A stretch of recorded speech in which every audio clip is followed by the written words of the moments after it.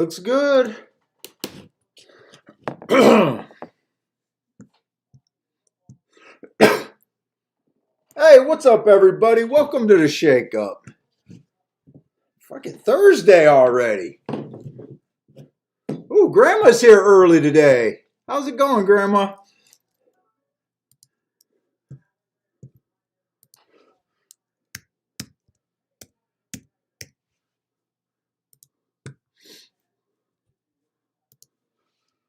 Get myself set up.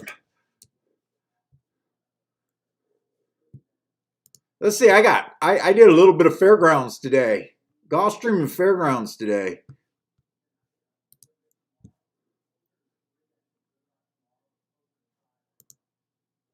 Gulfstream starts at about 29 minutes.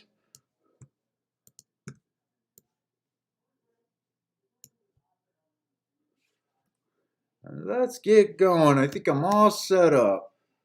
Why does it feel like I'm missing something? Got Gulfstream, I got fairgrounds, I got both my forms, right? Oh, I know what I wanted to do. Hold up, bear with me 1 second.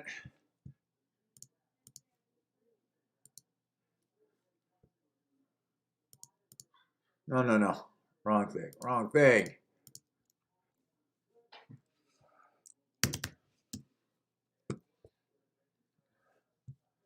Let me just throw it up on my Twitter page. Even though I don't get no fucking views. Tweet. There we go.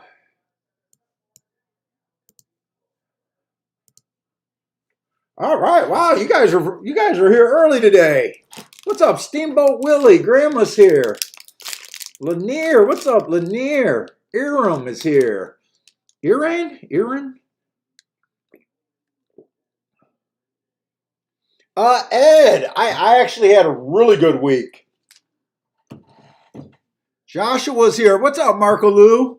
Thad here. JW, Sam Houston, looking for that low carryover, or not carryover, takeout. Let's see. Ed's asking about the bias on the weekend. So on the weekend, it wasn't that great. Let's see. On Saturday, I played 3 races. I hit one double. It was either double or exacta. That card wasn't that playable. On Sunday, I went 0 for 4. Sunday, I know I went 0 for 4.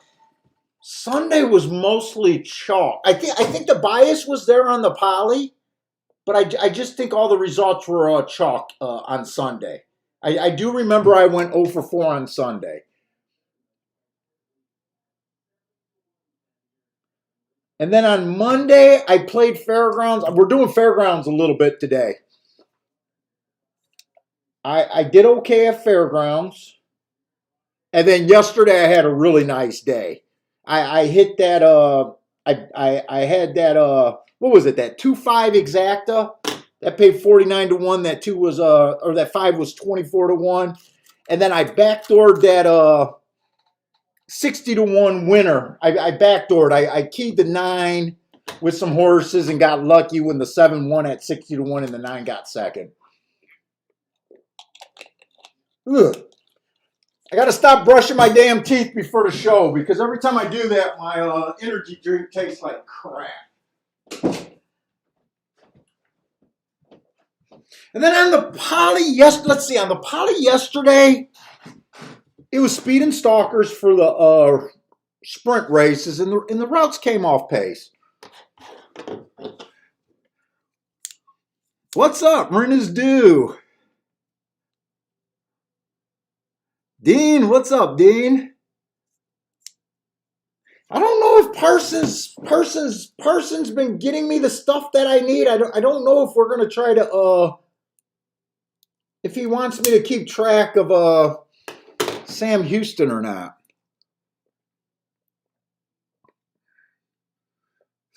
Oh my God, I got rid of all those dog shit value pack cigars, so this is another decent cigar.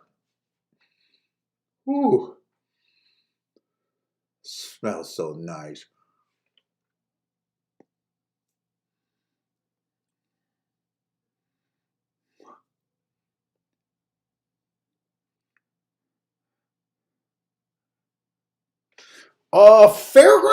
Fairgrounds at speed and stalkers big time with a little bit of a to inside bias. So I'm expecting big things from fairgrounds.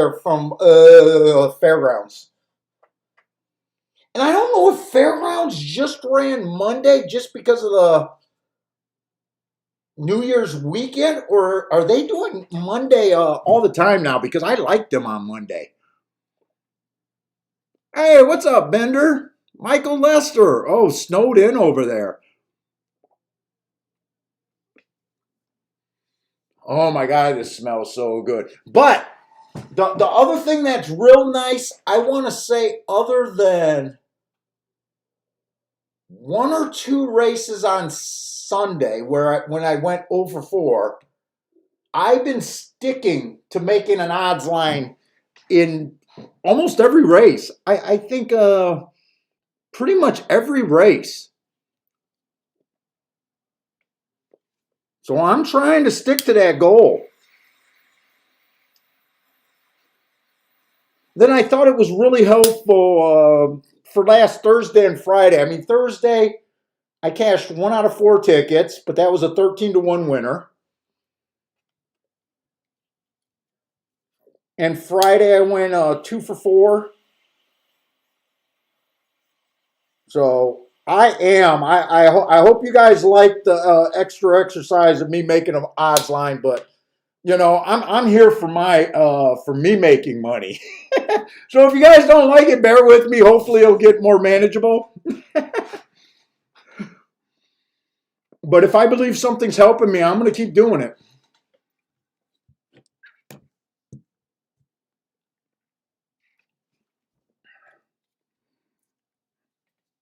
Oh, are you saying Marco Lou broke up with Scotty?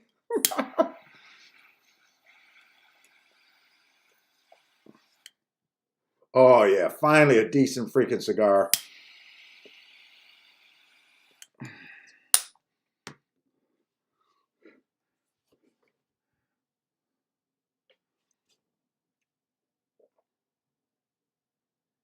Let's see. Dean said he what did I hit over there at Fairgrounds? I want to say it was a 3-horse at 9-1.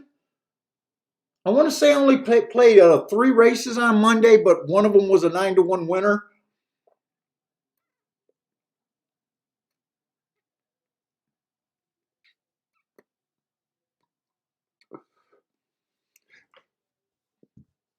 All right, but let's get going because since I since I do want to spend time doing my keeping up with my morning lines and everything, that means I got to start the handicapping process earlier.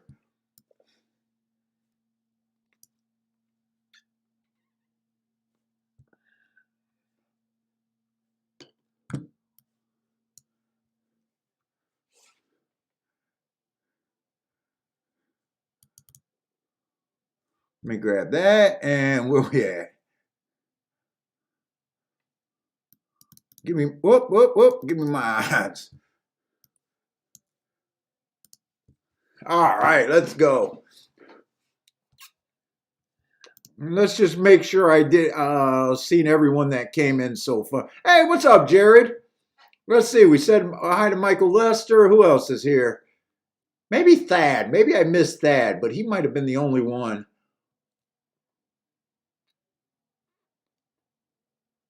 All right, let's go. So I think we're off the turf 100% today.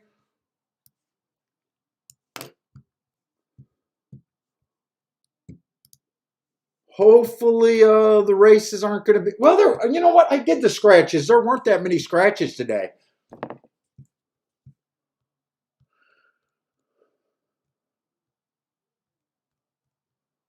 Let's see. There's 8 horses in this race.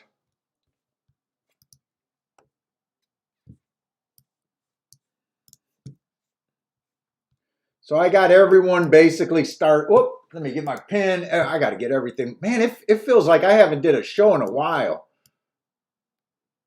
Everyone starts with 15%. All right. We should have plenty of time. Hey, what's up, Shane? Gregory Ross. What's up, Gregory? Mac and Company.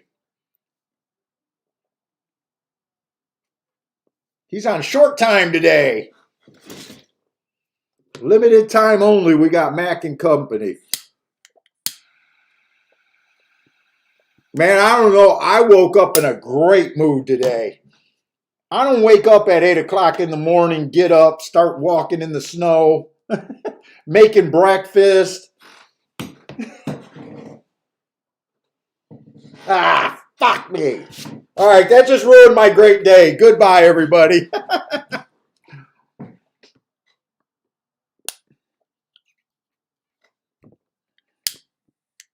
Oh, that sucks. Hey, what's up, William?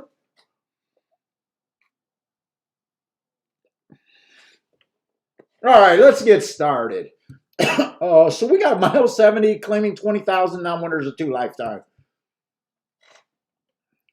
On the poly track, and I'm still loving the poly. I'm starting to love the poly route races. So right now, I probably prefer the route races on the poly more than the turf racing. Turf routes, anyways. It does seem like I'm pretty convinced there's a stalking closing bias.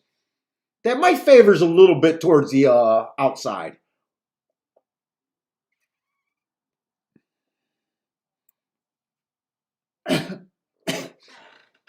Doesn't Fairgrounds start? Oh, doesn't Fairgrounds start at 2 o'clock my time?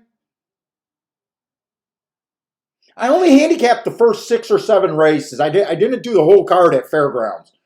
So if they start later than 2 o'clock by my time conversion, I might be wrong. Hey, what's up? Q Savage is here.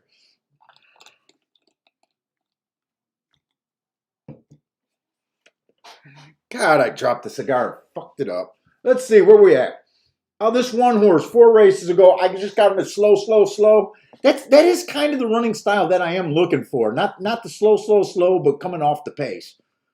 3 races ago, it was a stalking closing day. I like that he, look, it was a stalking closing day. He just missed by, I guess, less than a length. He got in position at the top of the stretch. I don't mind that race at all. It was at this level. 2 races ago, I got him as slow. Remember, when you're judging a closer, I handicapped the first 6 furlongs of a route. So what I like to point out is that you're better off looking at the top of the stretch, seeing if this horse is getting in a position, which he is. I think that's a good race. And then last race, it was a bad rail stalking day. I gave him an asterisk because he was in he was in the 3 hole, and he was a closer on a stalking day, and I still think he ran well. I think this horse, oh, dude, I just spent that much time on the freaking chalk. I was just ready to say, I think the horse fits. Yeah, he's a chalk, so I guess I'm not the only one saying that. I'm a little nervous about him being on the rail.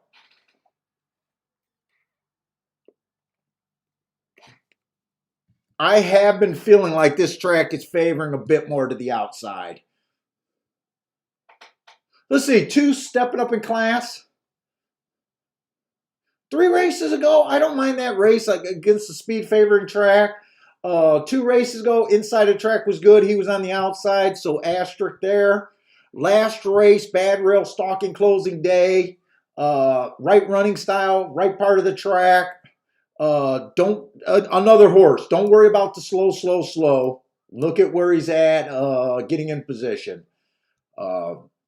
He fits. I think this horse's biggest problem or perceived problem is He looks like a 12.5 claimer, and this is a $20,000 level race. So I think he fits. My biggest problem with him is just a step up, probably.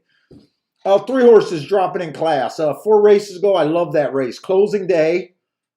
I gave him an asterisk, but now that I'm looking at it, I gave him an asterisk because he came out 4x1. But at the second call, he was 4x5. So maybe he didn't deserve the asterisk.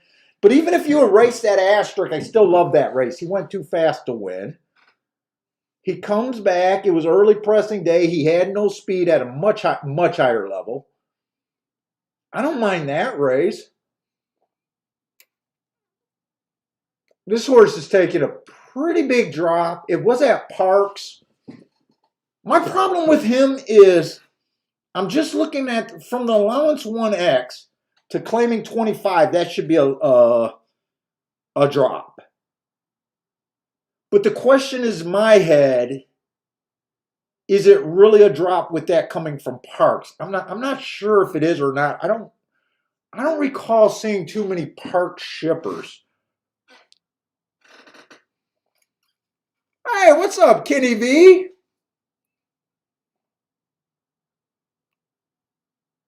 Jay, what's up, Jay?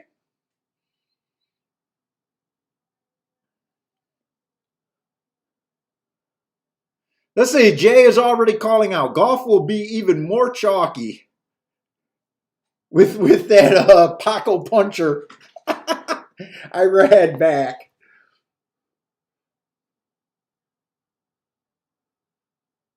Yeah, that's my biggest problem with him, and I don't have the answer for that. I honestly don't have the answer. I don't. To me, it looks like a class drop on paper, but I'm not so sure one way or another.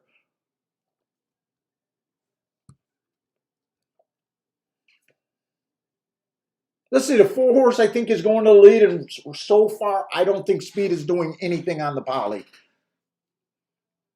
I would love this horse on a speed favoring track probably, but right now has some of my best marks, but right now that's not good enough. I think the 5 horse fits. 5 horse's last race was basically at this level. It was a bad rail day. He had the bad rail and still just missed. I like that race. I do like that race. Not so crazy about the price at 5-2, but he does look like a real contender to me.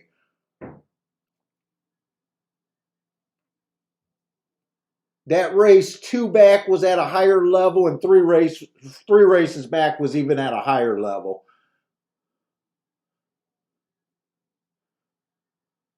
Let's see, 6 is a sprinter stretching out. I'm just going to guess this horse might be closer to the lead today. Dropping, stretching out. I don't have a real good read on this horse. My guess is if a route race is favoring off the pace, and I don't know if it is, I just know for the meet it has been favoring off the pace, so I start off the day that it is going to continue favoring. I mean, it's not like I got the bias confirmed today. It's just my educated guess. But if I had a route race where I just thought that it was backing up, I don't know how interested I would be in sprinters in that scenario. So I guess I'm just, hey, what's up, Boulder? I guess I'm just going to ignore him off of that. And then the 7's on the far outside is taking a pretty decent drop in class. But I don't think he has a good running style for this.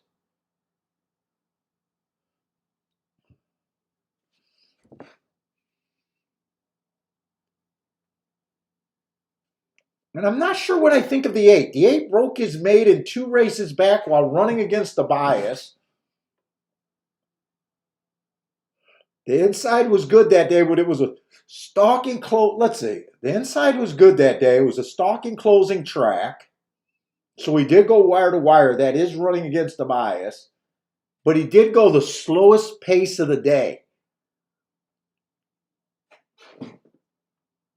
So that means there was other races that went that day where closers won and they ran a faster pace than this horse ran. I don't think that's a good thing.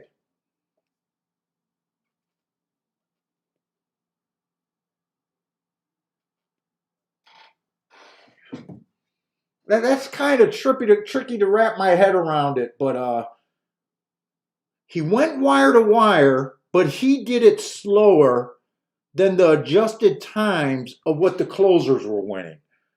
I don't think that's a good thing. Let's see who I can get rid of easily here. 2 has the right running style, but I do think there's a lot of horses that are probably have better class levels that also fit this race.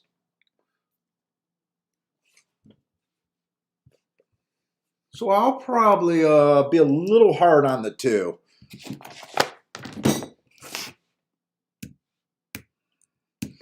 I'm gonna have him at about, I need him to be about 17 to 1.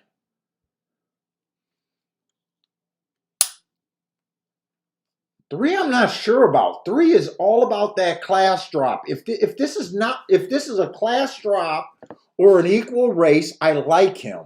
If this is a step up, I really don't like him.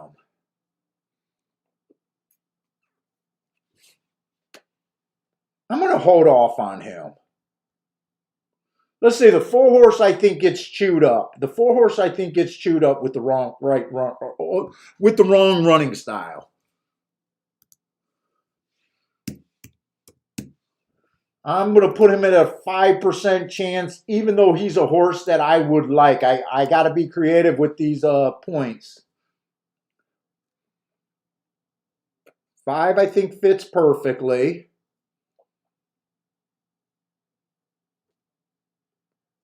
6 is on the outside. He did run in a grade 2 race.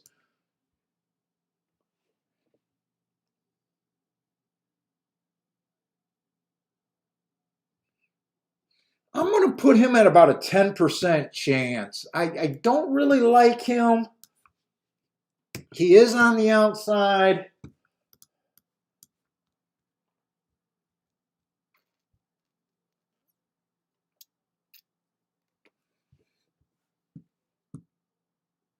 I don't like the vibe on this horse. So let's see what I got. I think those are the horses that I don't like. So I used 5%. I'm not going to put the percent just to save time on doing the math, but I'll be able to add it up. 5%, 10%, so 15 total, 20. Just counting up the points that I used, 25. So I used 25 of my points so far. And I do 120 if you're interested. Whoop, did I not hit that? Why didn't it come up? And that, I don't know why I had to do the math, but that's 95 divided by, let's see, 1, 2, 3, 4. Oh, I only got 4. So 95 divided by 4, that leaves everyone at about almost a 24%. If I stopped right now, I could basically put everyone at 3 to 1. But that's not how I really see it, because I do think that the 5 deserves more points than 3 to 1. I think 5 deserves to be like 2 to 1.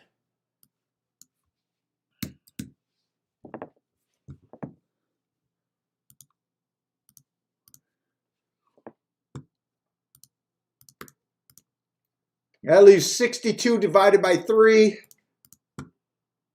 That leaves everyone at about 21%. I don't think I got to break it down. So everyone else is about 4 to 1. I think I'm just going to stop there at about 4 to 1. These are just guides. You don't got to be a dead on. If you tried, you can't be dead on anyways.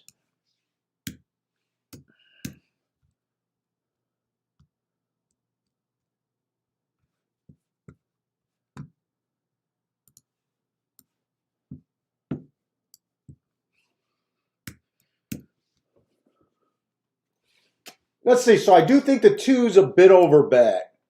Two would not shock me.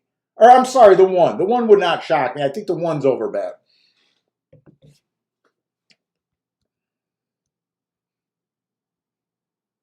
Two, I think, is overbet according to how I see the race. 3-horse, I could actually play 4-1. I think he has about a 4-1 chance here, a 20% chance, and I'm getting a 13-1. I just don't know how much I believe in that. It's all about the drop. I might believe in that enough to play that.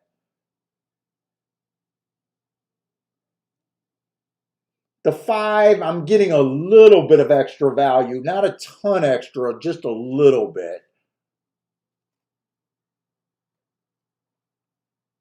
6 is pretty much dead on. Let's see, 7.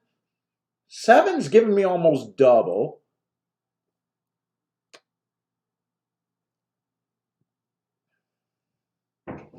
I think my main contenders are obviously the 5.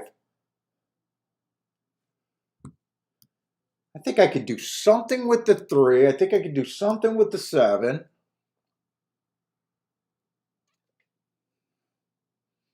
If I played the 5, I definitely got to play exactas. Let me see if these exactas are...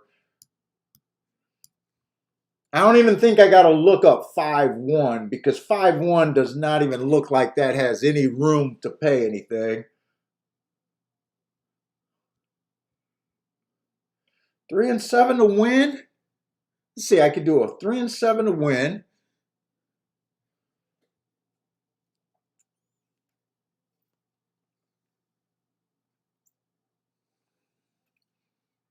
Five, 3, 7 in a box, or even just 5 on top of the 3, 7.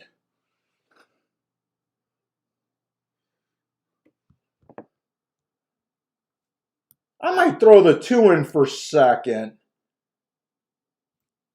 Or I could go a 5, 3, 7 box. Those are kind of the bets that I'm kind of considering myself. I think I am going to play this race. I think I'm going to Dutch the 3 and the 7. I don't think I'm going to do the box. I think I'm going to just do 5 on top of the 2, 3, 7. Let me just make sure those are paying something. If those are paying something, I think I can do that. Let's see. 5-3 is paying 27 to 1. Ooh, 5-2 is paying. Wait a minute. I'm looking at doubles. Wait a minute. I'm looking at doubles. That's why they don't make sense. Okay. 5-2 is paying $39. Yeah, I can't play a 5-1 because that's paying $8. 5-2 is paying $39. 5-3 is paying $48. 5-7 is the lowest one at $18. I can do those. And then the 3 and the 7 to win.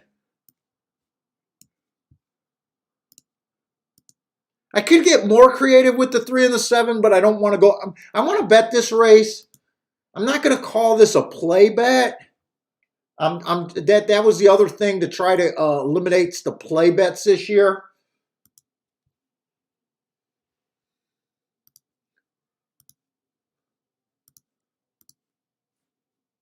That was another goal this year. Let's see who else is here. Hey, what's up, Joe?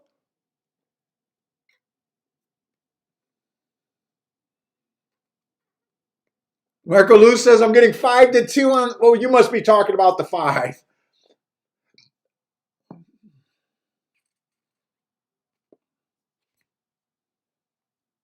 Let's see. Marco Lou likes the 6 here. Who was the 6? Yeah, 6 is a horse that I don't have a real good firm grip on.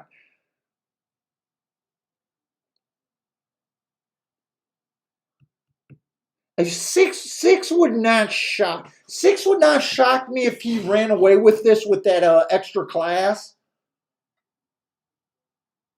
And at the same time, he would not shock me if he didn't run a lick.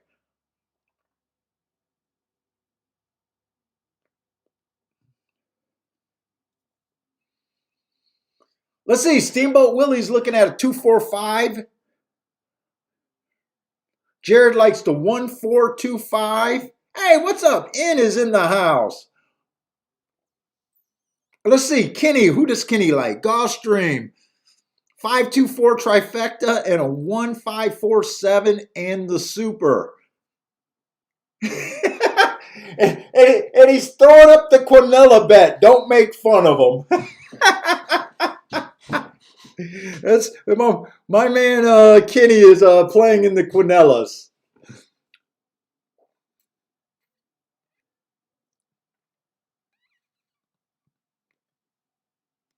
Let's see. Who does Lanier have? Let's see. I will be select.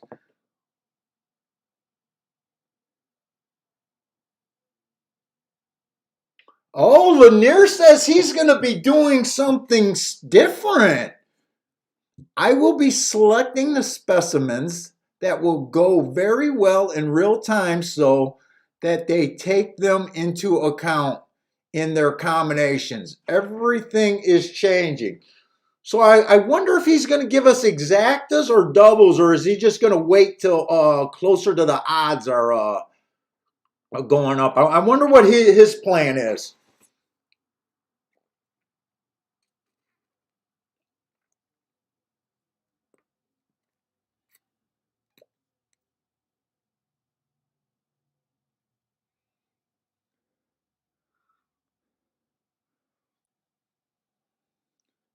Let's say Mack and Company is going thin, 5 on top of the 3.7. Oh, that's the same thing that I got pretty much.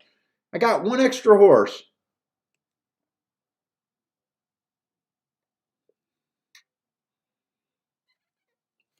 So the way I made the odds line and the way I see this race is I think 5 should be the top choice. And then I kind of think the 1,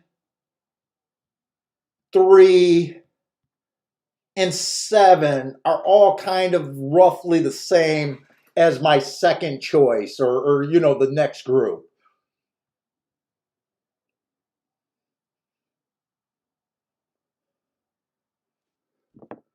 So when I play a double, I'm going to try to weight them in the way that I like them too.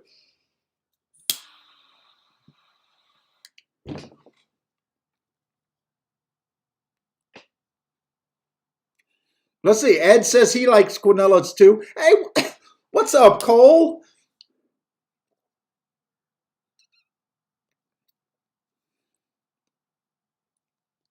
Oh, Cole, you haven't been hanging out as much. You just dropping in for a monthly hello.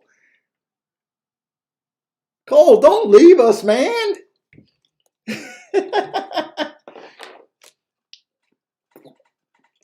Let's see. They are loading in the gate here. Maybe I should. I don't know why I didn't think of. By the way, I don't know. I don't even know why I didn't think about looking at doubles.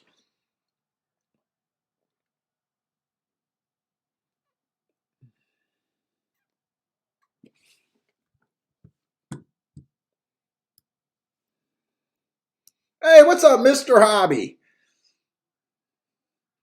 Mr. Hobby's another guy that likes that 6 horse a bit. He did go to the lead, and that's what I was kind of guessing he would do, would go to the lead.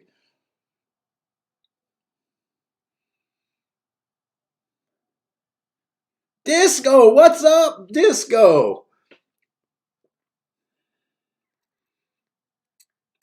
7 looks like he's awfully washed already, sweaty around the neck. I don't like that. 24 flat at the first call.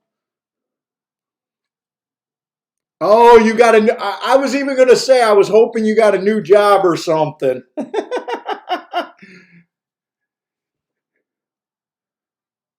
8 is getting a nice trip from the outside. Eight might be the horse to beat here. 8 was the horse that maybe I overread some things into. One's flying. 5's the only horse that's not really coming.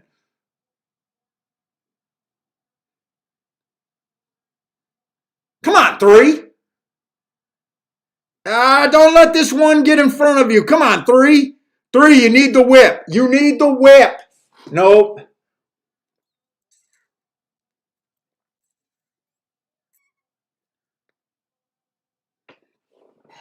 I think that was.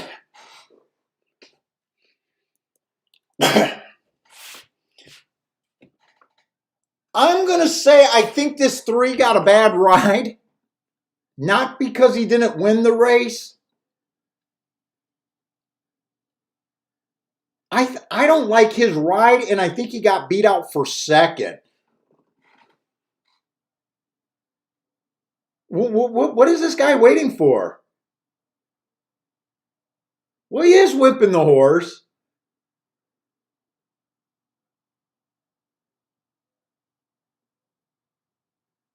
He's just an ugly guy in the saddle, maybe.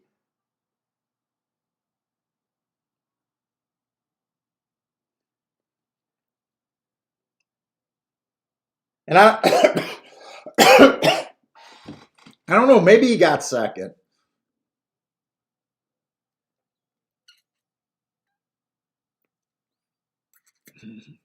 Oh my God, is that Chantel that I'm saying I didn't like the ride? Oh, that is Chantel.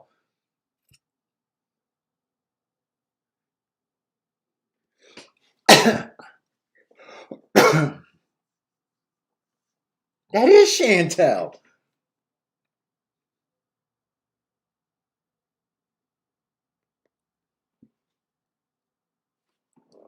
I don't think she had a shot to win that race.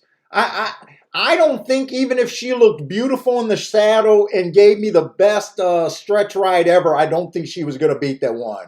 I'm just questioning. I don't know. She looked awfully choppy, and I didn't like her waiting so long to whip the horse, and I didn't like how she didn't look smooth. I don't know. Maybe that's just her riding style, but it did catch my eye there. But I'm not saying she could have won that race.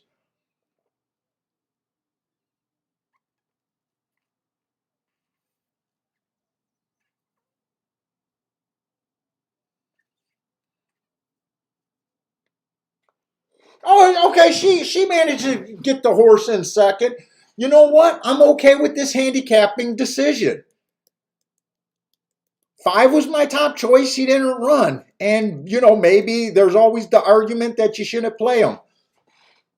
The 4, the 3, and the 7 were all I couldn't separate those two horse or those next 3 horses. That was the exact. You know what? I'm okay with this handicapping job right here. It's going to cost me a little bit of money, but it's not bad. I did want to play against the 1 because I thought the 1 on the rail. I didn't think the 1 inside was that good. That horse got off the rail and beat me, so I don't mind that handicapping job. Really there. Yeah, Chantel, she's still an attractive lady.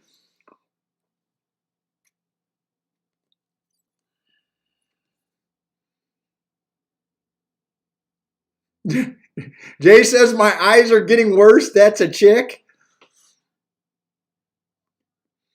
Jared, it came in 1346. 1346.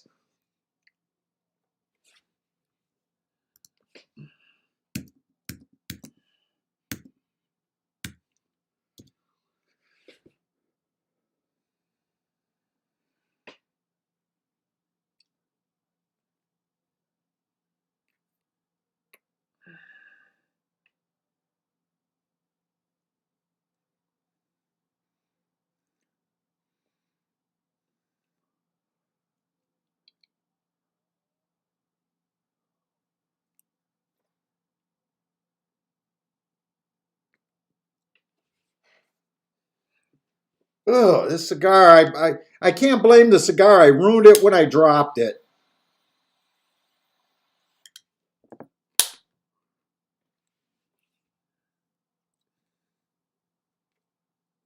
Let's see, that was a useful exacta.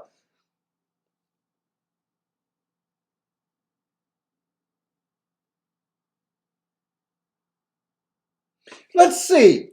If I decided not, okay, this is how my mind works, guys. And I know it might be a little bit, I do believe in reviewing the races, but right now I don't believe that, I liked where my handicapping opinion was there on that race.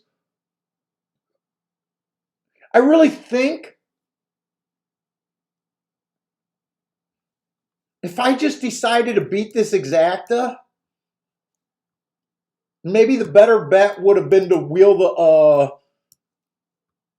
the 3 and 7 in first and second. Remember, I like the 1 better than the 2, but I couldn't play the 1 just because of the 5-1-1-5 exacta wasn't going to be anything, where that wasn't the case with the 3 and the 7. I didn't play this bet either. So there was, on a different day of me betting a little bit different, I could have still hit that race. So I'm going to stand behind that opinion, and I don't mind that bet at all.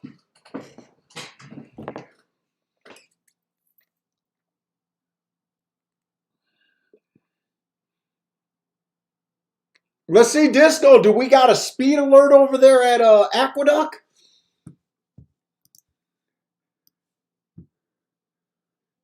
I'm going to throw Aqueduct up for the time being so I can watch your guys' bets too for a little while until Fairgrounds gets started. Let's pull Aqueduct up so we can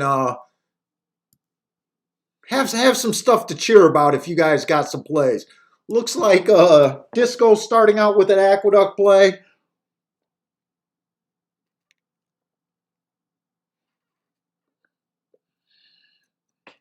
Let's see, Steamboat Lanier had the try in his group of horses. Oh, Kenny, you needed the 4 in your Quinella there. That's right. You did have a 1-4. I do remember you talking about the Quinella.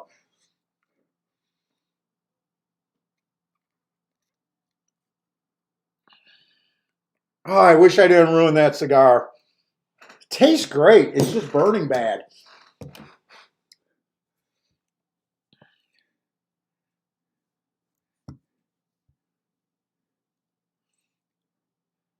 I text you the TTT. What's the TTT? I did see what you text me a few days ago.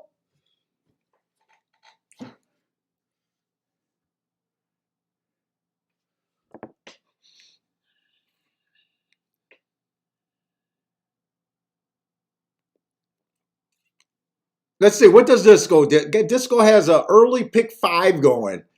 Look at that nice skinny ticket Disco got. Starting with the 1 and the 4. This is a tough race over there at Aqueduct. I don't have the form. I'm just judging that on there's 3 horses at roughly 5-2 and 3-1.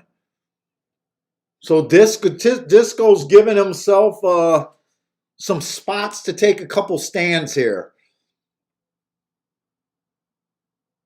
He's king off the 1 and the 4, it looks like. So good luck, Disco. Nice skinny ticket right there.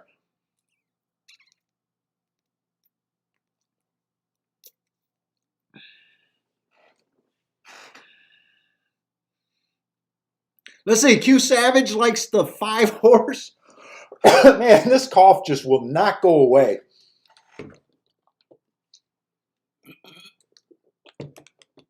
Oh, the other thing that we do like at Gulfstream, we had one Tapeta race and it played out exactly how we wanted it to, off the pace. That's all I can ask for if my profile holds up. That's all I care about. Well, I mean, I do want to cash some tickets. Did anyone play Tampa Bay yesterday and have that 7 horse at 60-1?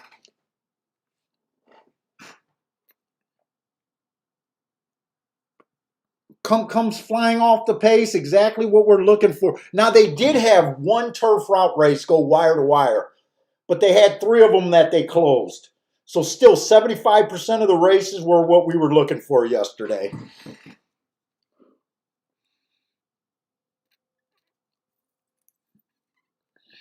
Disco says last 2 days to qualify for the NHC. I'm not going to get there this year, Disco. Are you taking another shot in the last 2 days to get there? I think they had a live money $50 win tournament where a $50 Win bets were mandatory, $10, $50 win bets I think you had to make, but I think it was at Santa Anita. I think that's one of the tournaments that I looked at. But I don't play Santa Anita, so I know that tournament wasn't for me. Hey, what's up, Justin?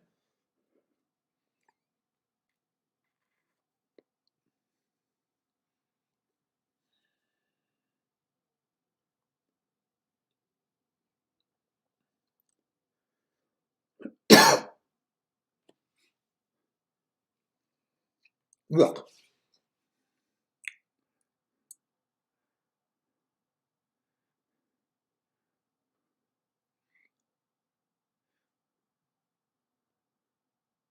Yeah, Marco Lou, I think that is right. There is no Pegasus Cup. Well, there's gonna be Pegasus tournaments this year. It's just not going to be that big buy-in one. I imagine I imagine they're going to have some, but like on the online.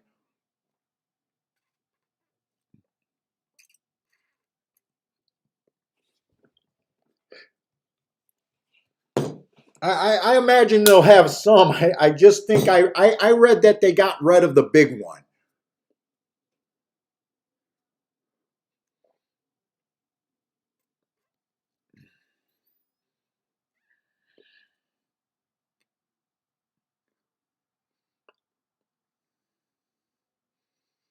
Hey, what's up, John?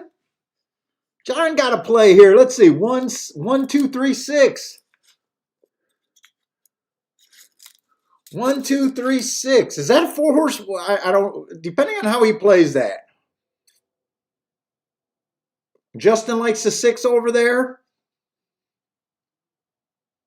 Lanier likes the 1, 2, 4, 3. 1, 2, 3, 4.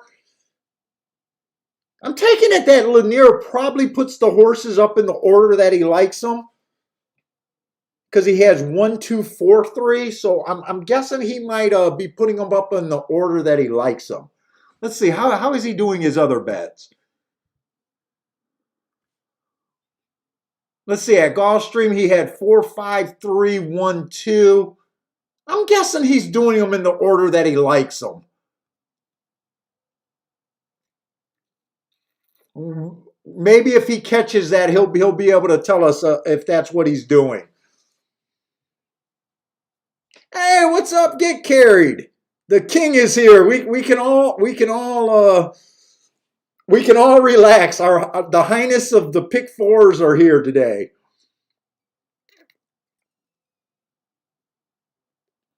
Four jockeys got COVID. Where's that at? Where's that at? That must be at New York, huh?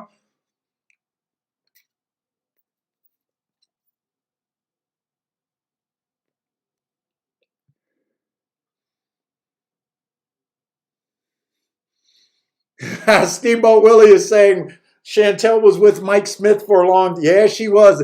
That's when Kiki started to hate Mike Smith.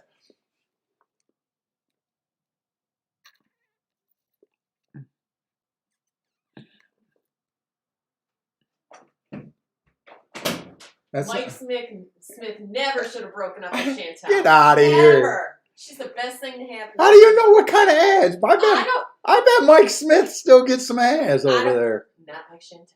Dude, you girls always want to put a value on your shit.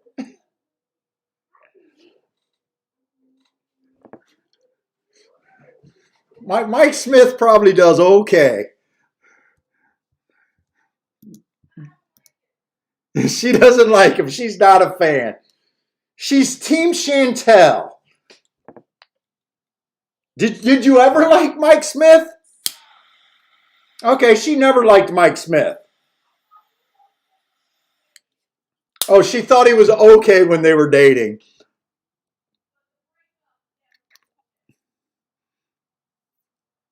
How do you know it's not her fault? How do you know it's not her fault? You're just going to take her side? What if she cheated on him? She's like, no.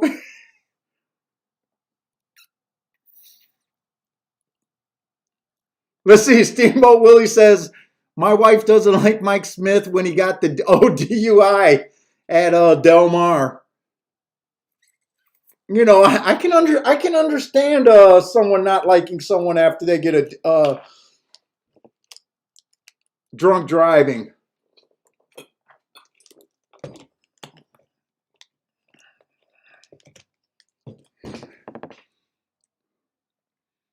Oh, let's see. I got to get over to Gulfstream. I'm forgetting that I take longer to handicap now. Let me get over to Gulfstream. We got a maiden claiming 12.5 mile on the dirt. Let me. It's really hard keeping track of the dirt right now at Gulfstream because Gulfstream all of a sudden wanted to become a primary polytrack track. They're running very few dirt races anymore.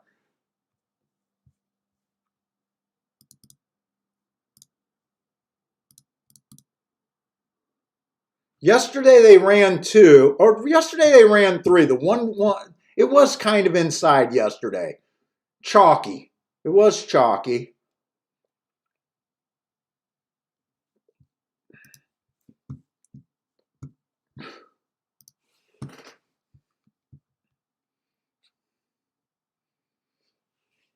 Let's see, the one only ran one race. I can't get on him with that running line.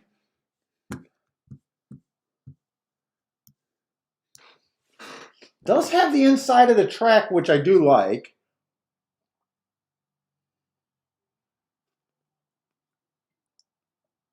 Two's making a giant jump here.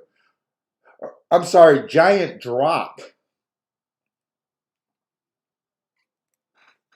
Ugh.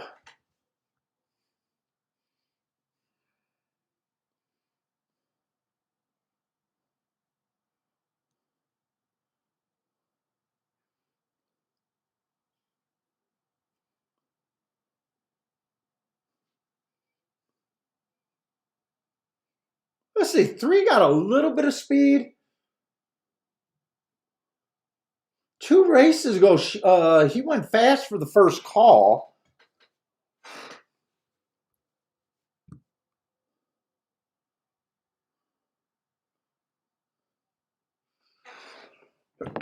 No one's really jumping out that much here. The 4-horse ran on a bad rail last race. I could definitely see the 4-horse improving. But that horse is 3-1. You got the 5-horse making a big drop.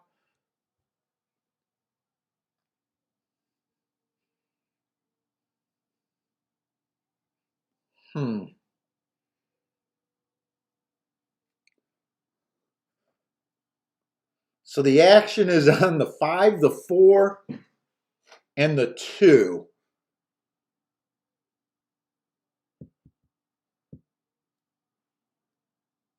If I even think about playing this race, I got to get outside of that.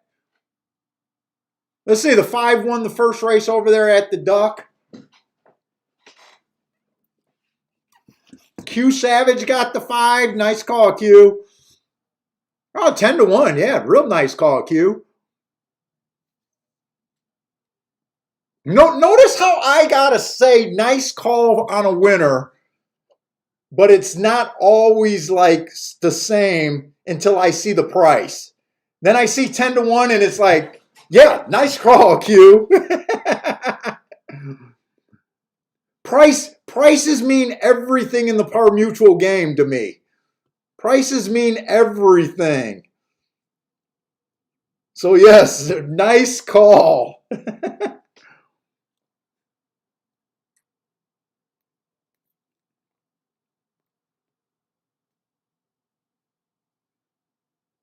Let's see. I do think right now, I do think they got kind of the most likely horses bet at Gulfstream. The 2, the 4, and the 5. And I'm kind of just saying on the 2 and the 5 just because of the class drop.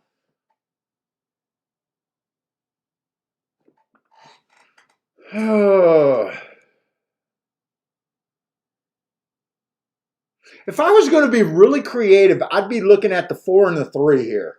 But I think I'm sitting out this race. I'm leaning towards sitting out this race. Part of the reason is I'm pretty sure this 2 horse is going to improve off the class drop. You just don't know how much. Is it safe to bet him? I'm not really getting a big raise unless it's the 7 horse.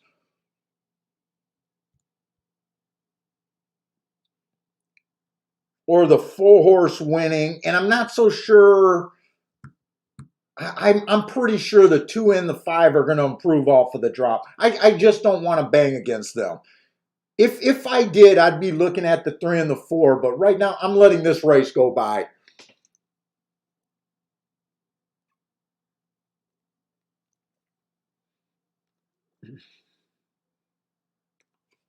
I don't think the 2 horse should be even money either. I definitely think he's overbet.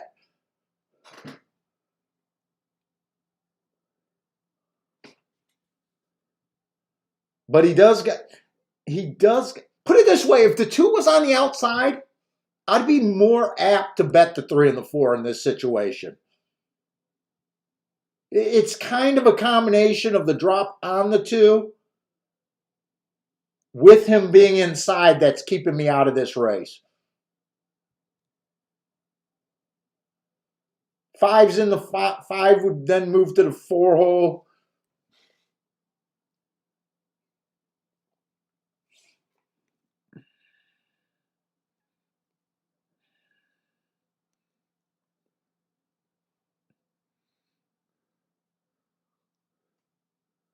Let's see. Justin is saying the 5 was 5 to 2, 60 minutes or 60 minutes to post. Now it's suspicious that he's up.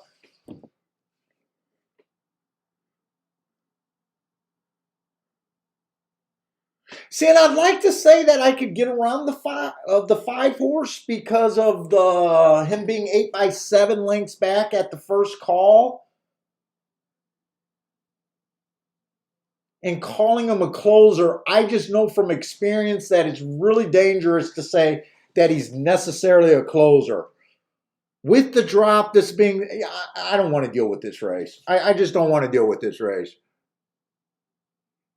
If the 3 or the 4 wins this race, I probably was a little bit of a chicken shit, but they're not offering a ton of getting overpaid here. Get Carriage looking for Sam Houston this evening. Well, I know the takeout. I do know what are they doing? The 12% takeout over there at Sam Houston?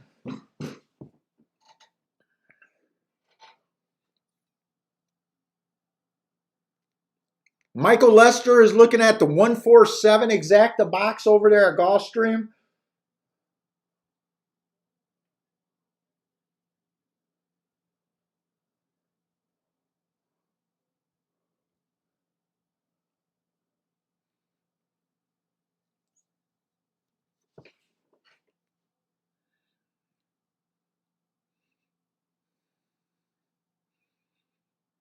It'd be interesting to see how much better Sam Houston handles go up with that lower takeout.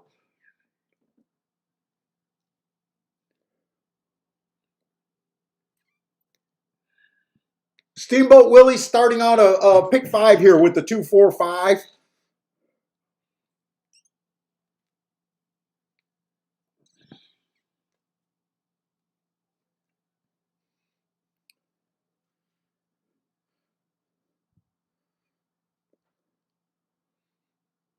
I don't know if they did 12% across the board. It might just be the multi-wagers.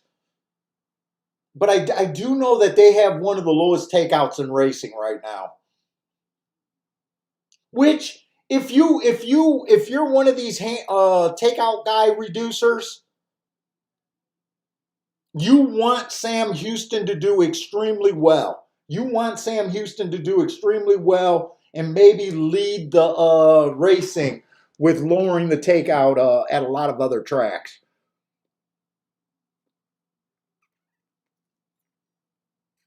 Hey, what's up, Lloyd Green?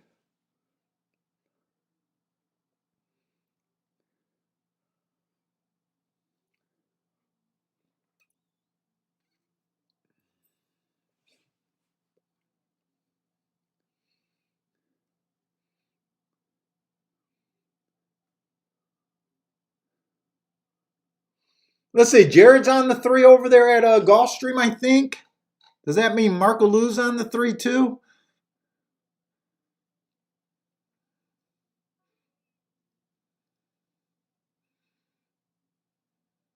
I'm definitely got to get out in front of this because I do want to look at up doubles and stuff. Let's see, we got next race is going to be, next race. God, I should have looked to see what the next race was going to be. We got dirt back to back. I probably should have not gave up on this race as quick.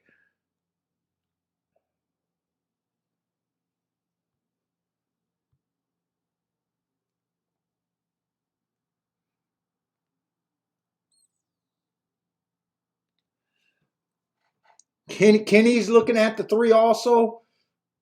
Looks like 3's carrying a lot of the chat room's weight on the 3 here. Three, I like him. I'm just intimidated by the 2 big class droppers here. If the 2 and the 5 are not good, I really think this race is set up for the 3 and the 4 if the 2 and the 5 are no good.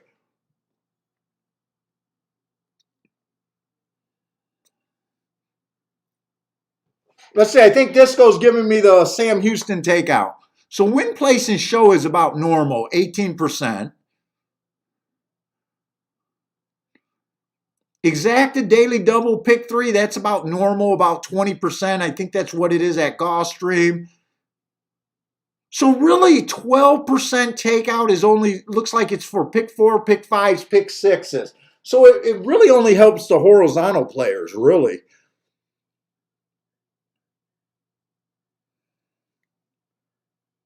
So if I went to Sam Houston, I'm not really getting a break.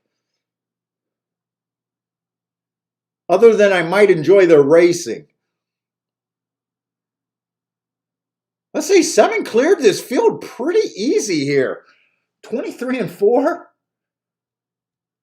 I'm not a big fan of the 7 hole, but he did get the lead pretty easy. He's coming out of a lot of excuse races, too. Last 3 races, he had an excuse. Oh, that's Chantel. Chantel's riding this horse.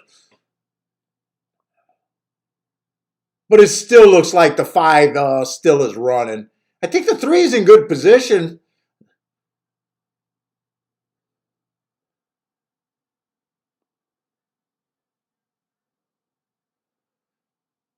Yeah, three's in good position, but he's not going to win. I made the right move stepping out. I thought the 2 or the 5, one of those 2 should win this race.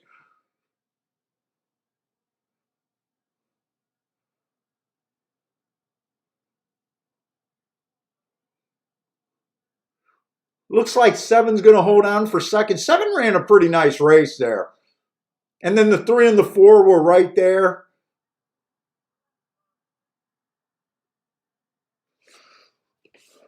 Marco Lou gave the warning about the 2 being overbet and never been on the dirt before. I have no problem with that race result.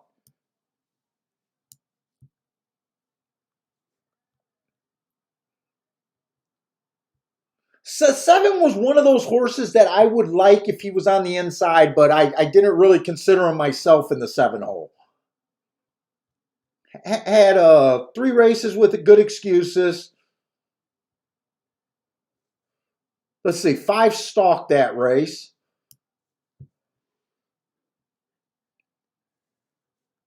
I don't know if I want to say dirt's favoring the outside right now. Because look, when it's not post 1 through 3, we kind of expect to see I don't know. Right now I'm not too excited either way.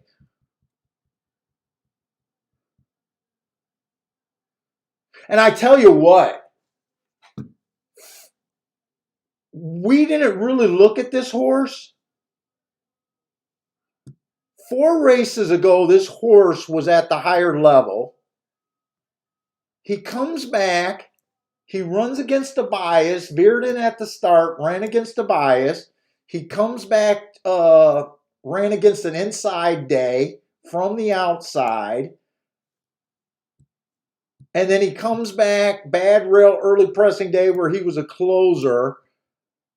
This horse makes sense. I didn't really look at him because I wasn't that interested in the race. But I think I would have definitely been considering him, and I probably would have thrown him out if I really would have played the race just because he was in the 7 hole. But he wouldn't have been an easy throw out. It would have been he's in the 7 hole. I have no problem with this race. And Mark Lou brought up a good point about this two being overbet for never running on the dirt. I could see the two, I could see the two winning this race and not running at all. But I was pretty sure the 2 or the 5 was going to win that race. Pretty damn sure of it.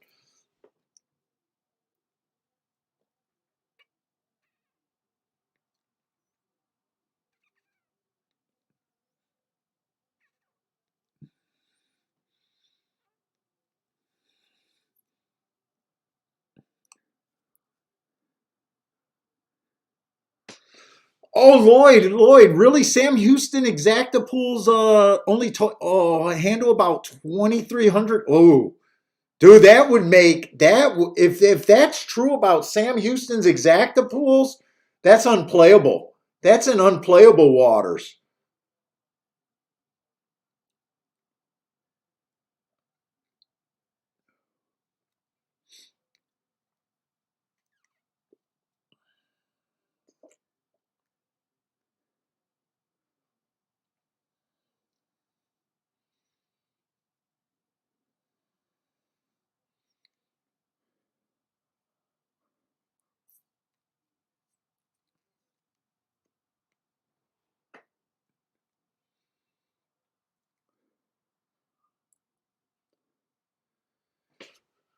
I'll be right back, man. I got a thing in my tooth that's just driving me nuts.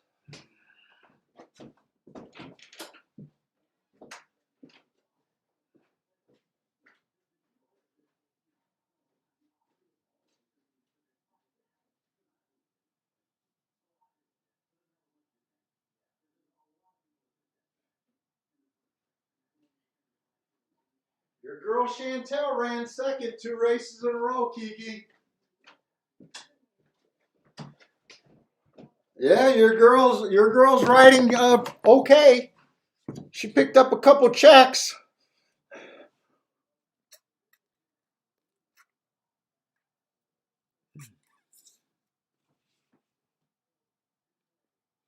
Let's see.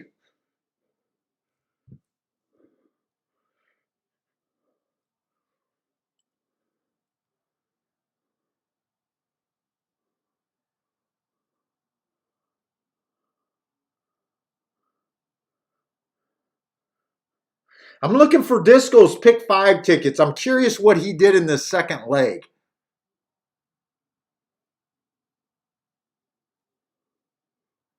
Where's Disco's pick 5?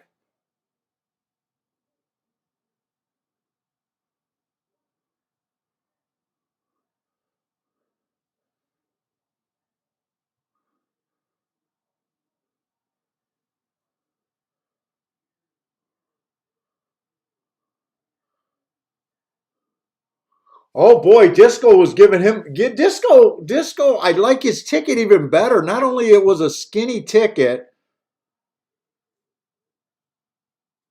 but he took a big stand against this 1-5 shot in the second leg on a skinny ticket, giving him a real shot if he was right and could get alive.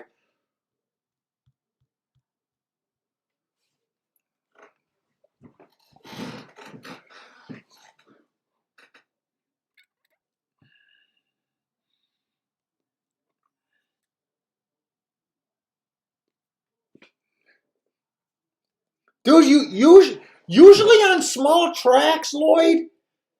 Man, I don't know if I can recall any small tracks only having like $2,300 in the exacta pools. I know that's common in double pools like Pressed Isle. Their doubles are unplayable, but their exactas are okay. They still $10,000 or $20,000 in the exacta.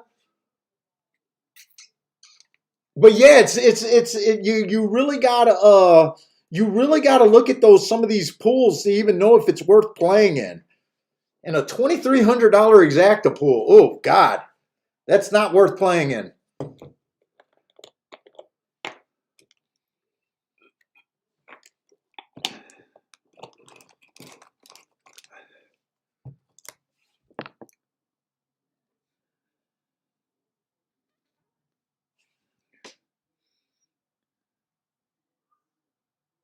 Oh, in is saying you might be wrong about that.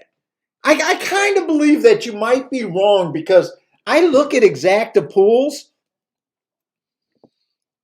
and I can't think of any American track where it's like $2,300 in an exacta pool. Double pool, yes. Pick three pools, yes. He's saying that it's closer to $42,000.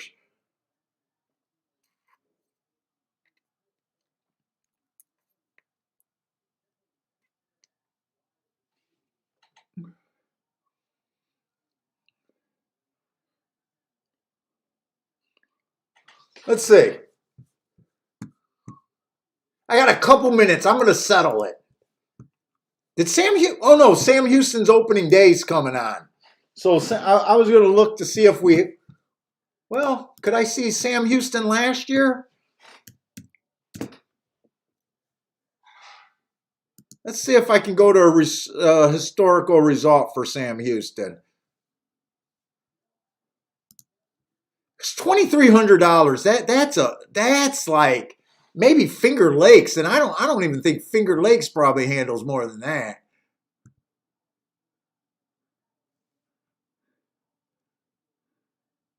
That's a really small pool.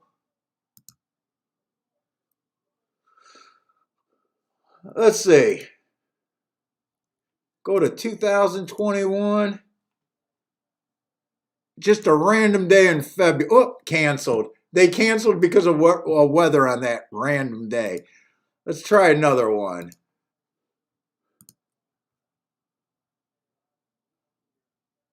No, their exacta pool, 28,000. 36,000. Oh, wait. Oh, that's their double pool. Yeah, no, they got decent exacta pools.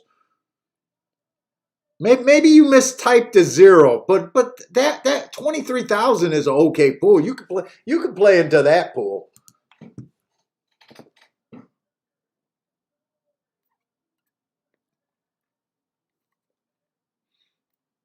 Well, I tell you what, if you guys are really a fan of low takeouts, and you guys are a pick four, pick five, pick six player, you should be looking at Sam Houston. And you should be supporting that product because maybe some other tracks, if they handle more than these big tracks, if their handle is crazy on those lower takeout wagers, you want to support that because you want other tracks to follow along.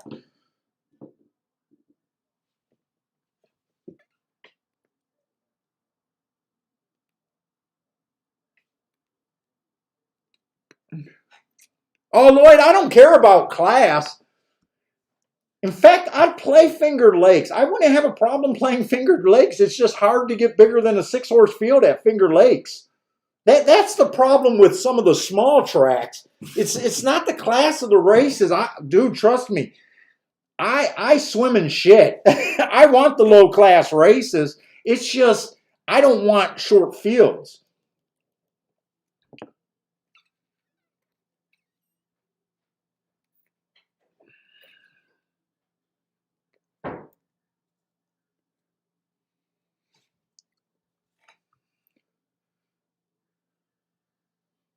That's my hatred for Finger Lakes is just 5-horse fields.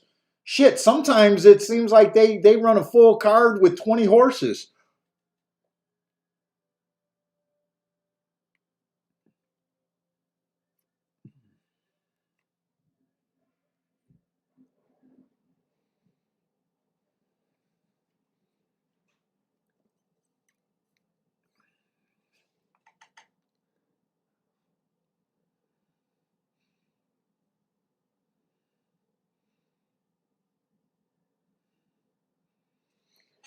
Yeah, anything over 20 some thousand, 30,000 in an exacta pool is playable. Oh, Disco's having Fred Four, the shop handicapper, on his next show.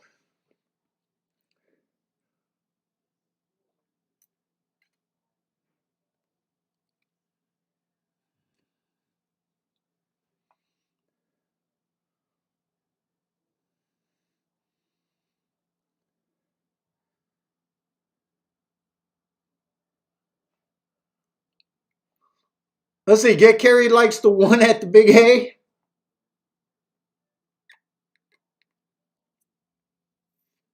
Who is SHRP?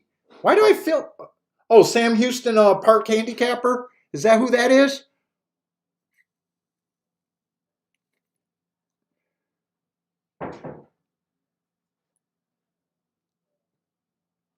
Yeah, Disco gets some good guys on his show.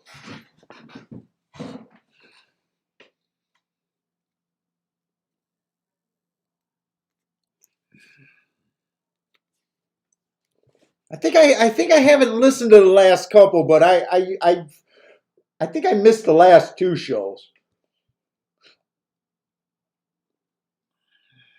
All right, let's see where we're gonna go.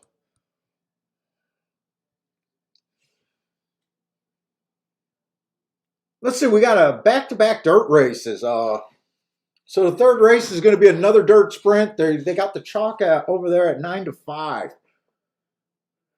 We got a mile on the dirt, $6,000 claimers, non-winners of 3 lifetime.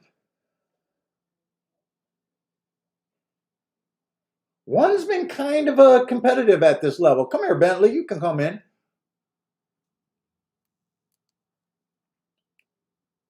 My dog will not push a door open no matter how small the crack is. He'll just stand there. Come on, you can come in. What, you got a phobia of doors? The only door you push in is a bathroom door. That's the only door because he's a pecker checker. If you go in the bathroom and don't close the door all the way, that's the only door that he'll push open. I can leave the front door wide open. Bentley will not go through the front door without getting permission.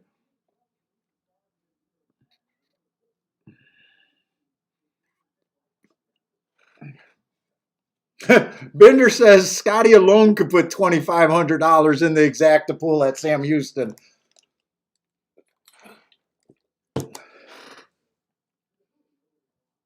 Let's see, I don't have real great marks on this one. He did win his last race. It was a speed favoring day. He was the slowest winner of the day, but he took care of business. Wow, big chalk and just held on. He doesn't have the craziest marks, though. There's got to be a better horse than him. Let's see, the 2 horses dropping. The 2 horses dropping, but man, he should have never been at the levels he was at. I can't get excited about the 2 horse. Running style looks like he'll be coming from double digits behind. Doesn't get in position at the top of the stretch. I'm not a big believer in that right now.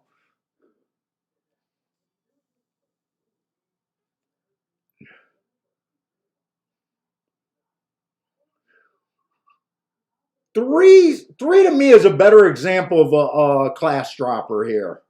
Three's at least ran a few races where he was able to get in position at the top of the stretch, even collected a few checks at a higher level. I do like the 3 quite a bit better than the 2. But three's another horse that comes from behind. I'm not sure what I think of him. I just like him better than the 2.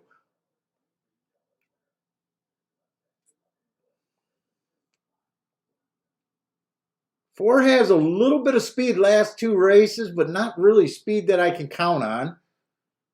Short price.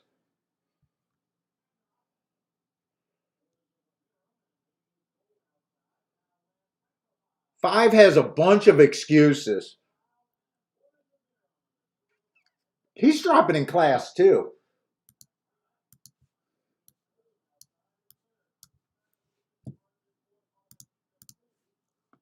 Is he the favorite? He is the favorite. He doesn't really have any speed. Let's see, 6 might be interesting. God, I wish 6 was on the inside here. Taking a bit of a drop in class. Ran on the poly last race. Stalking closing day. Went too fast to win. Was up a little too close to the pace there. I love that race. The race before that, he tried to go stalking and closing on a or he tried to go wire to wire on a stalking day. Asterisk there. I like that race. 6 might be the most. Oh, 6-1. I want to do something with the 6 here. It is getting away from my inside of the track kind of thing.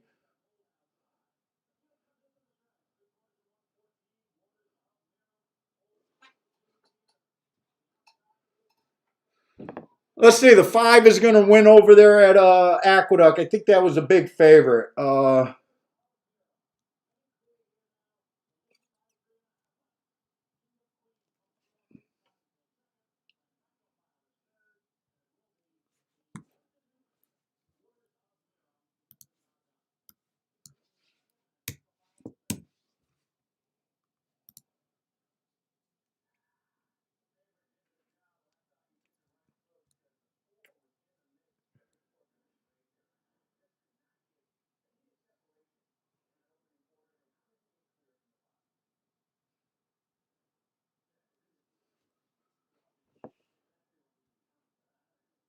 Man, that's about my only opinion is I don't really like the 2 here. I still think I can. Bet this race without barely making an odds line here.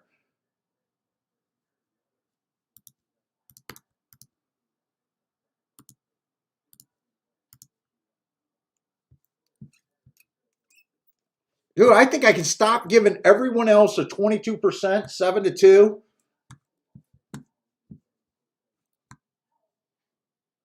I don't even think I got to work that hard on the odds line here. 6 to me, I'm doing something with the 6 here.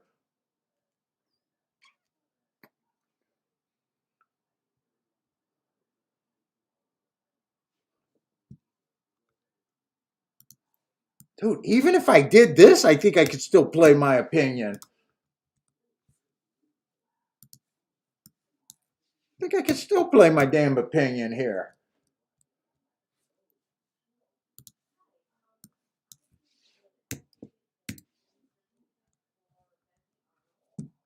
Bentley Arnold. It's so funny. When you go to the barber for your dog, it's Bentley Arnold coming in as grooming. It's so funny.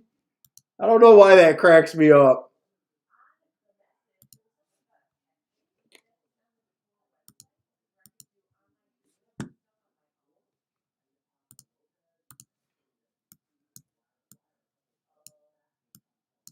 Ah, forget that. I'm not removing it.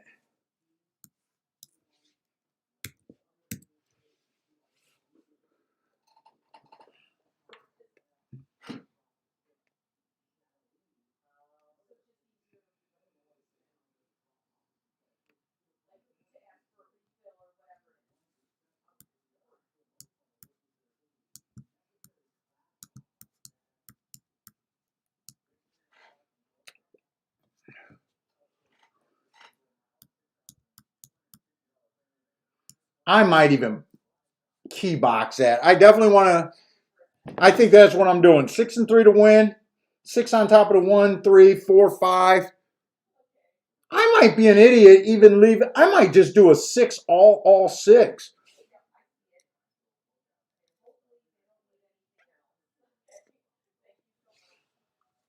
Shit, I might just do it this way. 6 all.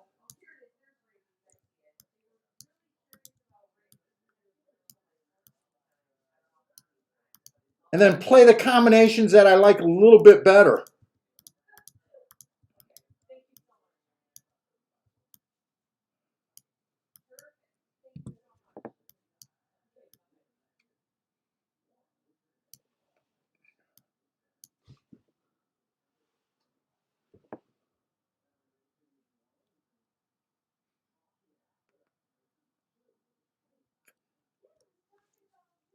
Actually, it's still pretty much a 6-all. Maybe I'll key box 6-all, 6 on top of those horses, 6 and 3 to win. Do I got to check these exactas just to be sure? Let's see, I'm at Aqueduct. Let me get over to Gulfstream. Yeah, I'm doing 6-all.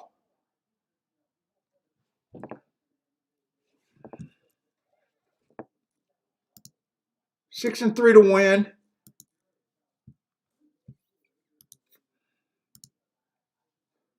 Exacta. 6-all.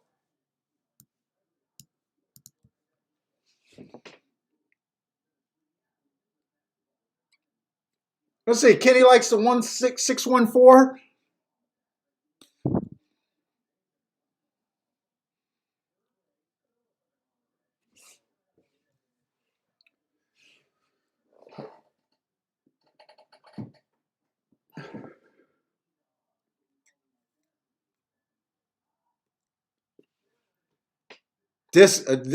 Disco says Aqueduct is horrible so far today.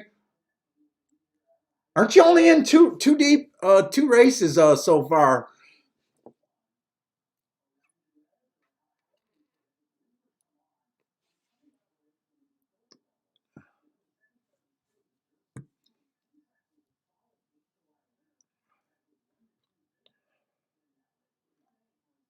I might be overplaying this 6 horse, but I do like this. I really do like these last races on the poly track. I know that speed has not been holding.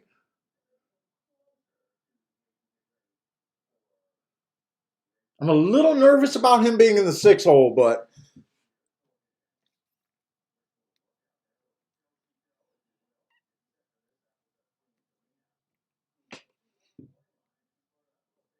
oh, Steamboat says he never will leave out the 2 horse. Bet it will lose. Don't bet it will win. I don't like the 2 here, but when I realized I basically was going to leave out one combination and the 2 was still 9 to 1, it's like, yeah, you should throw them in there. 6 is the opinion here. 6 is a real opinion here. 6-all.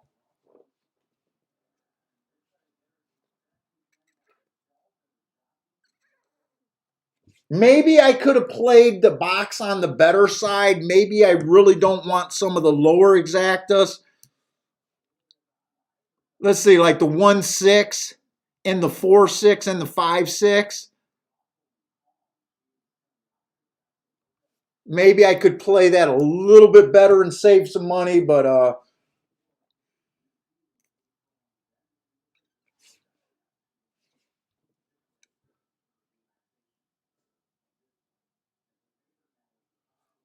3. I'm getting a nice price on this 3 at 13 to 1. I wouldn't be pissed if he won.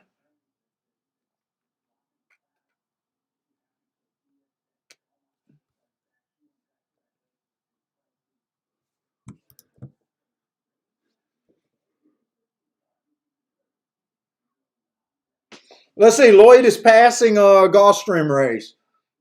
I really like the 6 horse. I don't think I could not pass this race. I prefer if the 6 was on the inside, but I really do like the 6 here. Oh shit, I should be looking for our boy Willie. Or Marcos.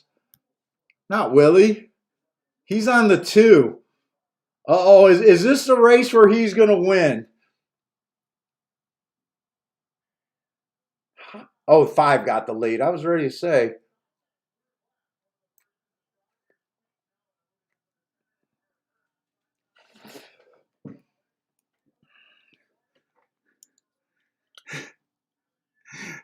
He's the Trent Dilford of jockeys.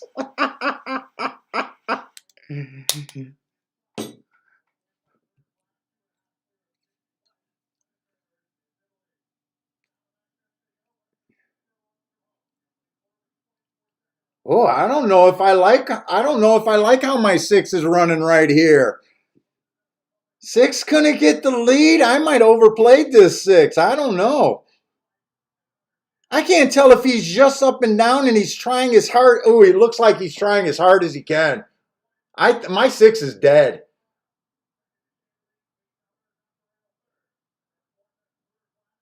Three's not. Wow, my opinion was absolutely horrendous this race.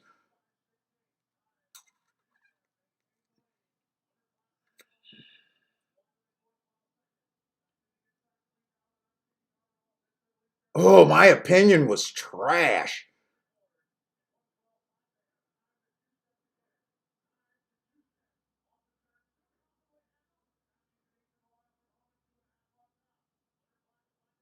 Did the 6 manage to get second? Wait a minute. Did the 6 manage to get second for me? I think the 6 got second. Did that? Wait a minute.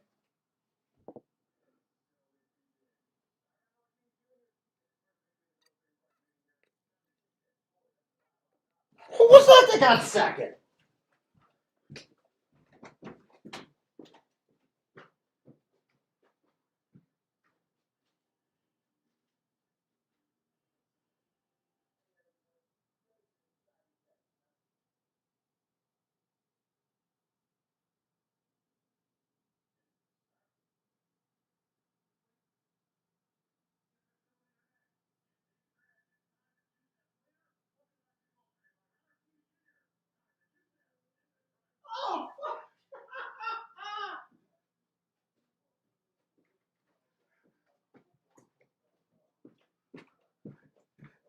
My opinion was not trash. That I did not think that 6. I thought that 6 was done. 6 got second. Oh my God, did he fight it out for me? I thought the 6 was completely done and gave up on him.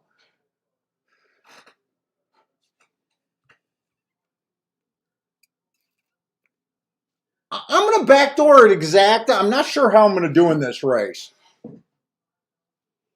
I need this exacta to still pay $20 that way. If it pays 20 to 1, something close to that, I'll be okay. Oh, I'll be okay. Wait a minute. That's paying 26 to 1. No, no, no. I'm good. I'm good.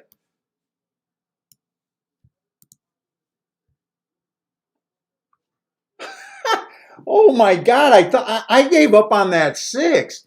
Way to show some fucking heart for me. This horse was on a drive 90% of the race. I'm happy with that. I'll take that. Give me the $26. Give me 26 to 1 and I'll be happy.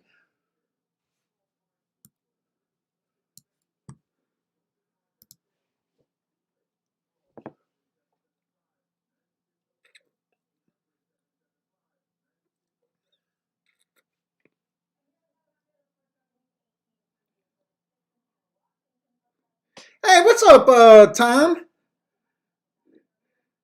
Who's Steve DeBerg? Who is Steve DeBerg? Why should I know that name?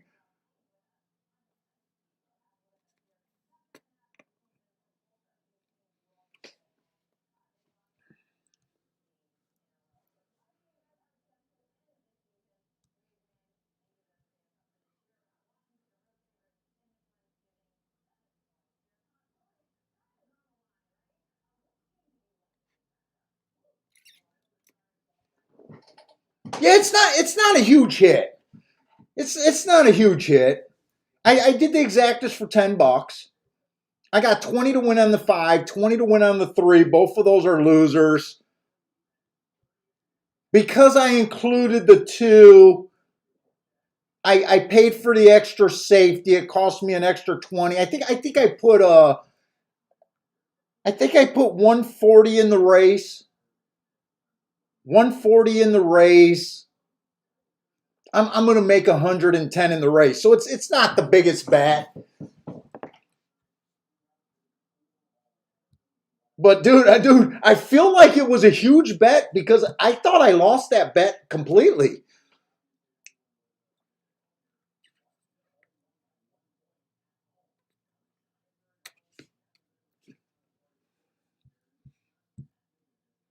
Oh, former QB played for San Francisco. Steve DeBerg. Oh, Steve DeBerg.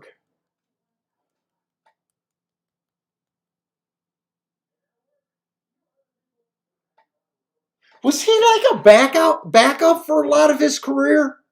Backup QB? Back in like the 90s, maybe? Steve DeBerg? Maybe he played for Kansas City and you said San Fran?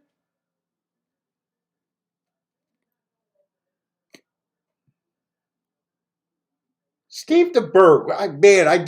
Man, that name is so familiar. I gotta look him up.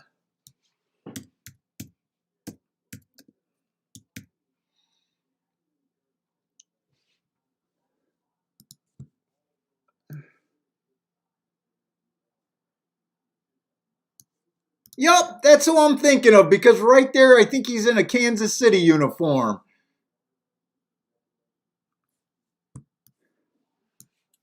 That dude, yeah, 17. I do remember him. I think he was a backup for a lot of time, and then he ended up being like a journeyman starter.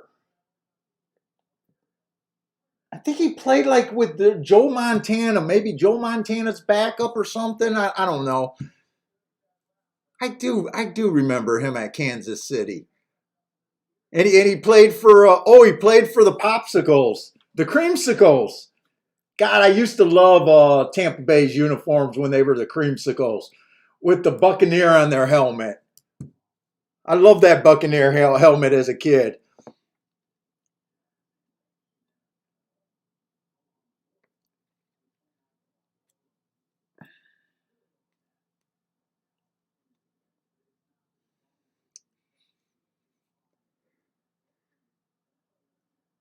It says he was maybe a backup for Montana and KC when Montana went to KC. Remember, he ended his career over there at KC.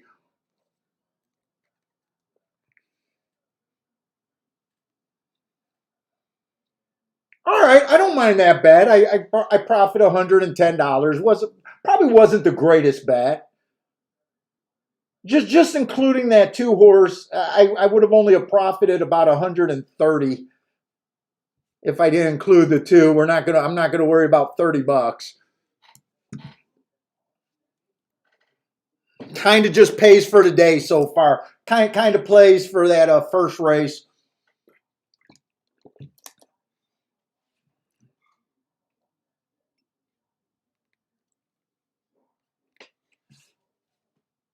I wonder if the 6 would have ran better on the inside. Now it's kind of hard to make that argument when the 5 was just one stall over, but the 5 was able to get closer to the rail than the 6 was. And 5 was making a big drop. It's not like the 5 didn't have anything going for him. Like, if you guys remember, I had one opinion that I didn't. Here's the funny part. I had an opinion that I didn't like the 2 horse, but I still used him for safety. But everyone else, I just stopped at 7-2 morning line, and I knew I was doing something with the 6 the whole time. Not the greatest opinion, but we were able to make a little bit there.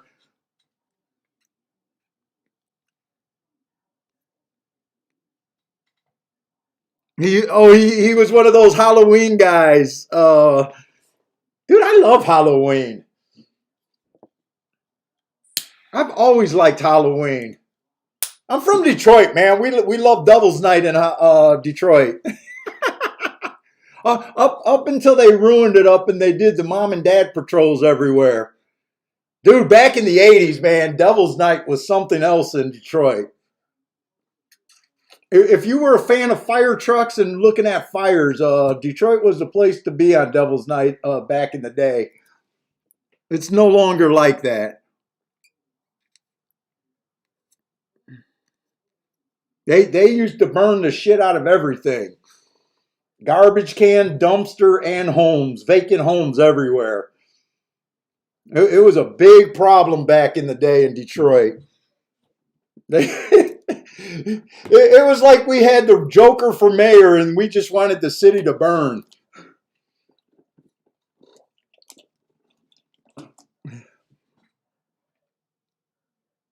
When is it not doubles night in Detroit?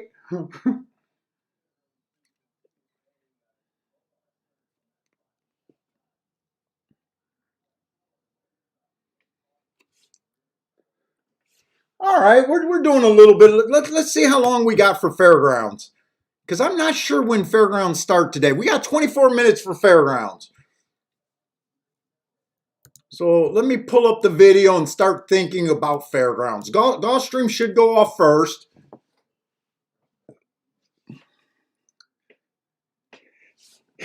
It's Halloween every night in Detroit. I don't know. I can't say too much. I'm a suburban boy now. I turned full suburban in my old age. Back in the 80s, I lived between 7 and 8 Mile and Lasher Evergreen Road.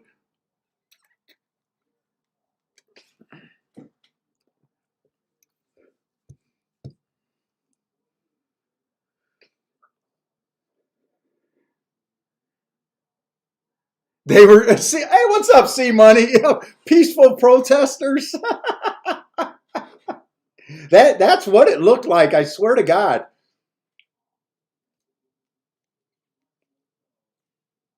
I mean, big problem. It was a big problem. I think it made national news every year. And then they started doing like the big citizens patrols, and that's when it died.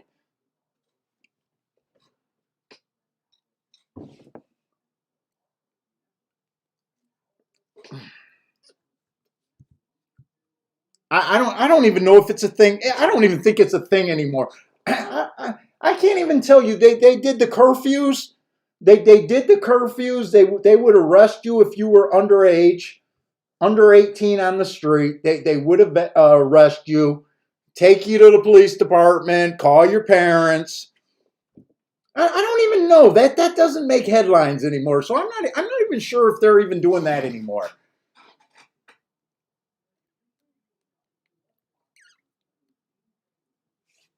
I'm not a big local news watcher, but I don't even think it's been a thing for 20, 30 years now.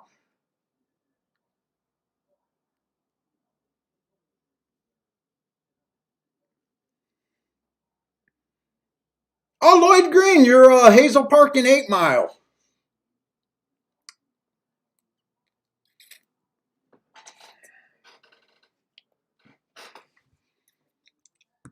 All right, let's go. Let's see, we got another polytrack coming up here.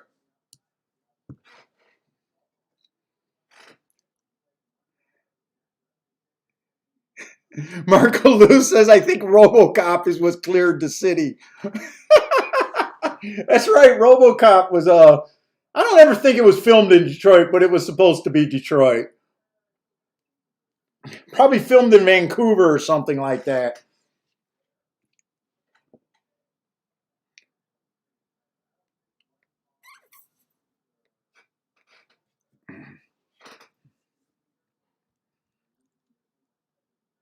Let's see. I am enjoying these polytrack routes. I mean, really enjoying them. It's not even funny now. What happened in the first race? They did come off the pace. Why did I lose the first? I don't even remember why I lost the first race.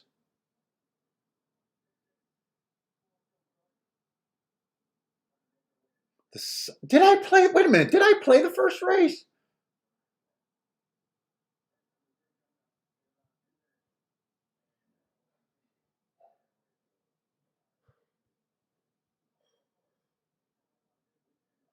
Oh yeah, that's right. It came in 1-3, 1-3, and one did come off the pace. One did come off the pace.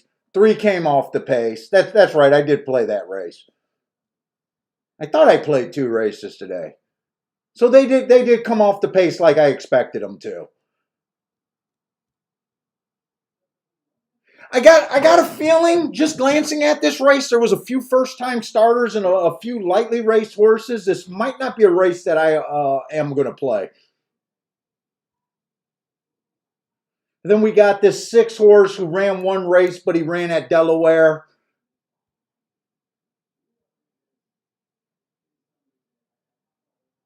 No one really is showing speed.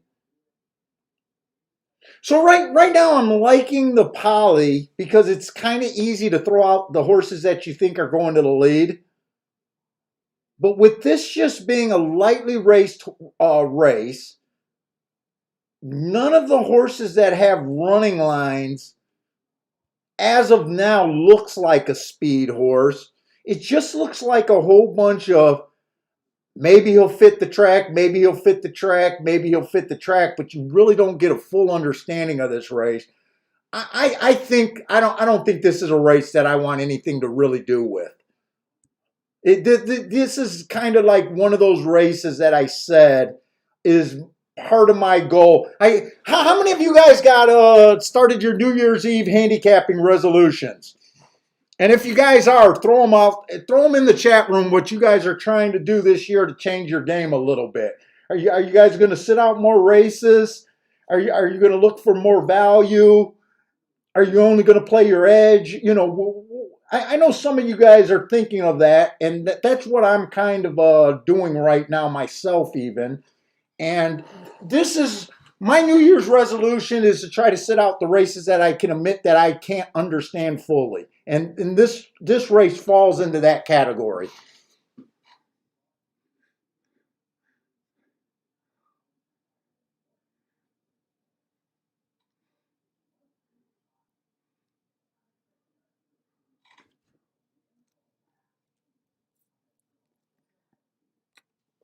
Let's see. Oh, what's up, E.G. Daniels? That looks like a new name here.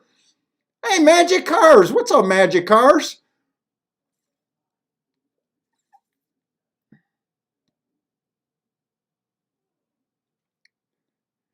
Oh, EG is old school. Lasher.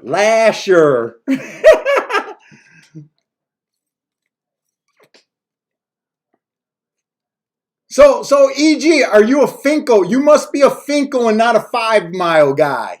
Finko. It's Finko and McNichols, not 5 and 6 mile. That's how you can tell if someone got roots in Detroit.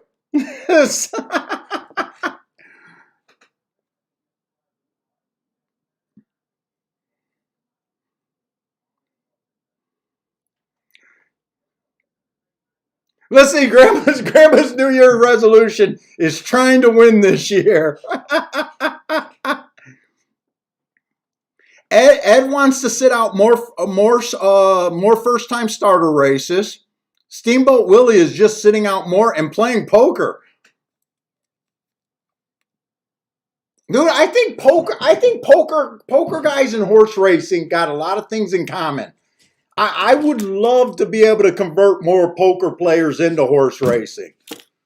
I don't think that no one is out there preaching how much in common that poker and horse racing has. I think it's the same breed of gambler. They just went to a different game. I think poker is even closer to horse racing than sports bettor are into horse racing. When you think about those poker players, once they seen what was going on with Hold'em, they all went out and they all bought books. Dude, there's a whole industry. I bet a lot of you guys know this, but there's a whole industry of poker coaches. You can get poker coaching, online lessons that people are paying a lot of money for. That's what horse racing needs to go to.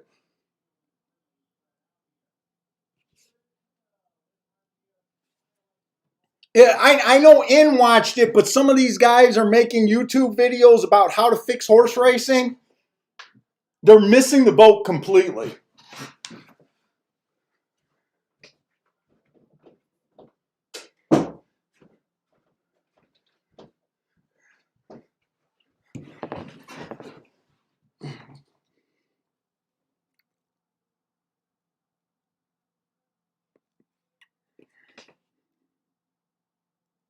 Let's see. C Money is starting a shake up a bias log for Santa Anita. It's been going great for the 2 weeks already. Exploited a few horses, disadvantaged by the Golden Rail this weekend. Nice job, C Money. Love to hear it, man. Dude, it's an edge that I believe in full-heartedly. To a fault, I believe in it.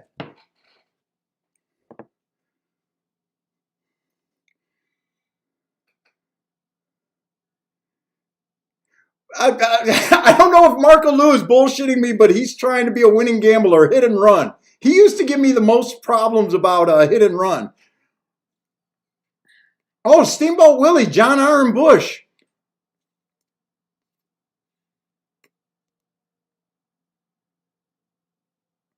Sabinder said this is his handicapping class.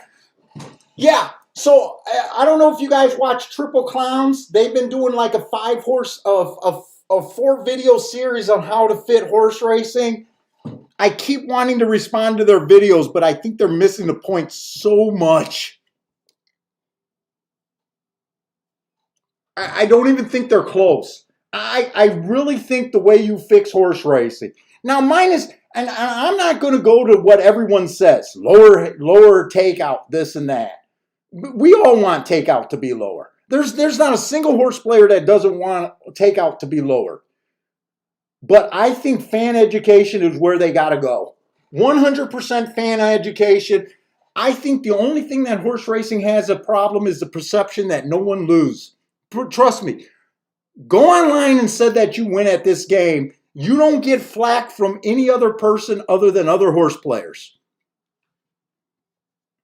If horse players don't believe that people can win in this game, why would the public believe it? It's the stupidest thing. We love this game, but soon as someone says they win at this game, we don't believe that person. Horse racing cannot grow if they can't convince people that people can win at this. To me, people left horse racing is just by watching other losers cry for as many years as they did. And not teaching people proper betting, proper handicapping, and trying to find real edges.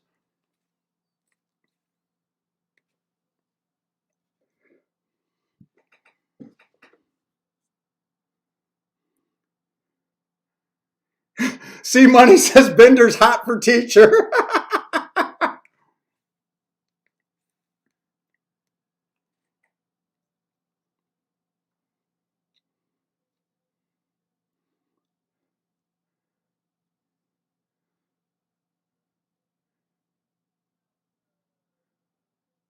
Let's see, Dean says he wished he would have did the hit and quit it. He kept going and just fizzled out. Dude, it's a bad thing. To me, you want to protect. To me, you want to protect your positive vibes in this game. I know some really good handicappers that look at me and say you hit it and you quit it while you're seeing the ball. They don't get. I'm willing to give that up to keep a positive attitude and to keep doing that.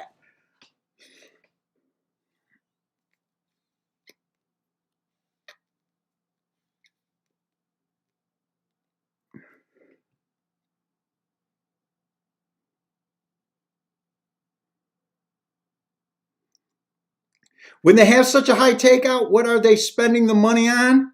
Hey, Marco Lou, they're spending the money on inflated purses at Churchill Downs, and they still can't get full fields this winter. That's what they spent the money on. They were running like allowance races for close to $100,000. Common 1X allowance races.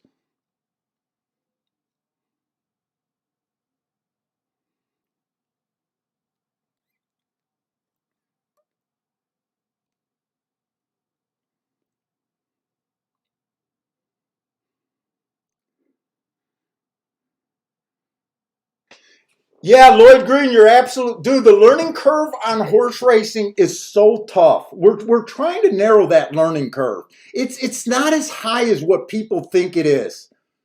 I almost thought about doing a video and just Xing out everything on a racing forum. So if you guys go to YouTube and look at how to read the racing form,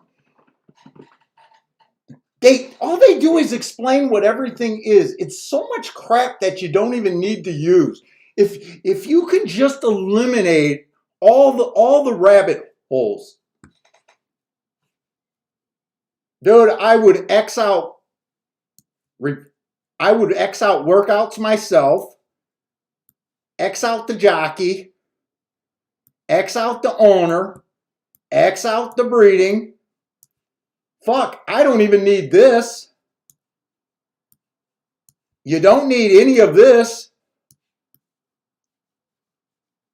I'd even leave the speed figures in for the beginners. I'd leave the class in for the beginners. And I say this is 100% of your focus. Running lines in the horses. And I could teach from just this point on. To me, workouts is nothing but a giant rabbit hole. Jockeys. I already explained my thoughts on jockeys.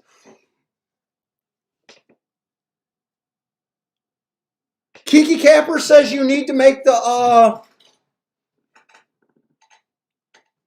past performance easier to read. I don't know how much easier you can make them. Once you learn, I could teach someone how to read the running lines in 2 seconds.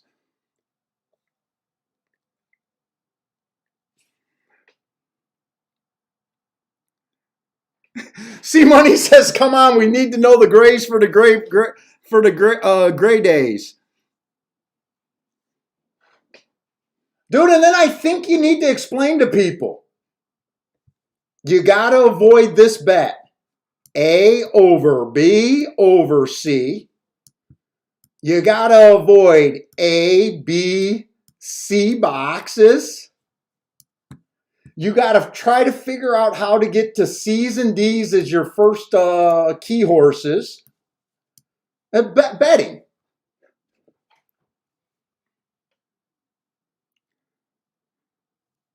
Dean says, let's not throw out jockeys entirely. He needs to know when Marco's on a horse. But everyone looks at this like this is so intimidating. It's not. This is the real information. You got to know if your class fits the level. You got to know if your horse is in form. You got to know if there's any excuses. And you start from there. And then you got to learn that, hey, you don't have an edge every race. Use your handicapping to know when to sit out.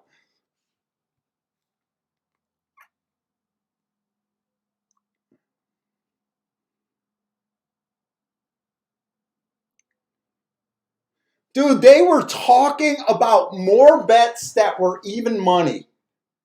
Let's do over and unders, how many times a jockey wins a day. No one comes to horse racing. The sell on horse racing is you can get 10 to 1, you can get 25 to 1, you can get 1,000 to 1 on your bets. Why do you want to turn it into sports betting?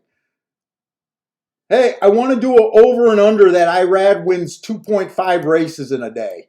What is that going to pay you? You don't come to horse racing to bet even money. If you come to horse racing to bet even money, you're dead. You're absolutely dead. Don't find a way to make a menu of nothing but even money bets. It was, I don't know. I want to say it was dumb, but I know their heart was in the right place.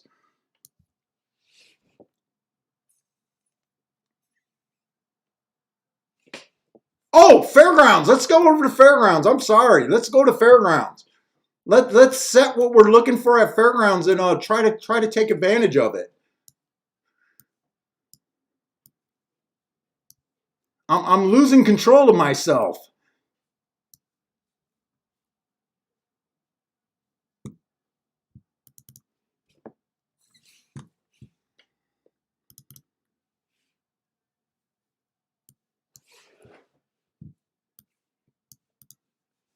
What the fuck did I open there?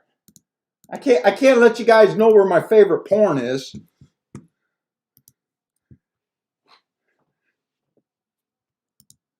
Let's say Fairgrounds, we're going to start the first race at a mile. Right now at a mile, post 1 through 3 out of 44 races is winning 50% of the time. Once you get to the 7 hole, it dips off to 16%. 4 routes, all running styles are in play. There's kind of an edge to the inside. Last week, the inside was gold. 73% of the winners came from the inside last week.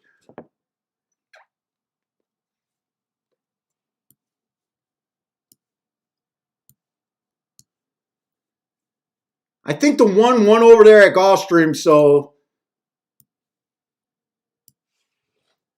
got no problem sitting out that race.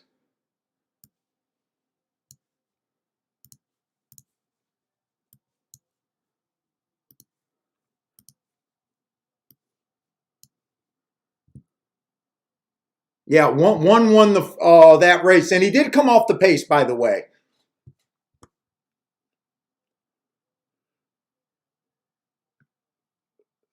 So Fairgrounds, I don't have all the feeder track. We are getting to the point where they are running over the race, so I do have a lot of marks.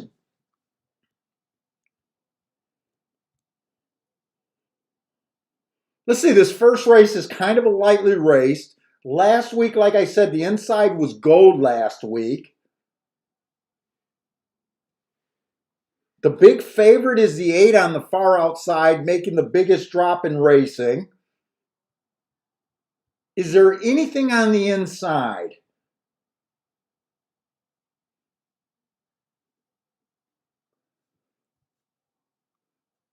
Let's see. We're going to be on the dirt. This is Fairgrounds now. We got a mile. Maiden claiming 12.5.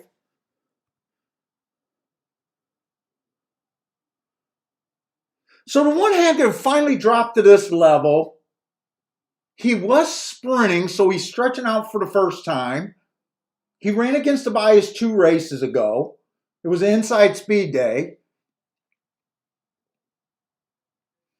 All I can say is kind of maybe. The 2 horse was at a lower level at Woodbine. He ran against the bias last race. He was in the 9 hole. It was an early pressing day. He had no speed. I mean, I don't think I'm going to bet this race because there's a lot of unknowns here, lightly raced horses. It's kind of what we were just talking about at Gulfstream. It's going to be interesting. I'm going to be interested to see if one of these outside horses can win. It looks to me like probably the 8 or the 7 from the outside. If they can overcome that inside the inside possible bias there. But I'm going to be rooting for probably the 1, the 2, and the 4 here. But I don't think, oh man, they're at nice prices. They're at really nice prices.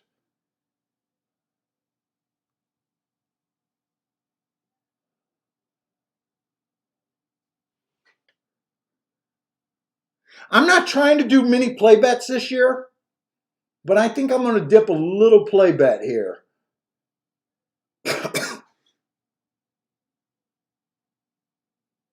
I think I'm just going to Dutch the 1, the 2, and the 4 to win this race. Let's see, I don't want to put more than $30 in this race, though.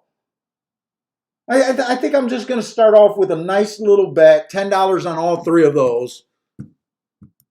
Just to have something to root for, test out the inside, and if I'm right, I can pick up possibly $100 bill or a little bit more.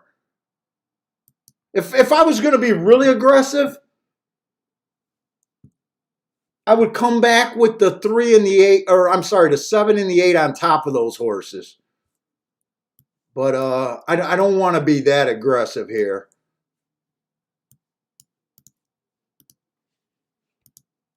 Whoop, whoop, whoop, whoop, whoop. What's going on with my video? Let's see. I'm going to have to close the aqueduct video. Let's see. Anyone playing this race?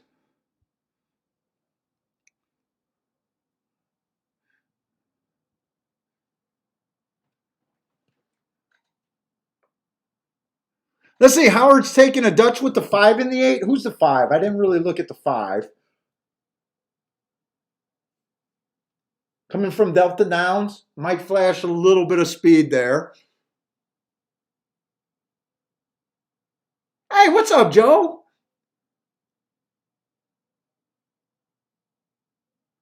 Kiki Capper said, Paul, in my opinion, you mastered the hardest part in this game. You pass races. Dude, passing races, I'll never stop saying how big of a skill that is in this game.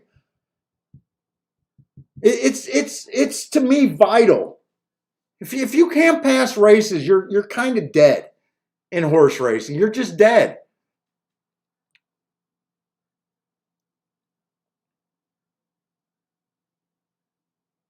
Oh, the 5 and the 3 got the lead on the inside. I was hoping it would be the 1, the 2, or the 4.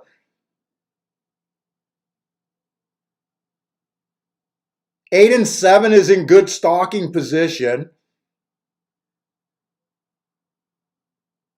8 right now looks like he has a ton of horse here.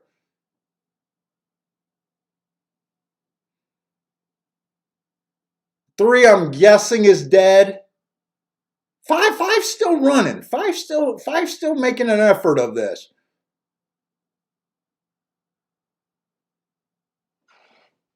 I want the inside of this track to be good.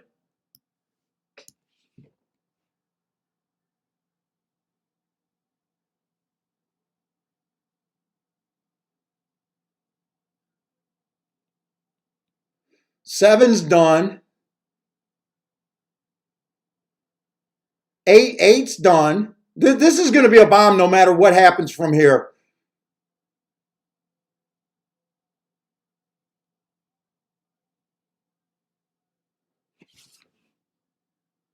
One and 2 are coming. I just don't think they're coming fast enough. I think this 5's gone. And I want the 5 to win because I think someone in the chat room has the 5. But this race goes a long way to me thinking that the inside of the track is good.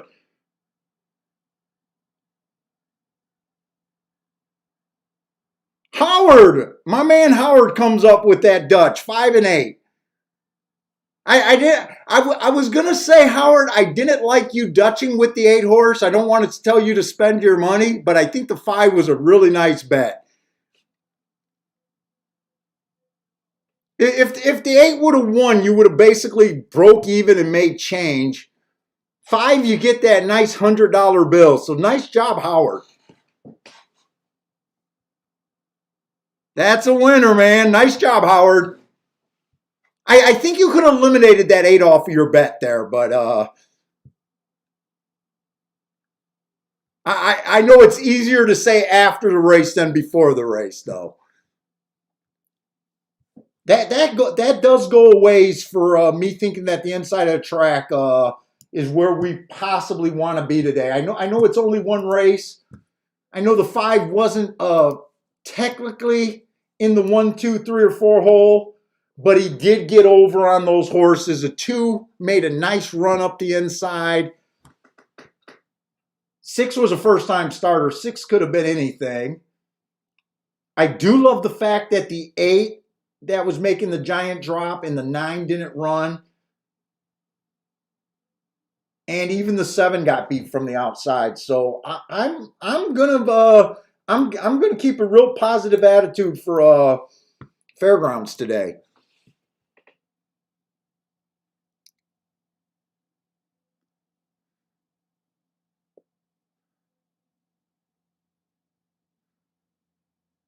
Let's see, Ed got the 5 to win too.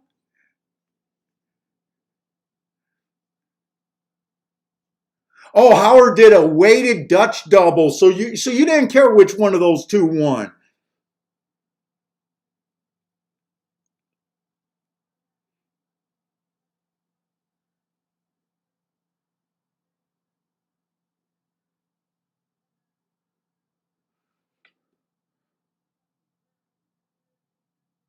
Let's see, Dean says early speed horses at fairground dirt routes are gold. Really?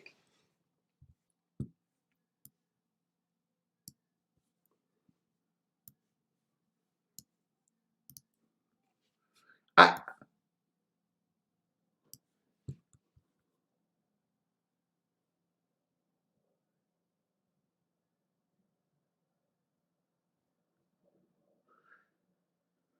I got him winning 30% of the races. 30% of the races inside. Or speed. I'm sorry, speed.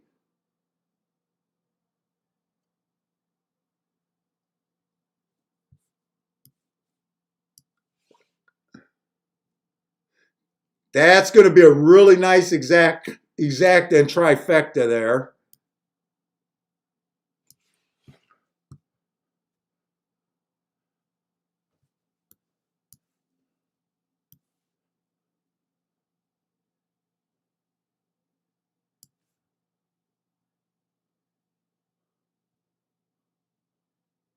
Let's see. Should I have been able to see that 5? I didn't have a lot of time to look at that. Should I have seen that 5 getting the lead there?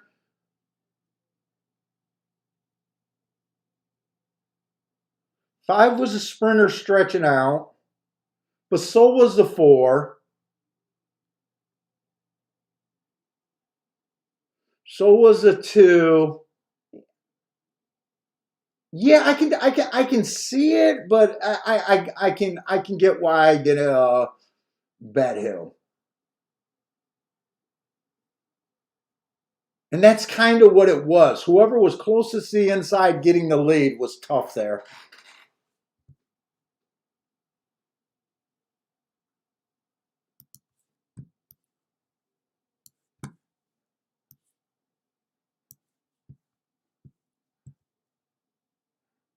Let's see. Dean says, Dean's following it up. Dean says, at the start, no one was wiring the dirt routes at fairgrounds before the pass. Okay. So yeah, when I look at meets totals, yeah, you're right. Not counting Monday. So I don't have Monday on here. But the 30th, the 31st, and the 1st, they were definitely starting. Yeah, I think you're right on that call. And I'm looking at the beginning of the meet, like it wasn't until the 5th day that someone actually went wire to wire. Only 44 race samples, so it is a small sample. So speed might be you could be that could be a good observation, Dean. That speed is starting to win a lot more of them.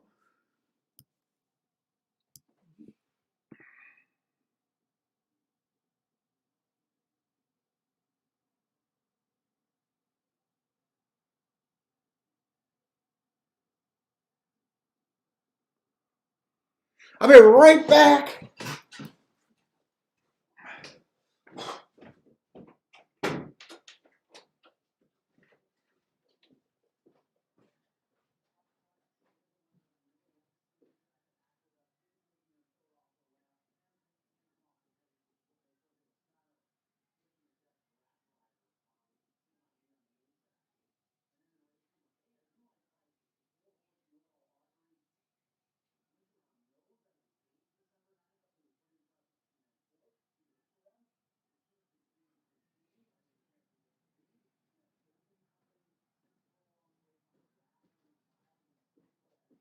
Jiggy, we got to heat up.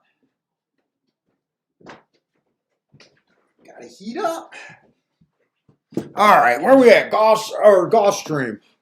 15 minutes, so hopefully we got enough time because let's see, they are on the poly track today, right? So this is nice. This was a turf race that was washed off on the poly, and the race did stay intact. So that is what we do want to see at Gulfstream. We got a maiden special weight mile on the poly. This one won that race.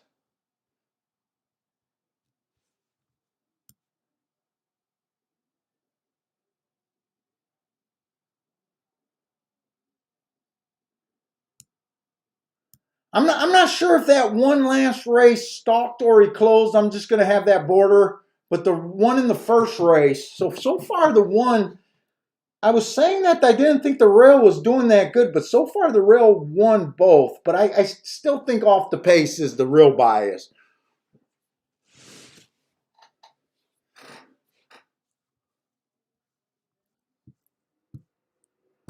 Ed, this is going to be on the poly, right? This is supposed to be on the Tapeta. So I'm still looking off the pace. We did have 2 horses that won both of the Tapeta route races today. They both came off the place or off the pace. They were both bet. One of them were 5-2, and the other I think was 4-5.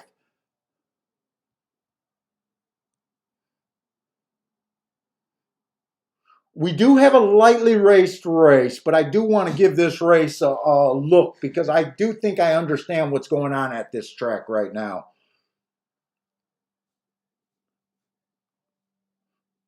Let's see, the one's first race, 3 races ago, it was early pressing day. I gave him an asterisk for that race. He comes back on a stalking closing day. He just missed. Did improve his speed figure by 20-some points. I like that.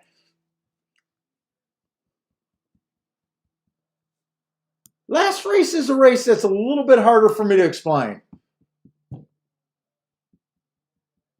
He didn't really make up ground. But I do think that he does fit off that race 2 races back. Oh, 16-1. Nice price on him. Let's see, the 2 has one of my best mark. Last race, it was a bad rail stalking closing day. He stalked. He went too fast to win. I do like that race. I'm a little worried about this horse possibly being on the lead here. Last race, he went too fast to win in his first race out. He was pretty close on a 5.5 furlong sprint. I'm just taking an educated guess and thinking he goes to the lead here.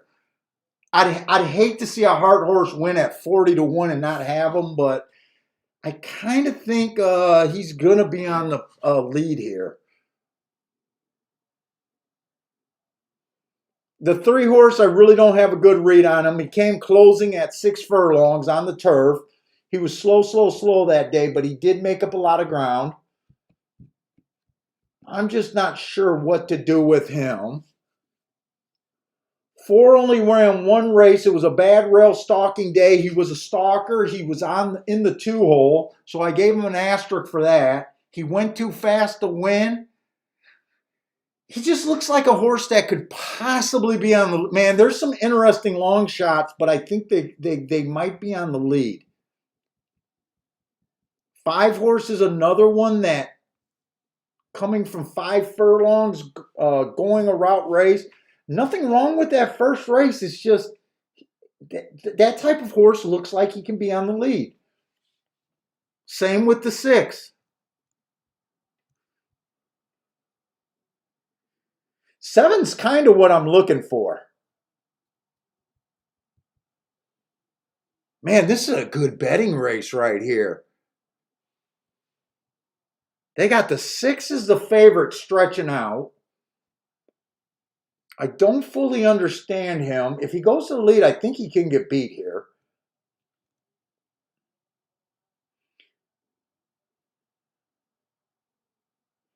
Even the 8's a little bit confusing. Last 2 races, he gets beat on the lead. That race 3 and 4 races back, he could possibly... Man, this is a confusing race to me right now. Really confusing of a race right now. 9 looks like he wants the lead after 1 race. And 10 looks like he wants the lead after 1 race. Can I make an odds line here? Everyone starts at 12%.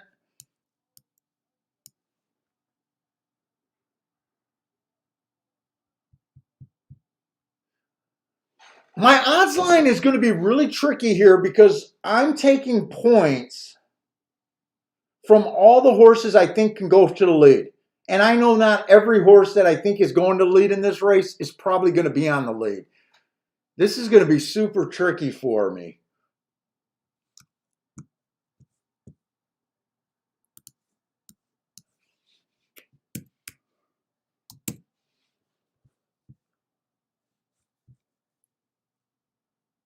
Man. Does this horse go to the lead or does this horse run? If this horse runs these 2 races, I want to bet him.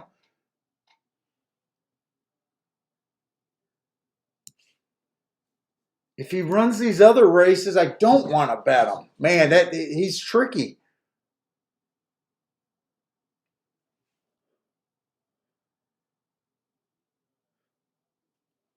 Six is going to be easy. I'm putting him at a 5% chance to win. It's mostly because I see him at even money and I'm putting him on a front running style. So if you guys are doing your own betting lines, you might not be agreeing, but I'm trying just to point out how I'm looking at a race.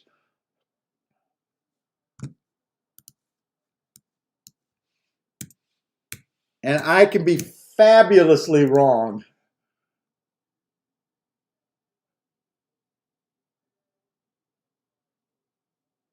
Man, running against a bat. Dude, there's some interesting long shots here. I'm telling you, there's some interesting long shots here. Let's see, the one I'm convinced is coming off the pace.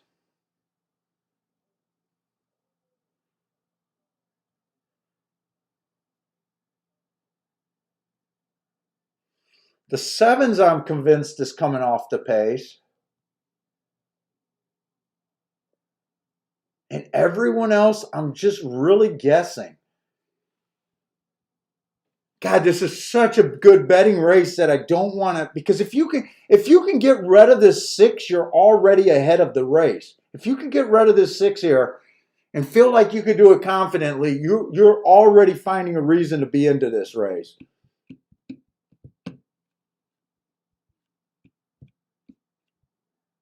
Luis Saez, he usually pushes horses, doesn't it? Isn't he known for being a front-running jockey?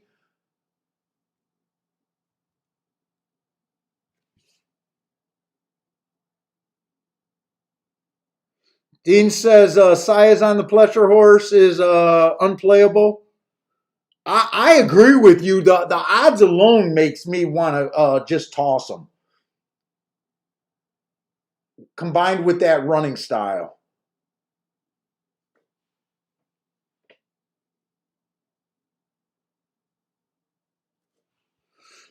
Let's see. I played 3 races today. I think I'm going to play this bet. I don't think there's any way that I can feel confident with this bet.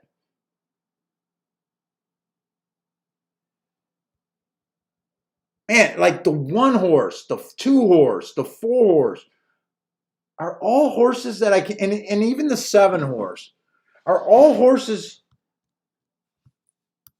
that are long.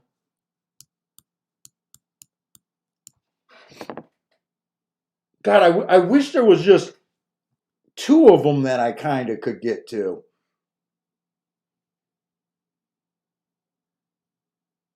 In the back of my head, this is things are telling me to give up on this race, but man, my heart is telling me I want to play this race. I think this race is going to pay.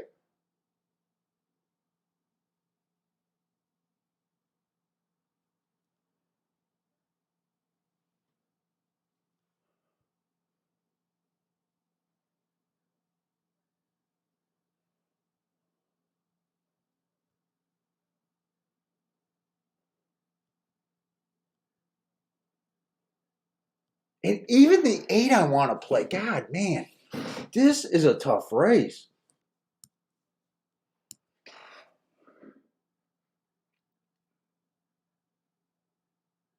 Let's see. Bender says he likes too many horses at Gulfstream, having a hard time. Oh, man, I'm with you. Bender, are you already giving up on this race, or are you like getting like me, like falling in love with some price horses that you don't even know if you should be falling in love with as much as?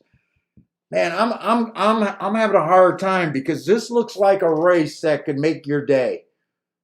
That can even make your week or your, well, I don't think I'd go for it big enough to make my month.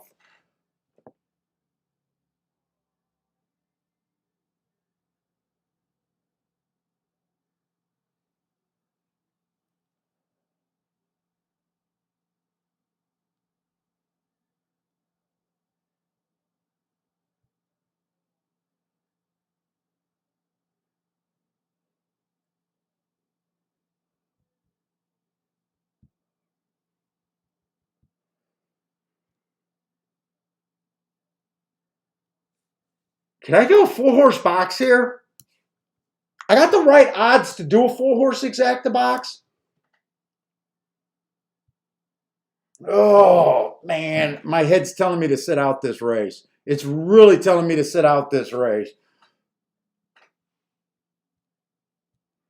But I see value in this race. I really do. And even if I'm dead wrong, I still think this race, I think the only thing that if I play this race that will piss me off if I pull the trigger here is if the 6-horse wins this race easy. I think that would be the only thing that I would be pissed if I fired at this race. Like if the 10-horse rated and won this race, I'd be like, yeah, I could have sold that.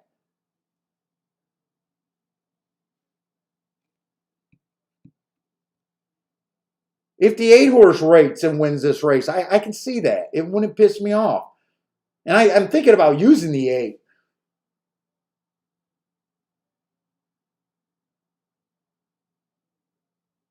6 and 5 would be kind of the biggest shocks to me. I think they go wire to wire here. Unless they... Now, wait a minute. Irad does not always go to the lead. But this horse is stepping up. We do always say that Irad, when Irad gets a horse that you want on the lead, he doesn't do it.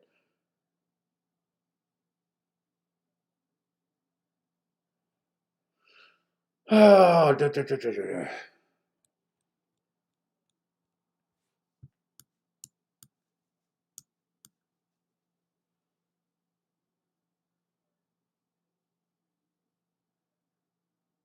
I can see the 1, 2, 7, 8 winning this race. Oh, do I got my panties on or am I going to play this race? Man, I'm not sure. Let's see. Bender likes the 1, 2, 4, 8, 9, 10. I can see all of that.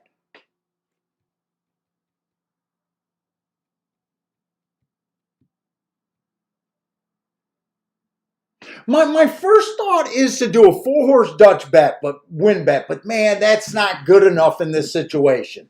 That's not good enough in this situation. Then my second thought is to do a 1, 2, 7, 8 exacta box. But that's a $12 punch. The most I can't do that. I don't want to do that for $10. I don't think this race is worth a full 120. And if I did that, I would still want to bet the 1 and the 2 to win. So I would have to do that for $5. That costs $60.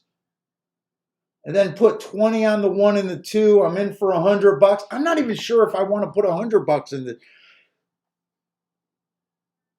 Do I wait for a better spot? Because this is also a race where really you know, if you're me right now, you got in your head that you don't have a good opinion here. So this is a race where if I lose, there's nothing for me to bitch about. There's not a, oh, wow, I didn't expect that. Ugh. Do I do that box?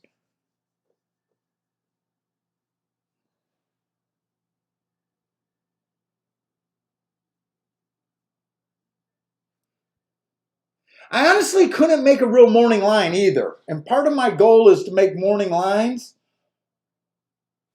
Let's see, I use 10 points, 15 points. Let me just see where this maps out right now. 105 divided by, I still got 7 horses in the race. So divided by 7, that gives everyone a 15%. It'd be really hard for me to narrow it down from there.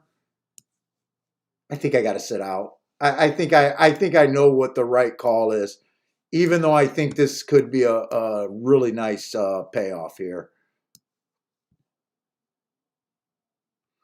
That means you can play right now. If I just stopped right now, I can play everyone over 6-1 that I like. The 1 and the 2 definitely qualifies. The 7 qualifies. The 8 barely qualifies. I'm going to let this race go.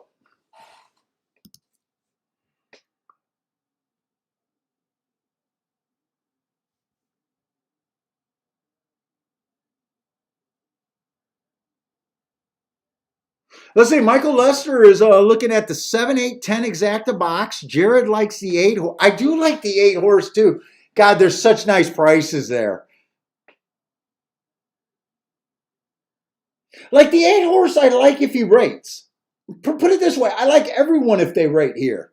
I like everyone that comes off the pace here. Dude, I think I got to do the right. I think it's the right play for me to sit out here. I think it's the right play. I just feel like this race got a ton of potential. Hey, what's up, Elliot? Elliot likes the 137. The 3's the horse that I wasn't that sure about, and 3's definitely could. 3 was off slow. He did make a big rush last race. It was at a shorter distance. 3 would not shock me closing here either. Like I said, almost anyone would not shock me here. What I will be shocked is if someone goes wire to wire here. That's what would shock me here. Jared says he got 500 on that 8, baby. Good luck. Grandma says do a 1, 2, 3 double. Hey, what's up, Just Mark? Just Mark likes the 268. 2 and 8, I'm definitely interested in. Well, we're going to see. I'm not doing anything here. Good luck if you guys got a ticket here because I think this is a great race here. 6 would be the only thing that makes this race disappointing to me.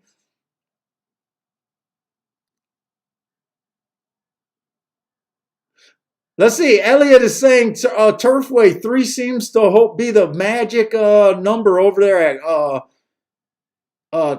Turfway. 3 winner placed. Dude, I'm already telling people that the inside at Turfway is more live than it's ever been, and I still have not played a single race at Turfway because of that.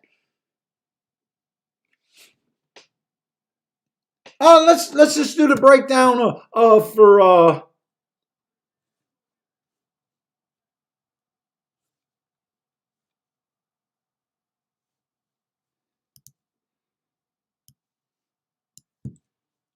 let me just I'm not going to have time to look at fairgrounds right now. It is going to be a turf race. I think last year they were definitely coming off the pace on the turf over there at fairgrounds. Let's see if that's what it looks like so far. Yeah, they're only wiring 21% of the time on the fairgrounds turf route races. I definitely want to watch this race. Let's see. The 9 horse got the lead. The 6 and the 8 are in position. 23 and 2 is on the faster side there.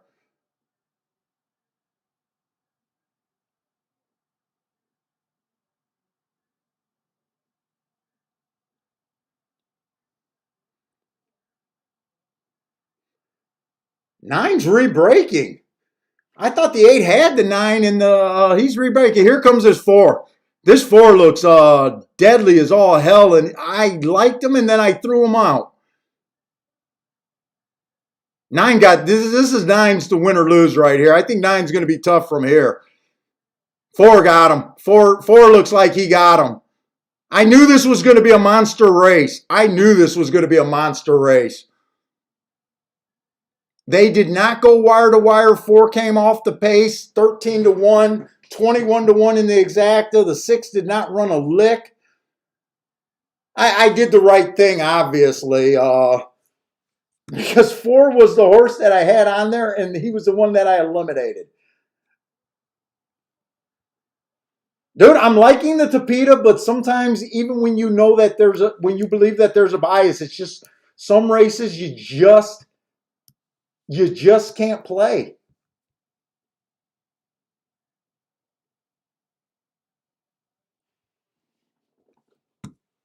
All right, let's see how Fairgrounds is doing. We want to see them come off the pace at Fairgrounds.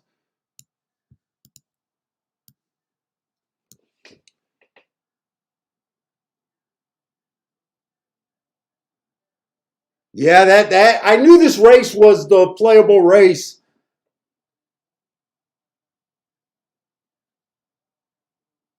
I knew that race was going to be a monster ticket. Bender, did you end up playing Bender?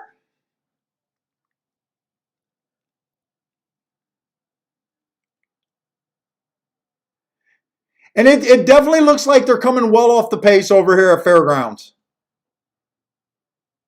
Problem is, it looks like it's going to be the 7 all day long at 2-1.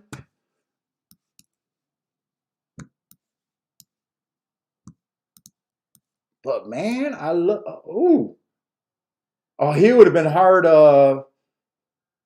I probably would have thought he would have went to the lead. 7's gone.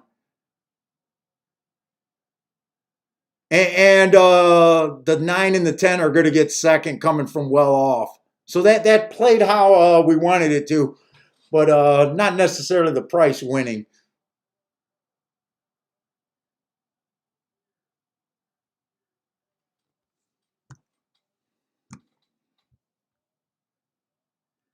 Bender, nice call. Took his 4 highest prices and did it exacta.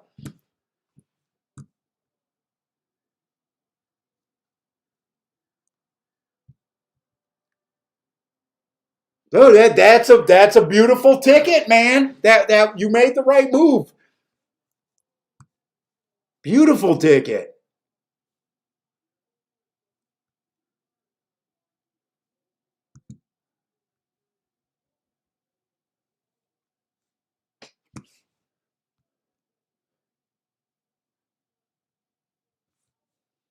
Let's see, that's Fairgrounds. So let me get these right.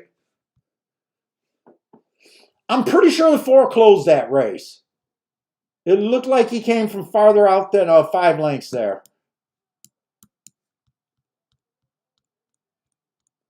Who says these long shots don't make sense?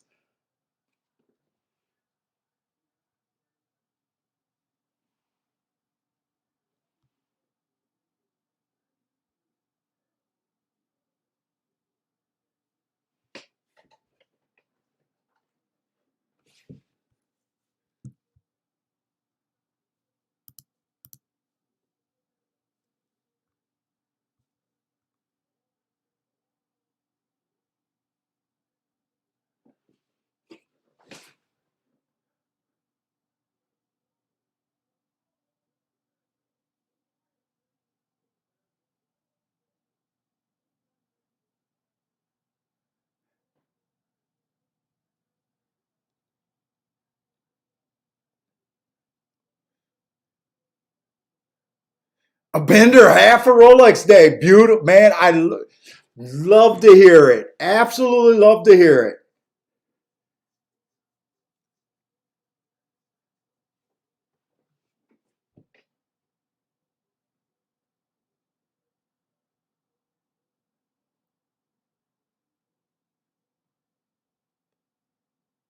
Hey, what's up, Stephen Marshalls? Had the 4 live in his doubles. Let's. Is that a cash out double, Stephen Marshall, or next race is your cash out?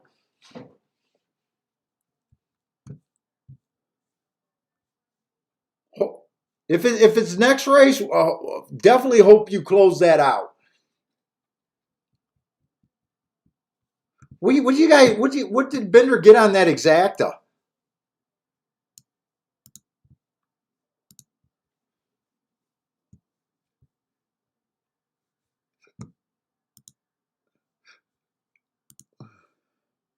200 for the exacta? 200-1? 246-1.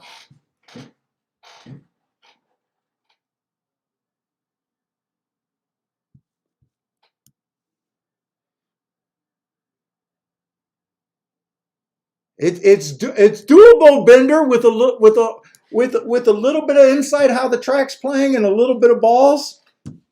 That's how you find those tickets. That's how you find those tickets. That's what you're supposed to be playing for there.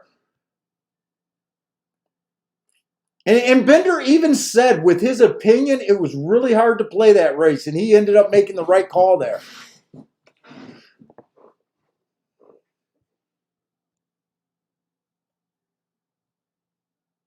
I got to write no bet here. I want to leave that up for what I was thinking of, but I got to remember that I did not bet that race.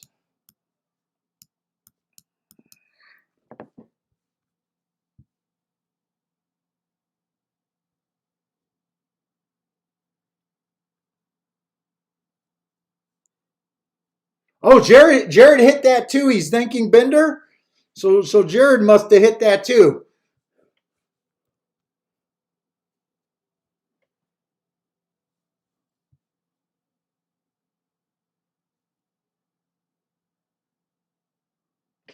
Yeah, that's a big time hit right there.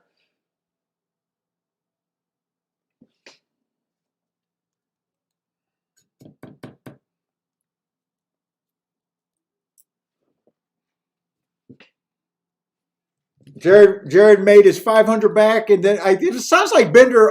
Jared ended up hitting a saver bet there. Grandma says that's why she's losing. She lacks ball. Dude, it's a hard spot to get into, but you seen how hard it. Like we knew. I knew without a doubt that was a race to play. I wanted to have a little bit stronger of opinion somewhere, but you got to recognize those races that sometimes the positive expectations, if you could get rid of that 6 and that 5 horse, that race was worth playing. Even when you're dead wrong, if you're in that type of race more often than you're not, taking shots, you're in a good position in the long term. Short term, it's tough sometimes on the short term. But it's how I backdoored that 60-1 at Tampa Bay yesterday. I backdoored them. I keyed the 9 first and second with 4 other horses that I thought could close, and I got lucky. And if that one would have got third, I would have had nothing. But I ended up with super juicy exacta. Kind of the same, almost the same situation as that. Just knowing that the track was backing up. But the only difference about yesterday and today is I actually had a horse that I keyed off of.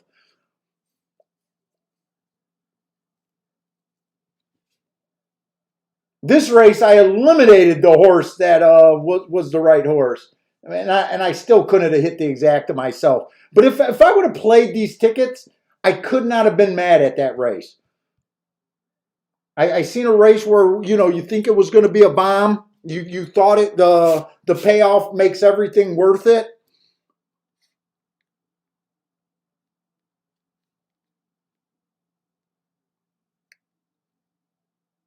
Okay, so Stephen Marshall's alive next race. So Stephen, you need to take down that double. And Stephen, I think I got an email from you, man. I did see the email this morning. I think you sent me an email 2 days ago. I am thinking about it, man. I'm pretty sure that's your name. Different name on the email, but I'm pretty sure it's you. I'm probably just going to send you some stuff.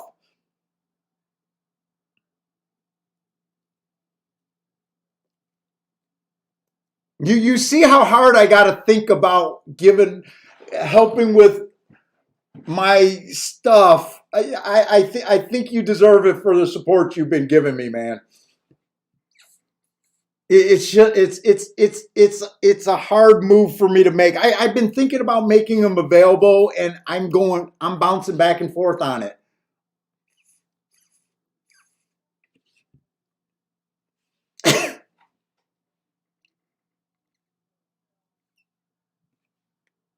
Let me make sure that's you that I'm thinking of.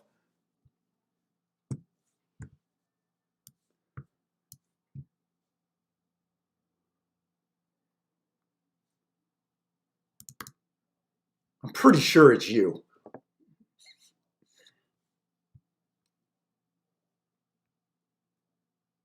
Oh no, you're not. You're not the guy that sent me the email.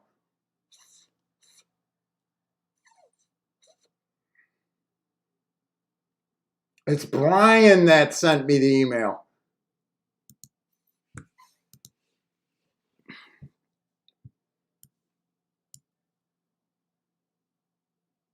Oh, but you do get the bias reports.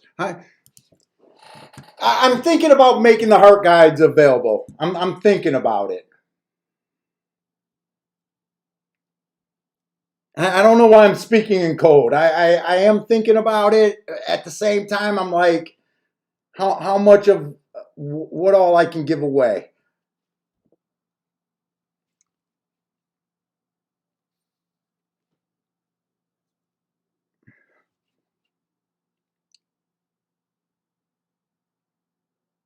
Well, we're enjoying the day today because I just want to see bombs. I just want to see bombs that I feel like we can get to. This is definitely so far not a boring Gulfstream card.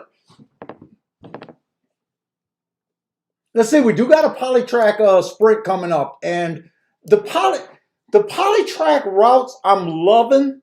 The sprints I'm nervous about. I'm not loving the sprints as much. Yesterday it was Speed and Stalkers, and they ran a few races that were extremely fast, like 21 and change.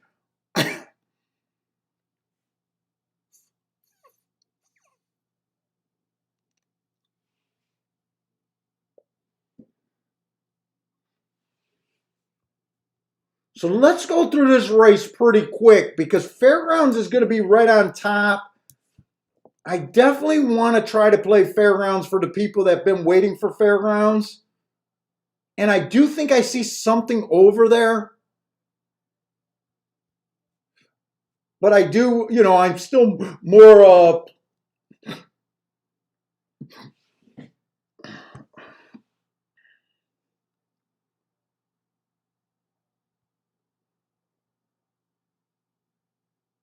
this does look like a tough Fairgrounds race. And it's a weird Fairground race. Let's see, claiming 15,000. We got an insane dropper. We got an insane step up horse.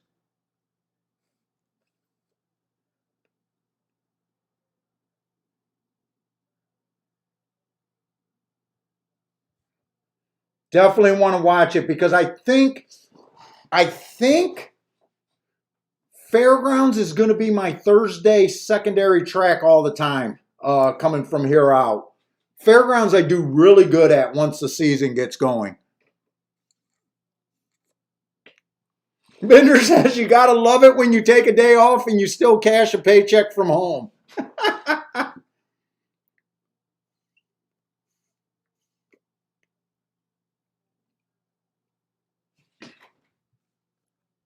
Gotta love it. By the way, hopefully everything's going good on your move, Bender. Hopefully that's working out pretty good for you. And I did get your email too about Golden Gate. I haven't looked at it yet, but I do got it on my back of my mind to look at Golden Gate. It's just so hard for me to get interested in the West Coast racing over there.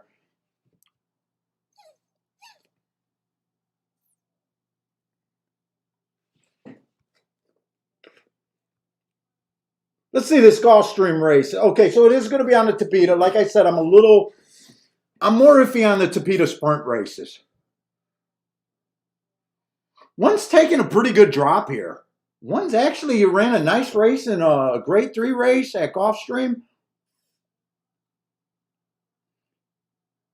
Oh, I'm wondering why I didn't go back and look up all of his races or her races. Part of the reason was she took that big layoff from March. So I just did her last race. She came back and actually ran her best speed figure. And this horse had some potential early in her career.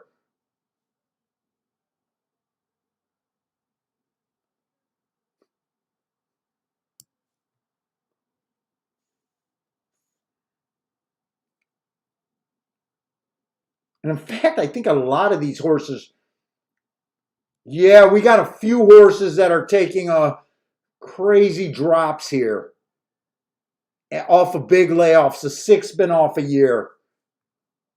The 5 was off a year, and then he came back and won a nice race. Came back, went too fast to win. This is going to be a tricky race here. And I don't know if this is going to be an angle. You guys know how I hate route to sprint. I'm keeping my eye open for these horses that ran like one route race on the Tapeta. They flashed speed. They went too fast to win, and then they go back to a sprint race. I got a feeling that could end up being a decent angle. A sprinter going to the route Tapeta, earning a heart, dropping back to a route, I think could be a really useful angle for someone that hates route to sprint.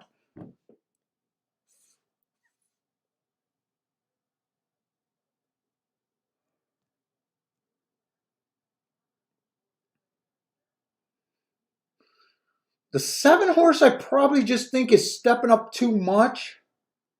The horse is in good form.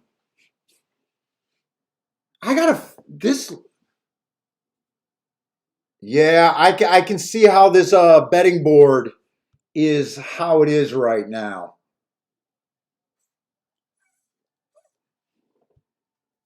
The chalk right now is 5-2, and they got a bunch of horses between 5-2 and 9-2. That is kind of how this race in my head is looking. Let's see, is there any real edges here?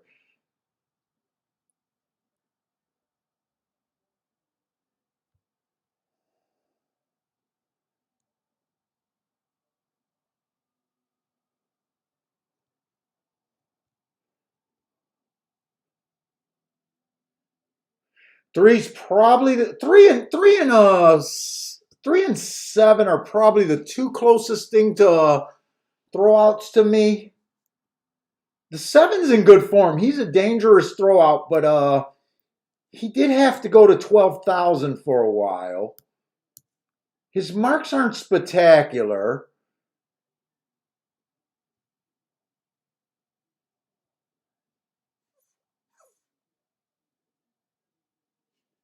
Three, I'm probably not that interested in. I don't know. Right now, all of these horses, just on 120 point odds line with 6 horses in the race, they all start at 20%. It does seem like 17-1 giving horses 5% chances has been my kind of go-to for horses I don't like lately. But when you're considering that fair value in a 6-horse field, he started at 20. I'm taking away 15 points from him. It just sounds right to me right now.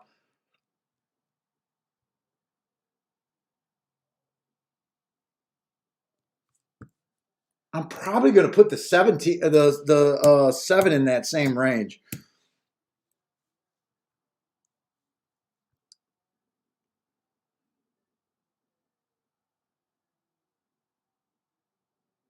Steven, you've been liking. I know you went away for a while and then you came back on the buyers report, so you've been liking them. I always wonder because some of the people they leave and they don't say anything, and I wonder if they're like, this just sucks. I don't know. They don't buy. I know some people aren't going to give them a chance. I wish they would have took off, but honestly, it's just extra.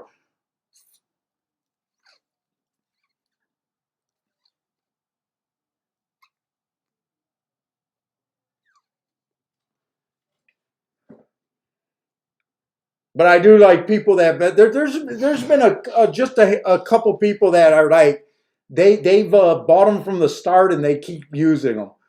So I got to believe they're converts on them. They like them.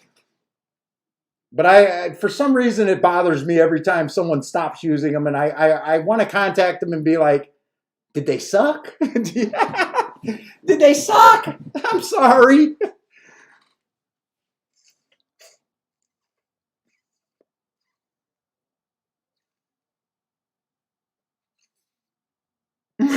Steven says it wasn't him, but send him anyways.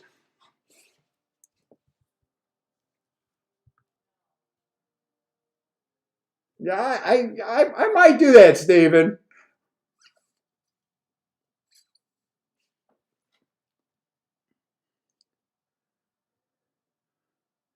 Let's see, I'm having a real hard time uh, going any farther with this.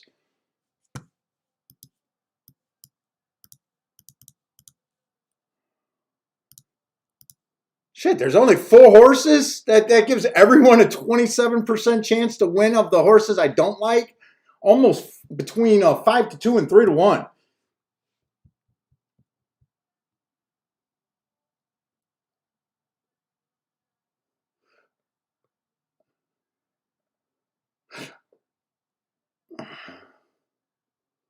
Dude, if I just put 5 to 2 on all the other horses,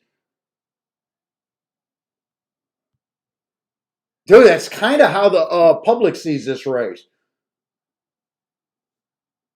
I think that's almost where I want to stop. Do I got to write this down? I should write it down because I look at these forms. Some of you guys probably don't believe how much I re-go back and look at my shit, but I do.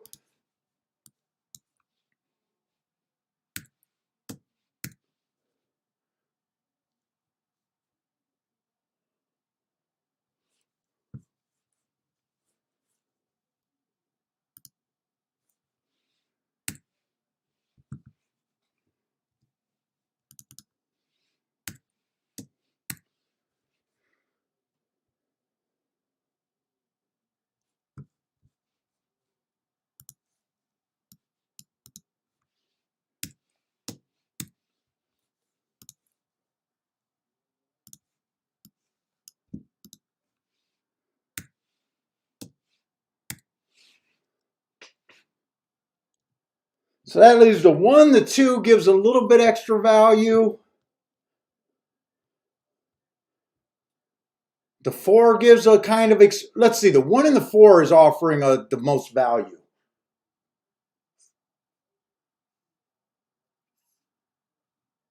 So I basically have this down. That's about as far as I can break this down.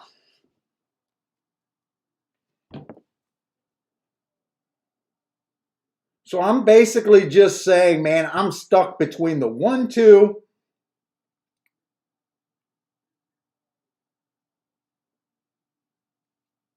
You know what? I think I did the math wrong, actually.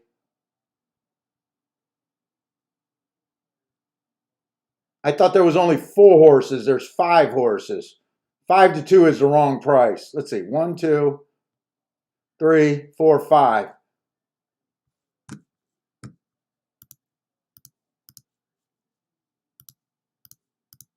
That price should have been 22 to 1, 7 to 2, or 22%, 7 to 2, not 5 to 2.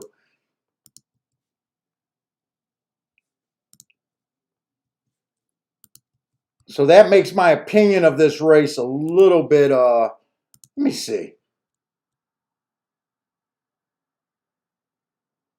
Let's see, a year off? Fuck it. I think I could be a little bit more aggressive here. 9 to 1, year off. I can't support a horse a year off.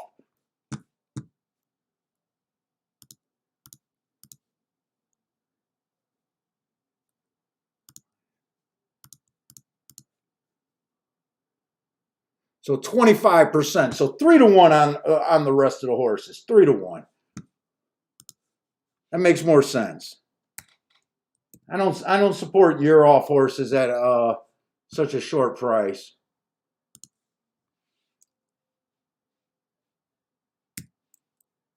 Come on.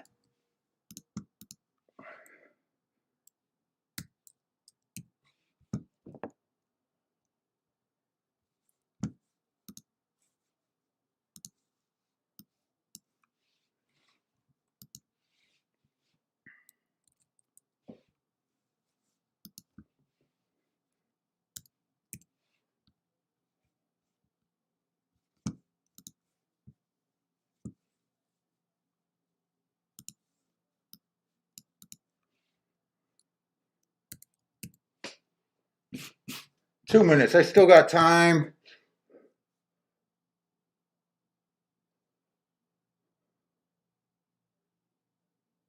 And the five, I might even could take points away from him actually. But that angle, I do want to watch that angle. But he did have to go to 12,000. He was at a stakes before that.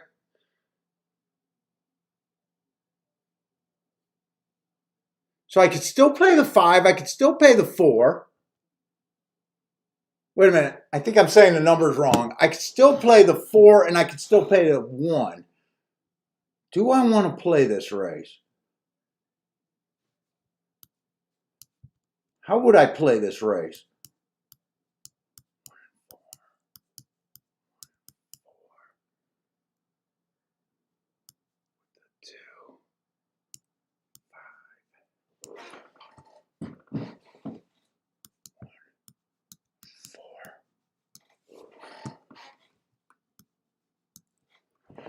One and 4 to win.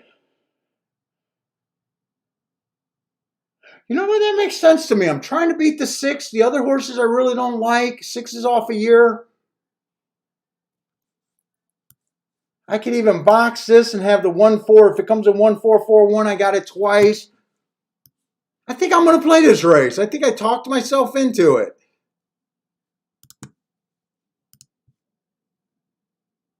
Six race. 1 and 4 to win. I'm betting.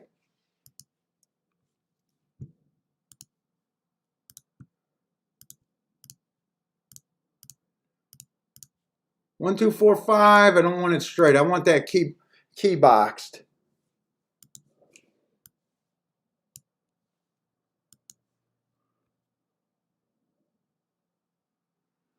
Hey, what's up, Parsons? What's up, Arado? Arado? Hopefully I said that right. Mizzou Man, what's up, Mizzou Man?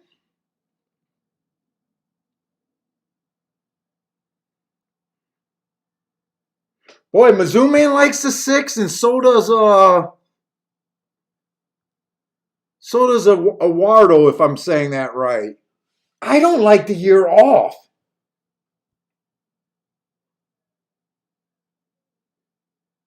I'm going to try to beat this 6. If the 6 wins, it definitely would not shock me. I don't like the year off. That's what I don't like.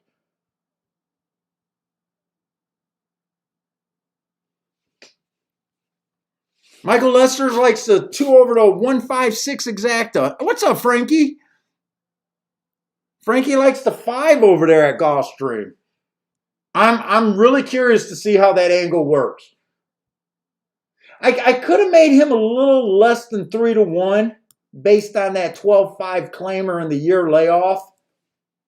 But man, he came back and just won that race easily. He might have been able to win a higher level. Maybe that's not a good enough reason, but that's kind of the reason in my head that I kind of plus the 1 and the 4 were at a higher price than him. I wouldn't mind if he won as long as the 1 and 4 got second.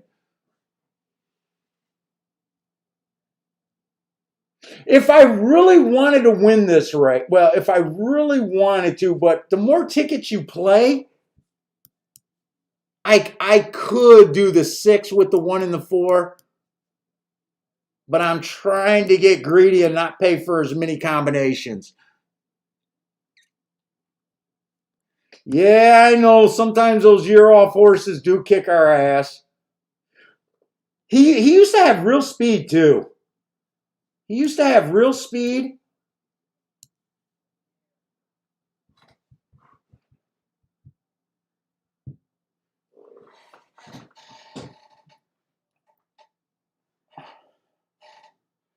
Parsons, you didn't play yesterday, and I had that 60 to 1 at Tampa Bay. I backdoored him, though.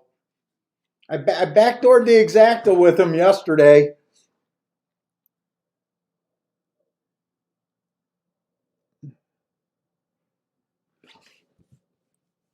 All right, I got my bet in at Gulfstream. Let me just look at Fairgrounds.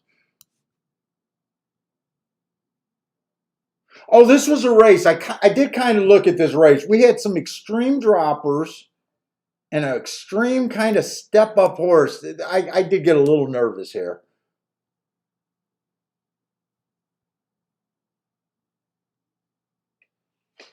Let's see. I don't think I said what they were doing on the dirt for fairgrounds. If you guys are playing fairgrounds, 94 races. The inside is won 49%. Takes a big dip from 7 on out. I'm not sure if there's a 7 horse in this race, though. Speed and stalkers are what you're looking for at fairgrounds. Almost like the turf. You want to be on the lead or within 3 lengths of the lead at the first call, I'd say. And Monday was the first day I played the fairgrounds.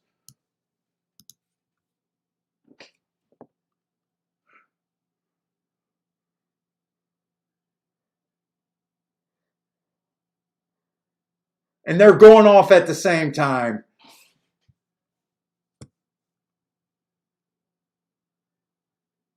So I think the 1 fits. I definitely think the 3 fits. The 2, I like these races. I just don't trust that stepping up from 5,000.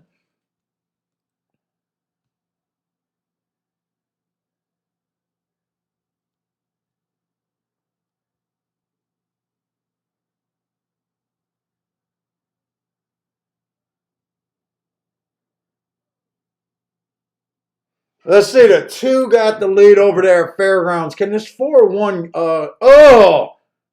When did they bet the value out of my 1?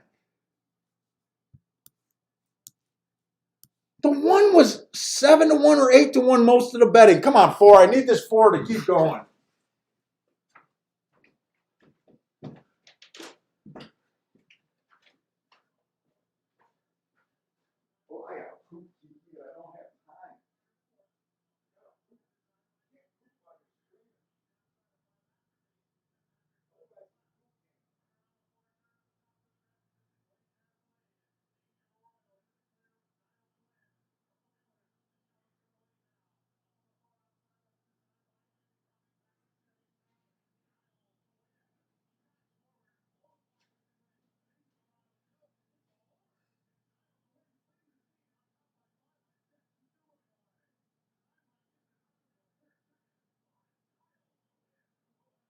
The computer betters can blow me. We need to ban computer betters, Kiki.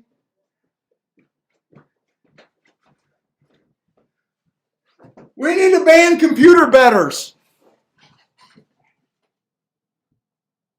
Okay, I'm not going to cry. I hit the ticket. I hit the win ticket. I hit the exacta. I put that bet in earlier than usual. I did not see this horse go down to 2-1. I thought I was getting 6-1 or higher on this horse the entire time. 5 got second, so I'll have the win ticket and the exacta. Made the right call from leaving the 6 out, especially since the 1 got bet down.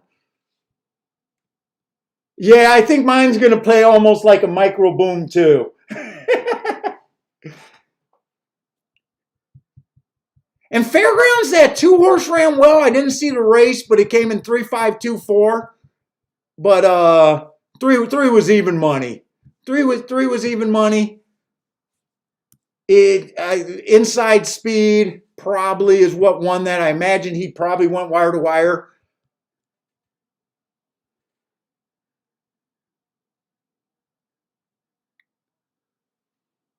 Oh my God, it's so disappointing when you think you get 6-1 on a horse and he goes off at 2-1. It is disappointing, but I can't cry. I'll cry, but it's not that big of a cry.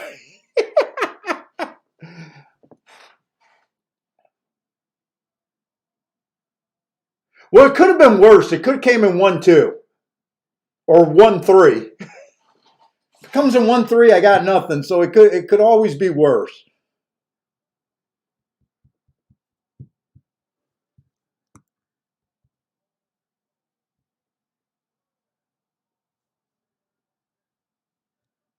Yeah, they hit that 1 late. I mean, I don't know why it seems uncanny at Gulfstream. Maybe it's you guys in the chat room. I have no idea, but it's uncanny how these horses get bet down that we like.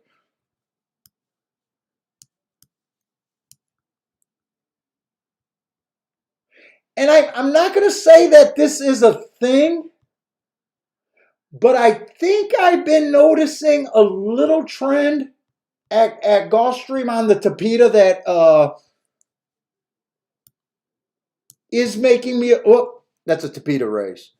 For these sprint races, it's just, I'm just going to say it out loud. Just something to look for. These turf horses, these turf sprinters, I think they keep getting bet, and I think they're having trouble holding on. You know how fast that turf sprint plays over there at Gulfstream?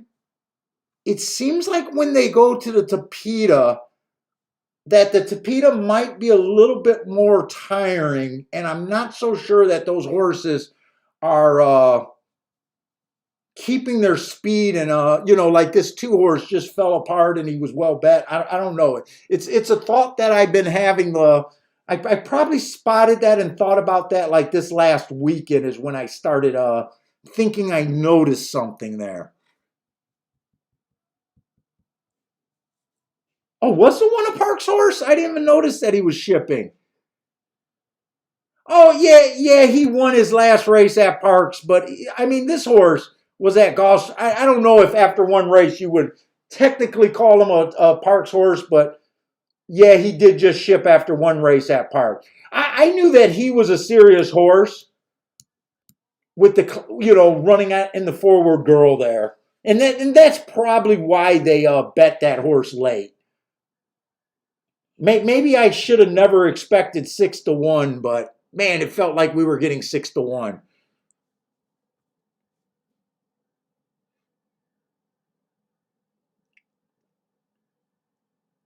I don't know. I feel like we're handicapping good today. I feel like the show's handicapping pretty good. And usually that happens when we get some decent payouts and the biases seem to be holding up or, kind of deal. But it's not the biggest day. I think I hit,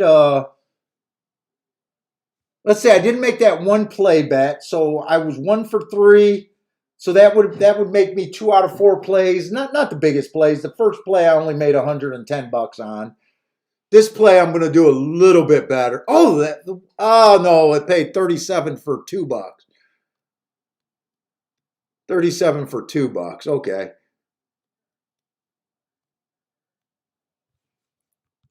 So not the biggest hits today, but okay.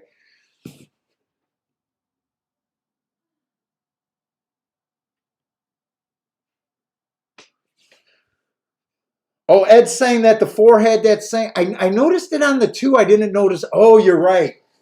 Well, the 4-horse. I was the 4-horse. So it's the real front speed burners. The turf sprinters that are coming off the pace. I'm kind of giving them a little bit more of a look. Plus, he was a longer price. I mean, he stayed 13 or 14-1. But it is something to consider going forward that might end up being a trend, or it might just be something that I noticed. Sometimes you notice things and then they turn out to be nothing.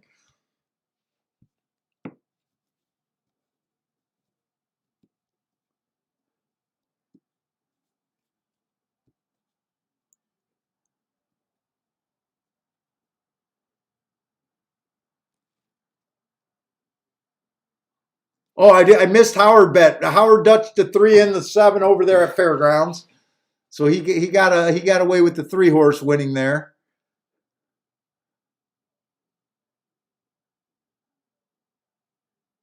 Frankie had the 5 to win place in show. So Frankie probably did okay with that bet. Cashing a place in show there.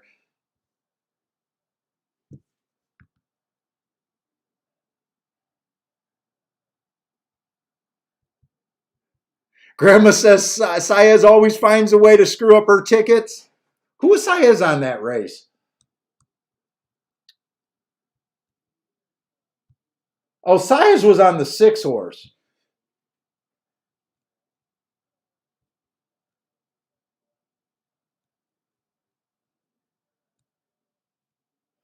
Dude, I don't know if you guys like me doing the my odds line and stuff. I'm wondering if that's chopping up the show. But as long as I feel like that's helping me, I hate to say it, I don't care. I think it's a valuable tool.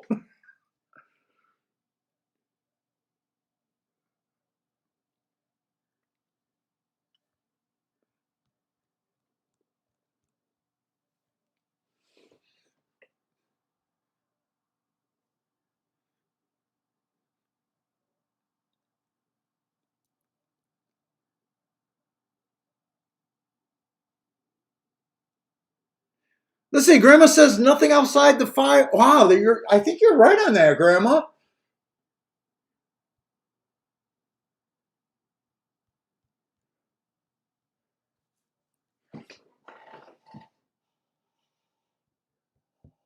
It's a pretty big range, post 1 through 5, but nothing's won on the far outside. I don't know.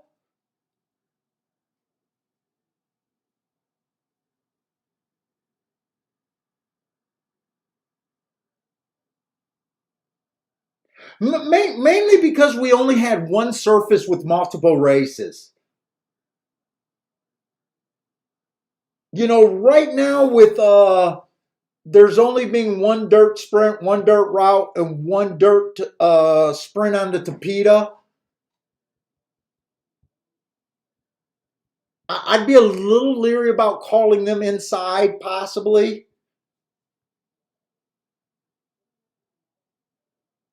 It might be worth looking at for the Tapeta routes with that 4 horse being 13-1, and then those other. I don't know. It's not a bad thing to get ahead of.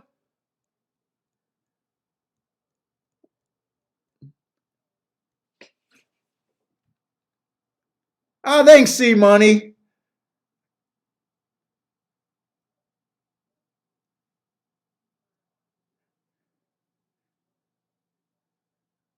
Oh, C Money says I love making the odds and incredible finding value. Keep it up. Michael Lester says it's your show, Papo. Dude, I honestly think so. When I was listening to those guys talking about how to save horse racing, I would love, and I know TVG or no horse racing show would ever do it before their morning on their thing because they're so stuck on their stupid formats. But I do have a dream that someone would come up and say, hey, there's a lot more value in a show like this. It doesn't have to be mine, but there's a lot more value in what this guy's doing over here than you guys just giving out 3 numbers every race without a breakdown. I don't get why no one can think in horse racing.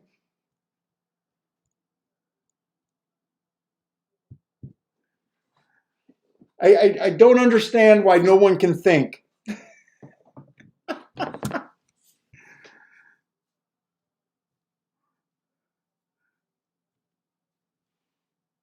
I also don't understand how you can have a vice and not be able to sell it to people. But that's horse racing for you. You got a vice. How can't you grab a new fan? It'd be like you owning a whorehouse and you couldn't get anyone to go in the back room.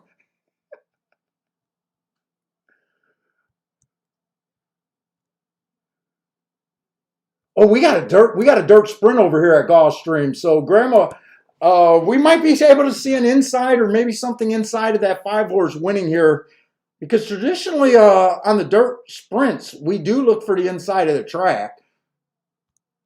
Let's see if I can. Well, we got 2 dirts back to back.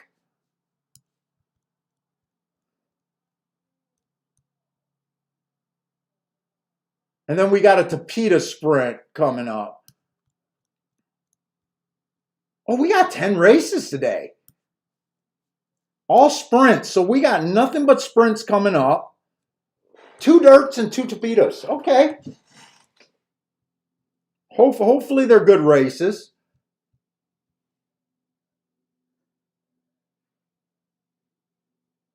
And I'm sorry I had to take off I had to take out Aqueduct, so I'm not able to follow along with your Aqueduct bets.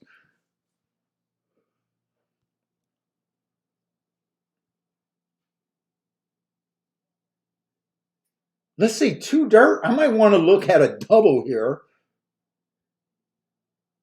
Although the next race is a classier race at that 62,000 level that I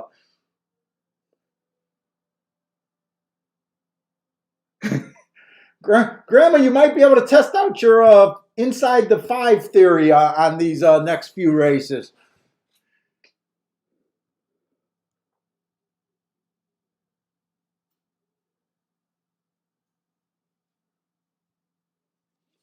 Let's see, this is a maiden special weight race. 2 races ago, this one horse had the good inside. Not a bad race. I mean, he came out second average, improved his speed figure.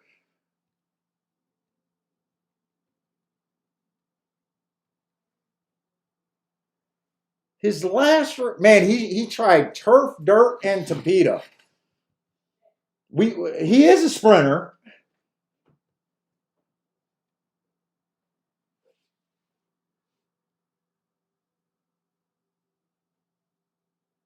I got no filter. Dude, you don't know how bad my filter is, because when I hear this stuff, I want to make out response videos and everything, and my wife keeps telling me not to, and my filter just says, I don't want to get into that just arguing.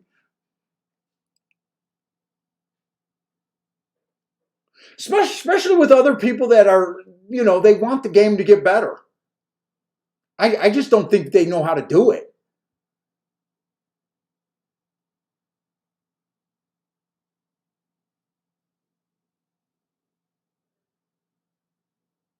This is going to be a tough race. Because, man, I'm looking at the marks on this 7 horse. Stalking Closing Day last time he ran, went too fast to win while running against the bias. I like that race. I like that he's 9-1. But I got a bunch of lightly raced horses in here. I tend not to like the outside. He is going to be in the 6 hole, or she's going to be in the 6 hole. She's tempting here.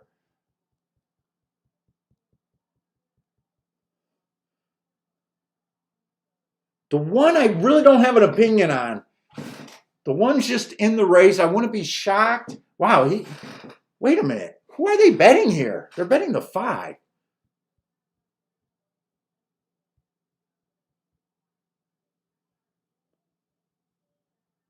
They're betting the 5. It's not like I can say, why are they betting the 5? I mean, the 5 ran a nice race, lost by a neck. I don't have the greatest marks on him.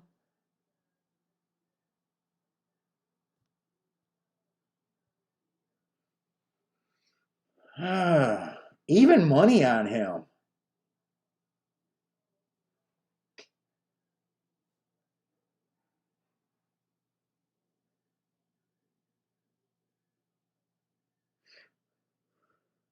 He's going to be in the 4 hole, so he will be close enough inside.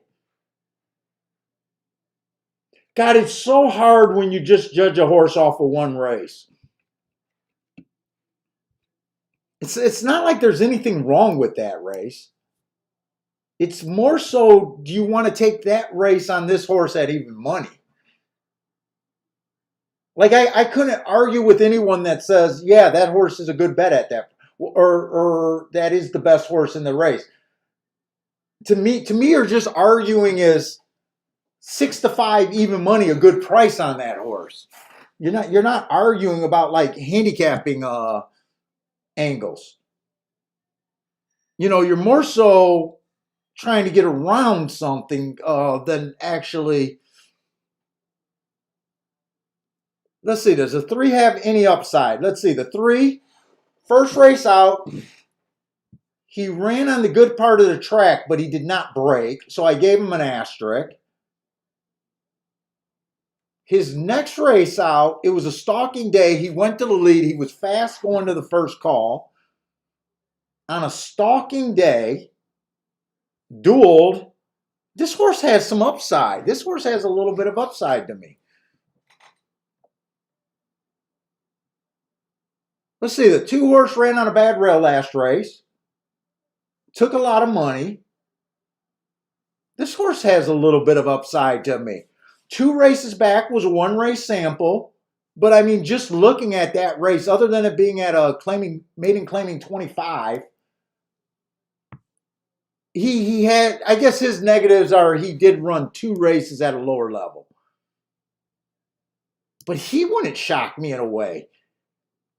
I think he ran well enough on that bad rail to possibly give another shot here. Like I said, the 1 horse is just in the race.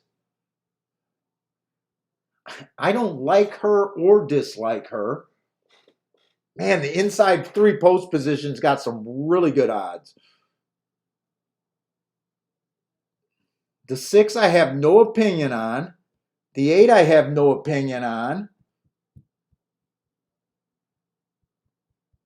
The 7, without a doubt, I would be betting this horse at 9-1 if he was on the inside. The biggest thing about me with the 7 is I'm just not sure about the post position.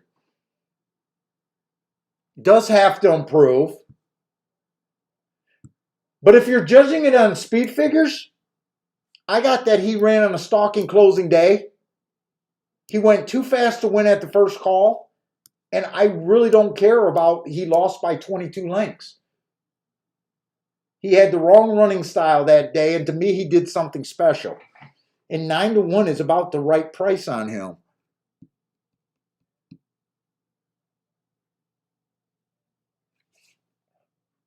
I don't have a full understanding of this race, to be honest. I got a bunch of like little things that I'm interested in.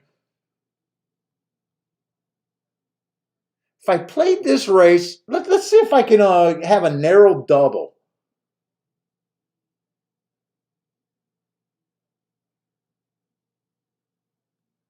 If I had a single or maybe 2 horses in a double that I really like in the second leg, I could go wide in the first leg to some nice priced horses.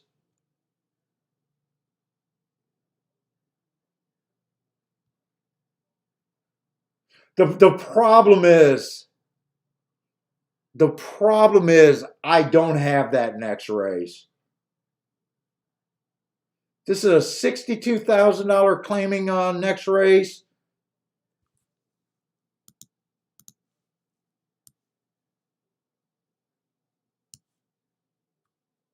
The 5, the post-time morning line favorite, has been running in grade 2s and grade 3s. Actually won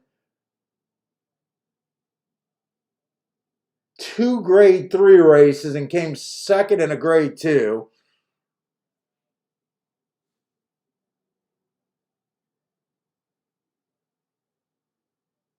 Last race, he ran on an inside bias and still went too fast to win at the 6 furlong mark. So obviously a good race. I don't think I want to play the double. And if I single him, are you even going to get a bump with him? Let me look at this stuff. Probables to the double. You're not really getting a bump with him. Let's see, we're in the 7th race. Make sure I'm in the right race. You got to beat the 5-6 double and the 6, I'm sorry, the 5-5 double and the 6-5 double.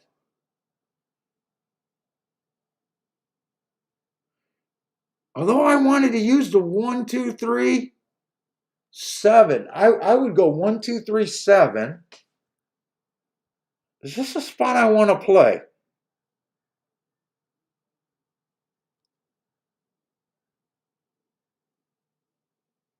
Next race, they got. I don't understand the.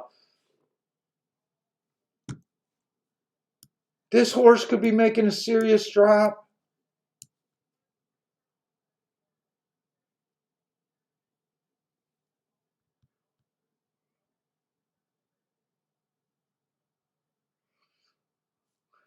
The 4-horse ran against 3 speed favoring tracks in a row.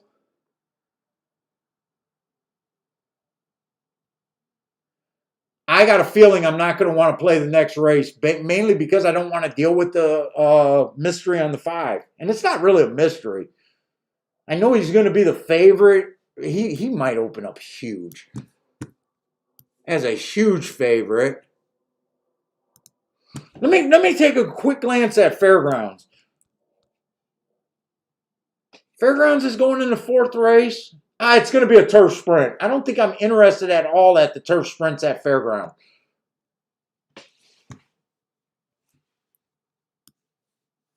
I'm interested in the turf routes. I'm interested in the dirt racing, but I think turf sprints, I'm never interested year in and year out. I don't quite remember why.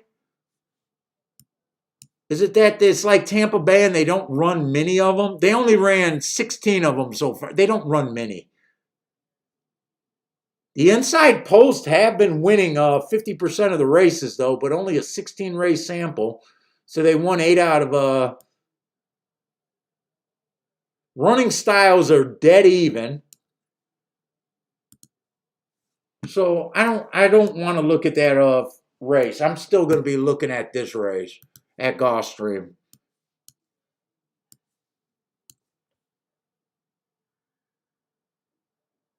Hey, what's up, Gregory?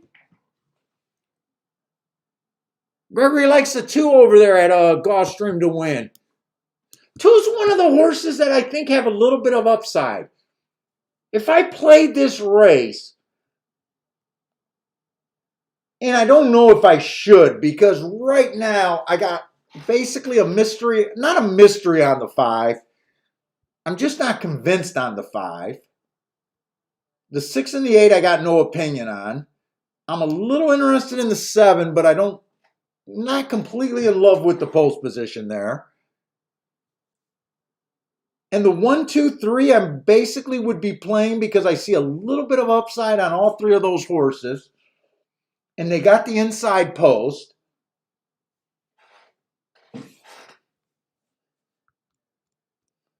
I can't make a morning line this race because the 6 and the 8 are first-time starters, so I'm going to have no opinion, so I'd just be giving them odds based on nothing or percentages based on nothing.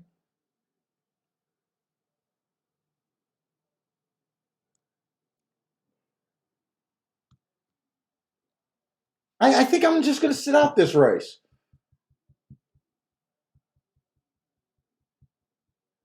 Oh, Lanier likes the 7-5-1 over there at Gulfstream. Parsons, how are you saying speed at Fairgrounds on the turf? Did I misread something or you're looking at something different?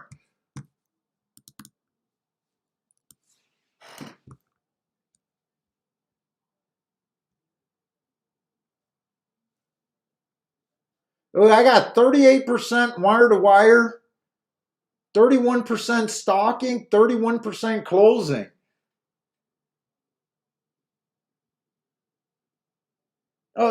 Small sample sizes. I will say I got a small sample. Maybe he's looking up last year's too. Parsons might be looking up last year's. Sometimes he does shit like that. Hey, what's up, Mo Nose? Mo, I see you doing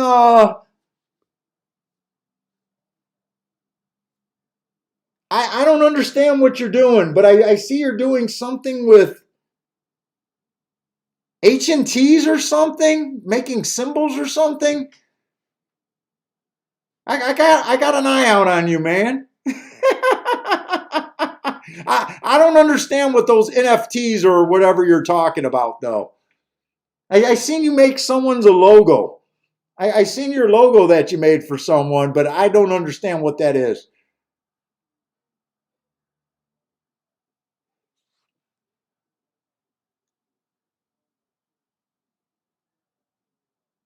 I'm an old guy, man. I don't. You can't start telling me about those things. NFTs. Mo, if you guys know what those are, Mo knows is making NFTs.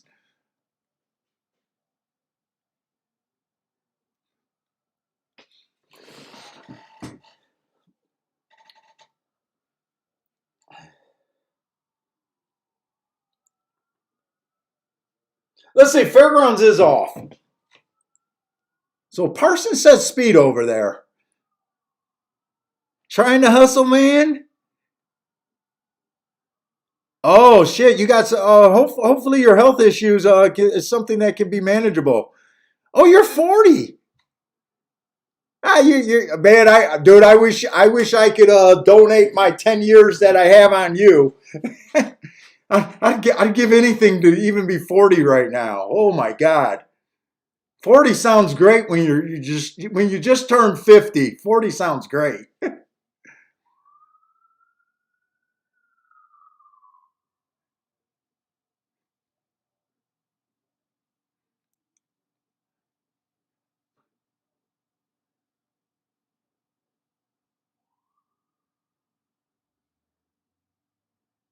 Let's see. It looks like it's going to be something like 678. I think it was 678 or something like that. 768 over there at Fairgrounds. I did not do anything over here at Gulfstream.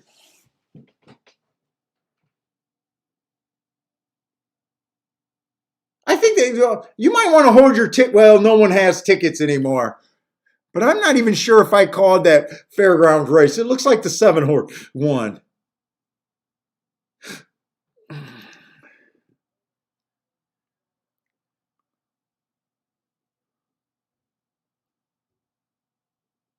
Oh my God, Mo, you got it from a car wreck.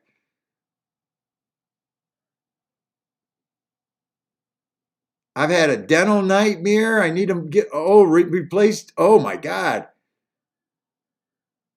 Sounds like you got a whole bunch of veneers or fake teeth put in or something. Even grandma knows it has to do with cryptocurrency. Let's see. So 5 does got the lead. My 7, I don't think my 7 ever fired.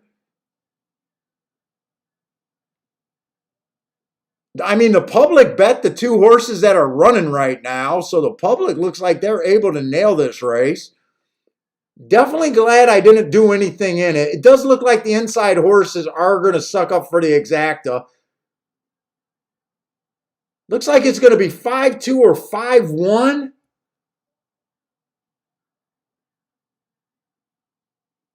5-1-2. Those might be. In fact, I think it came in 5-1-2-3. So I'm not mad at that. I used my handicapping to sit out that race. I felt like I was trying to do something with the 1, 2, 3, and the 7. The inside horses mostly. But I knew I didn't understand this 5 completely and didn't really have an opinion of him one way or another. I could see someone hitting this exact in this try fairly easy as long as they like the 5 with the inside horses.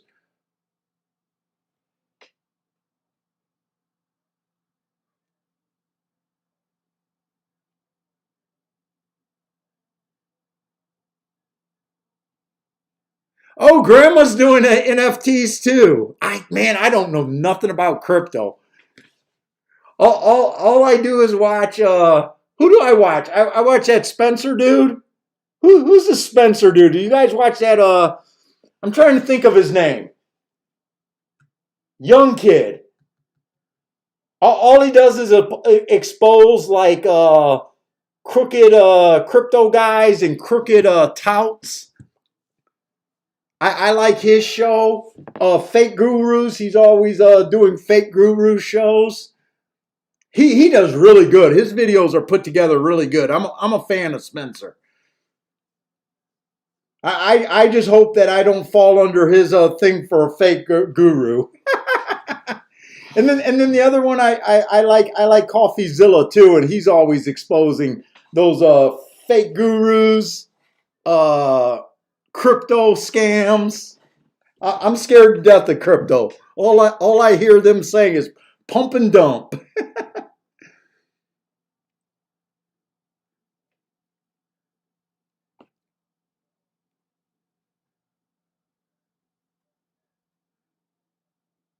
Does anyone watch those two shows?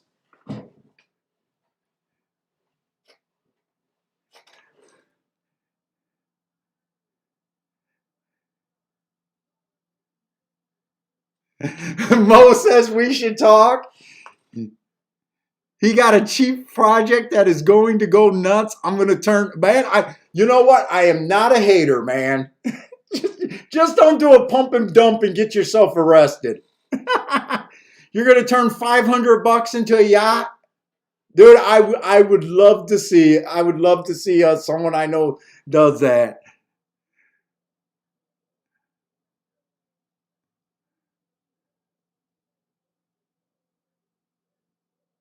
And I'm lost too. I don't know what the NFTs are either. I'm lost on that too.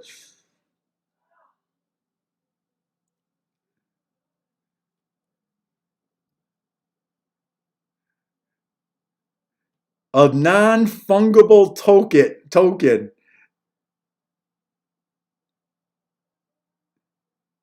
Dude, just from watching those guys, I think eventually the regulators are going to catch bust a whole bunch of people.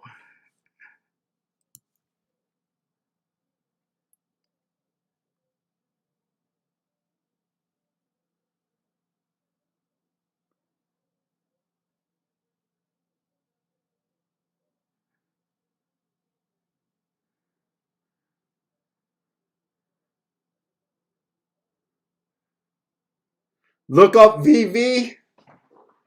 Dude, I'm scared to death of that shit, man. Give me my boring index fund. That's all I know about investing. Boring ass mutual funds or index funds.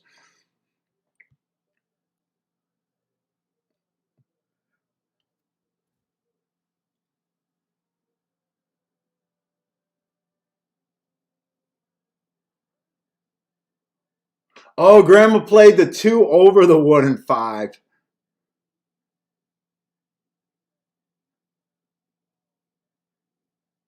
Grandma said, "Yeah, oh, she needs to learn to box." Now that probably would have been.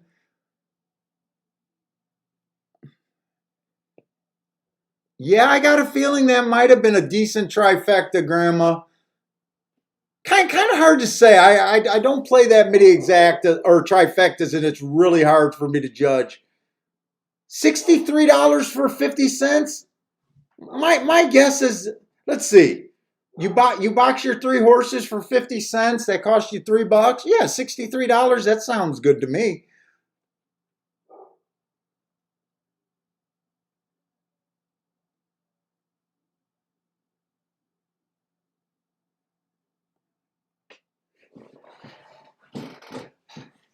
Dude, when Bender was talking about his what was Bender doing? Bender was doing margin buying. My head was spinning on it, the margin buying. But dude, I love that he said he did pretty well in that. So fuck, I'm happy for him.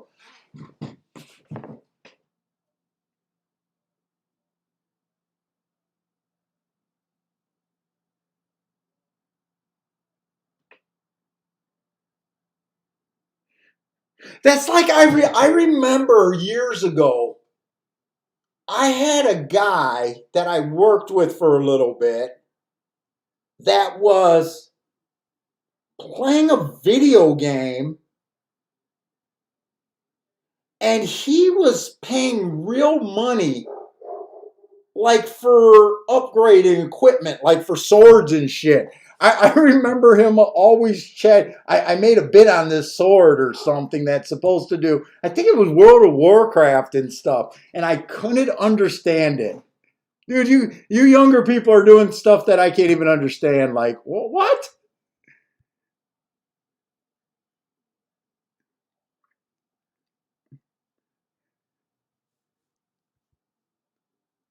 And I remember watching like a Dateline years ago where people were like paying real money to be in like a simulator, like they were vacationing in a starship, paying real money to do it, but it was all on screen. Like, what the fuck? I couldn't understand it.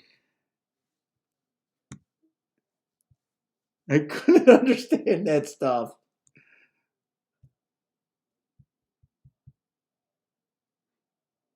Wow, I'm kind of shocked this five is only opening up at 2-1. I might not understand this next race at Gulfstream at all.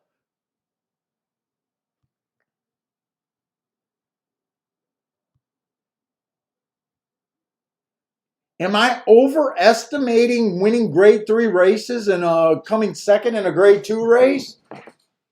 I kind of thought this horse was going to open up at 3-5.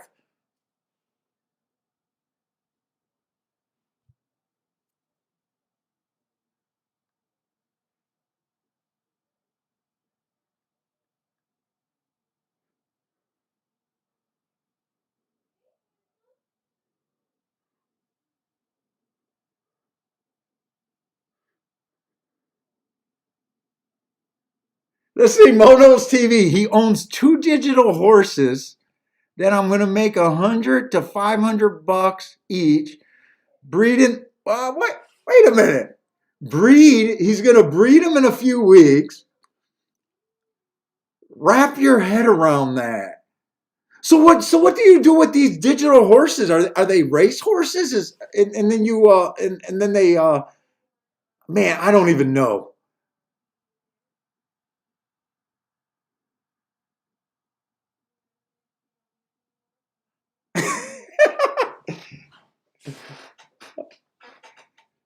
Dude, I tell you what, horse racing will have something to worry about if the digital world can turn into horse racing digital and make it right.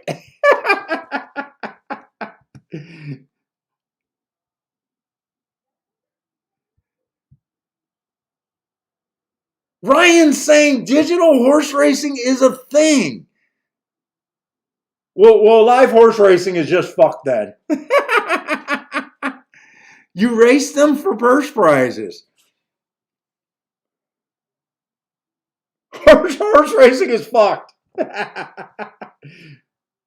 No one, no wonder none of these YouTube videos can get any views on any channel.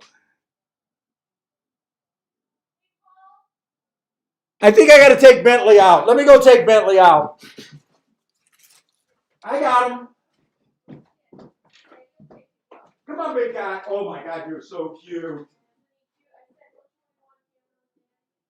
You gotta go potty? You gotta go potty?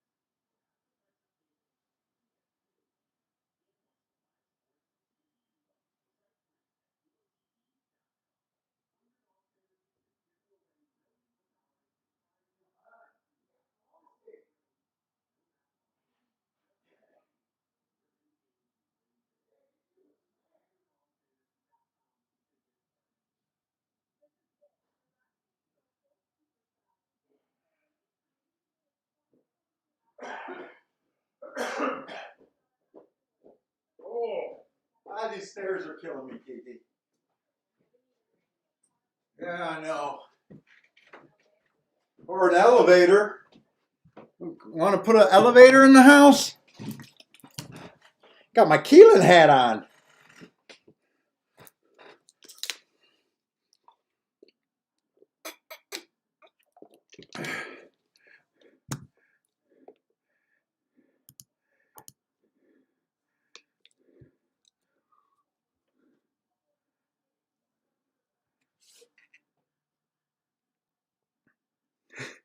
Renisu would pump his digital horse with digital steroids.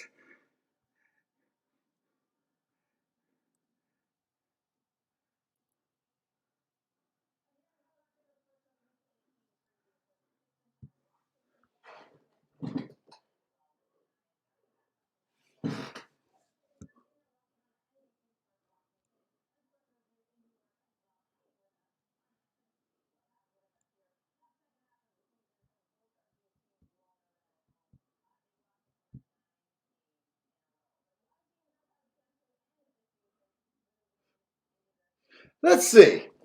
The 5 has been off for a long time.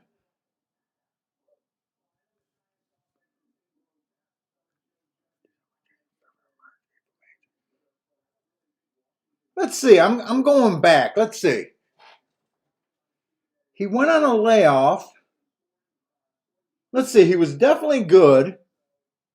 He went off on a layoff October of last year. That's October of last year.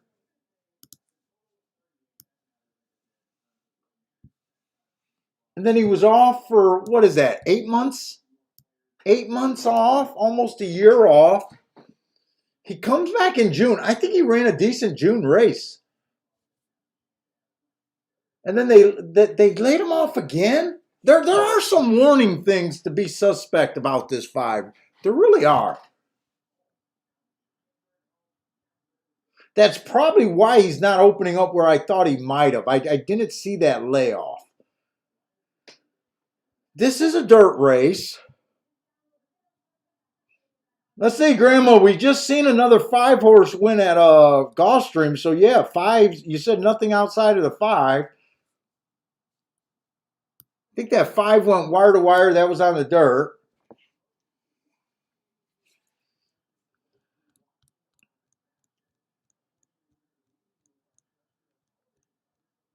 Let's see. I am definitely a little touchy on this race here. If I just ignore the 5, where would my opinion be? Sometimes I got to do this. I just got to pretend that the 5 is out of the race. Where would my opinion be if the 5 was not in the race? There's nothing wrong with the 7 other than I don't care for the 7 hole. I like his race 4 races ago where he went too fast to win and still just missed. Stopped the clock basically the same time as the fastest winner. I imagine that was the fastest race of the day 4 races ago. He tries a mile after that. His speed figures went down, but not. I don't think he's going to run his best race today just because of the 7 hole.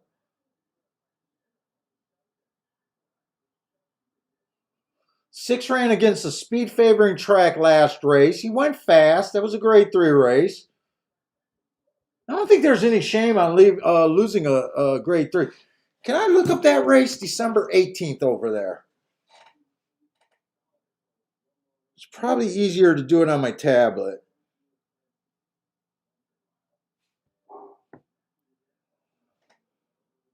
Ooh, popped right up. 8th race. Let's see what a grade 3 race looks like. What kind of horses are in a grade 3 race?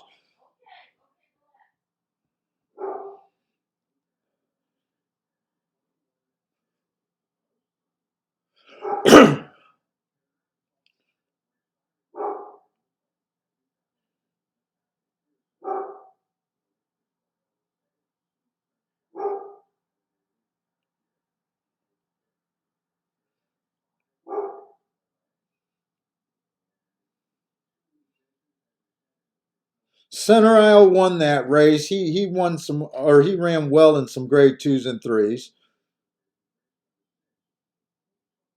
Other than that, everyone was coming out of stakes races or 62,000. There was just one horse that ran 25,000. I would say that was a decent field. I got him kind of running against the bias that day. Ran one of his better races according to the speed figure.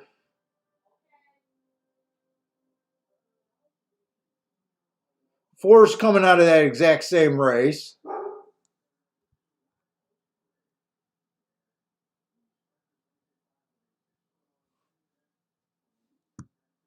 Trying to figure out where I'm at in this race. And I might not want to spend that long on it because I'm already, when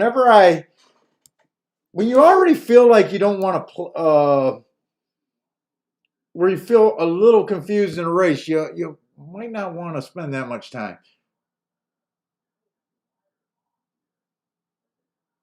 So 6 beat the 4 in that race. 4 was on the farthest part of the track.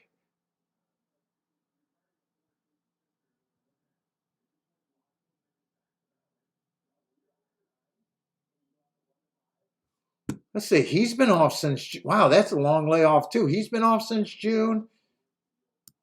Okay, those weren't the same stakes race. I'm not sure where I'm at in this race. Does anyone got an opinion in this race? Let's say I got 4 minutes to race 5. Let's look it up, Fairgrounds.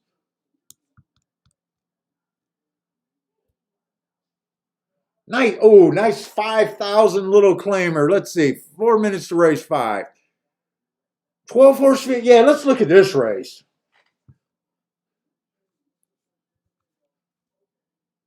Hey, what's up, on break? Okay, so on break has an opinion. 6 at Gulfstream needs to be the lead to win. He won't get it. Oh, he won't get the lead, so you don't like the 6 horse. Oh, Ed's giving me the look at Fairgrounds. Yeah, nice cheap race. So I am looking for speed and stalkers towards the inside. I'm sorry, yeah, speed and stalkers towards the inside. So I don't have the 2 and the 3 marked because I don't keep track. I'm not going all the way back to January. But neither of them fit speed and stalkers.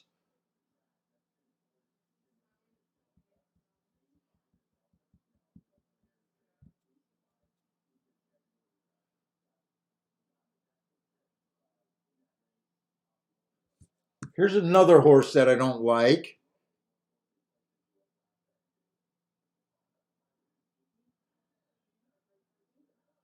Was that him whining?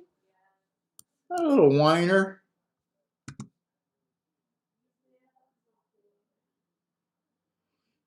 He's mad because he don't get no attention. Same reason I'm mad at you. Man, I whine and I don't get any cuddles from her. Bentley whines. Mama can't jump up fast enough to give him her cuddles. Psh, fucking lucky guy. Give me a cuddle. She said, I got enough for don't. So another lesson to you single guys: don't get married. Cuddles get over. Let's see. So we got a 12 horse field. So morning lines on a 12 horse field is tricky because we start with 10% on all of them.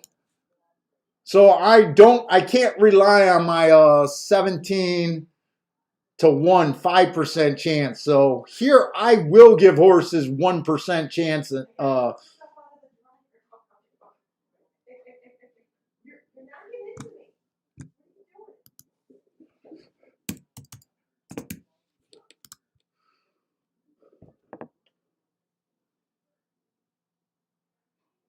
They're betting the 4 here.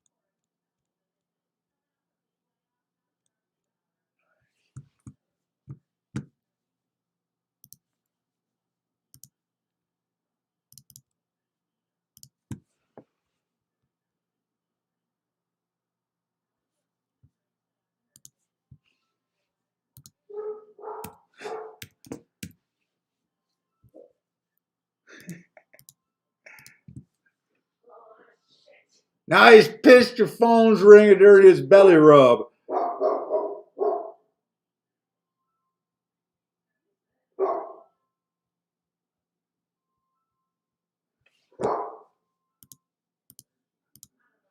So now I got 17%. 17%. It's about 9-2. Do I got enough time to keep going?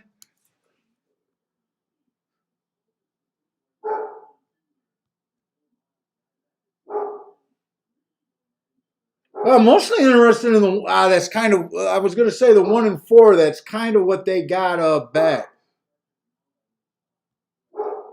I'm mostly interested in 1-4-5 over there at Fairgrounds.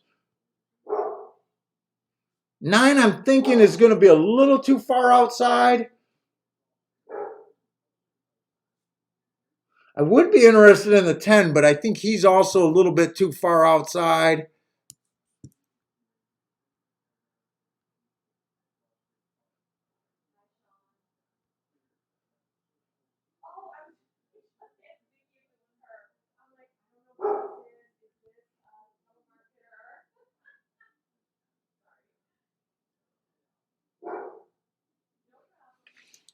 Can I do something with the 1-2-5 at Fairgrounds?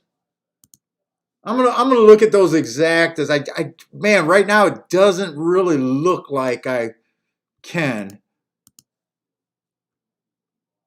Let's see, exacta. Am I saying 1-2-5? It's not 1-2-5, it's 1-4-5. 1-4-5. 1-4 is paying 17, 1-5 is paying 35. 4-1's paying 16.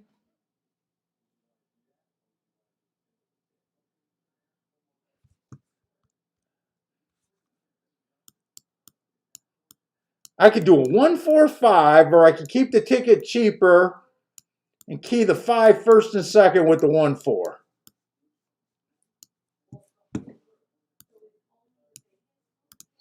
Neither of them are super great.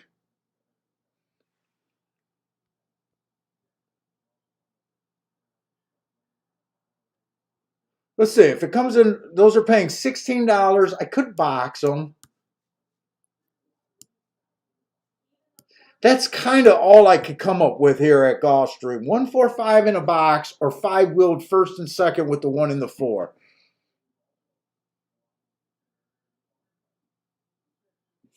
Or just do the 5-horse to win and that's it. If he's at 5-1.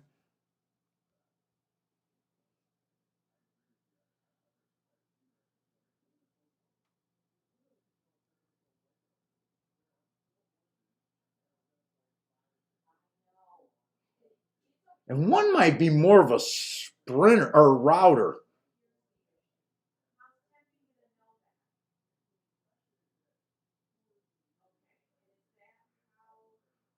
Five ran on a bad rail last race. He just lost. Damn, November 27th. I might be running out. I mean, I'm running out of time here.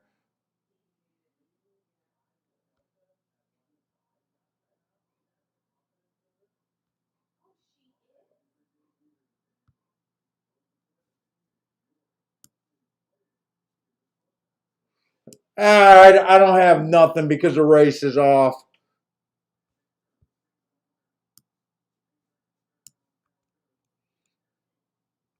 I just realized and got caught into looking at a lot of these horses were running on November 27th.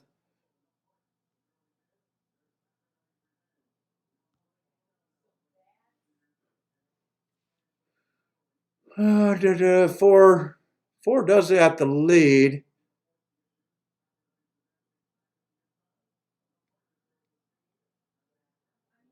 Four looks like he should be gone. I think this exacta could have been hit on the box.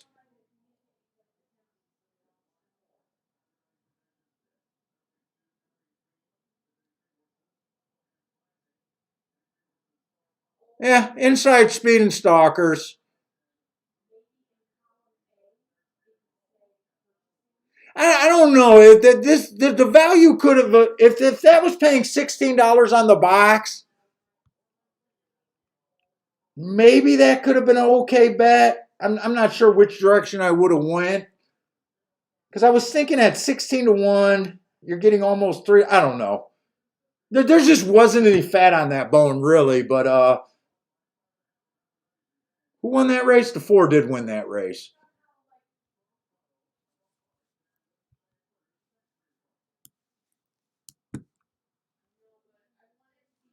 We'll see what that exacta pay. I got a feeling that exacta probably went down. Yeah, it went down. You couldn't have done the exacta box there. Right now, the last flip of the board looks like 4-1 is paying $7. If it stayed at 15-16, I could have argued that it wouldn't have been a terrible bet with that opinion. But at $7, you can't box three horses and get $7 back and call it that big of a successful ticket. It's a winning ticket, but that's not what you want to do. Let's see. Let's just write no bet here. All right, still feel like it handicapping good, but let's see. Hey, what's up, Brent? Brent and Melissa. I think it's always Brent though. I think I asked that question before.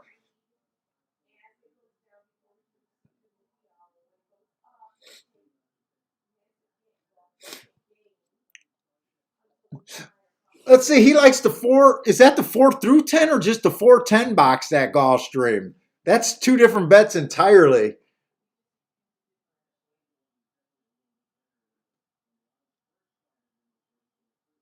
Wait a minute. There's no 10 in this race. Brent got something wrong there.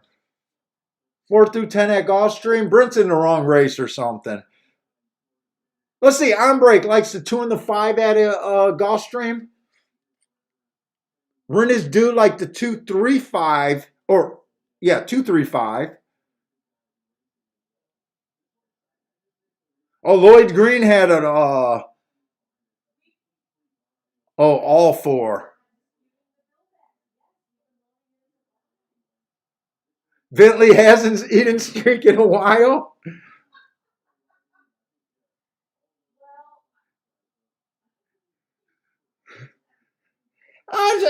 I'm doing okay today. I think I hit 2 out of 4 races today. And one was a play bet, so one's almost not even a bet. Hey, what's up, B-Ball? B-Ball went 2-7 in the exacta box. I don't understand this race right here.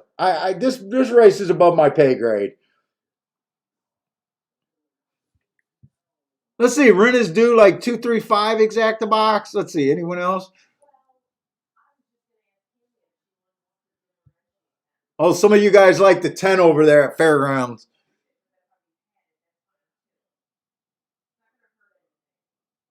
Let's see, 7 tried to break on top.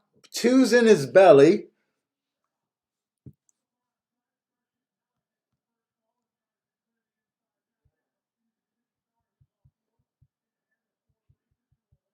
Seven was the horse that I liked that race 4 races. I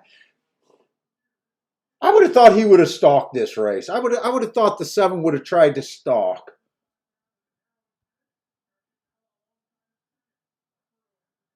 I would have kind of thought that the 2 was going to be a stalker here too. Actually, he looked more like a stalker, but he had a little bit more upside in class, I guess.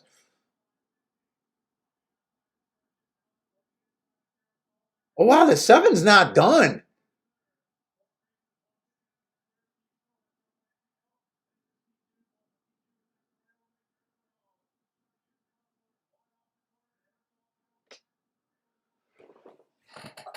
If you guys back that 7, I think you just got a terrible beat.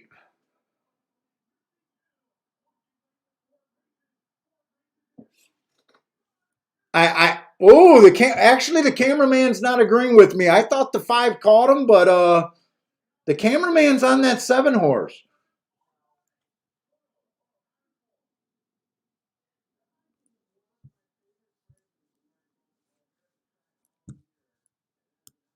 Oh, 7 was a Starship horse. Garth is pointing out. I didn't even notice he was. Not that I would have bet him. I just like to root for those Starship horses. I thought the 5 caught him, but maybe I'm wrong because the cameraman.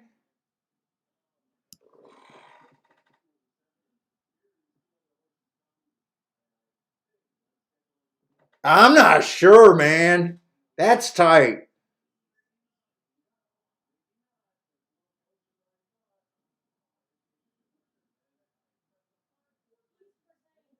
That's a tough beat to me if you had this 7 horse. 7 had to be at decent odds there.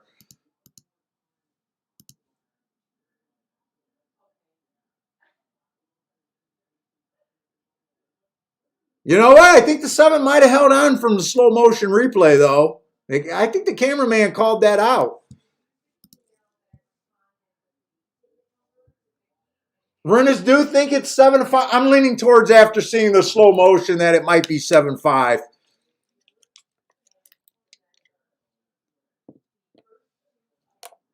Mono's TV is a Street Boss bred, huh? You're a fan of Street Boss?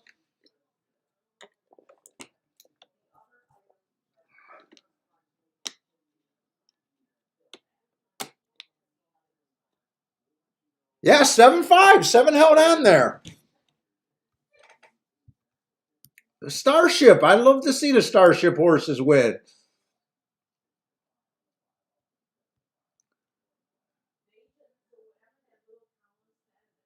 Boy, I tell you what, he needed that wire because one more step, he wasn't going to be the winner.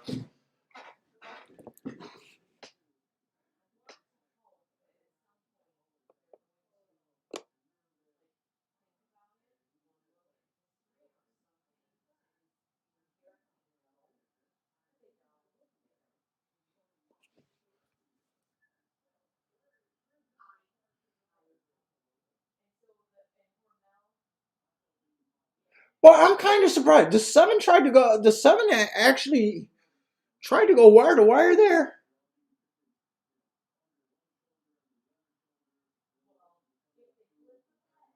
Let's see. I could see 5 not having the front speed because of the layoff. I could see that.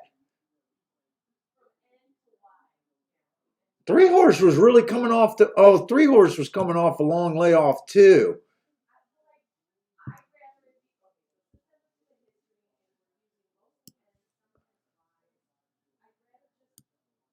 That was November of last year.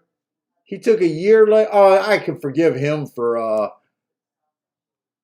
not showing speed.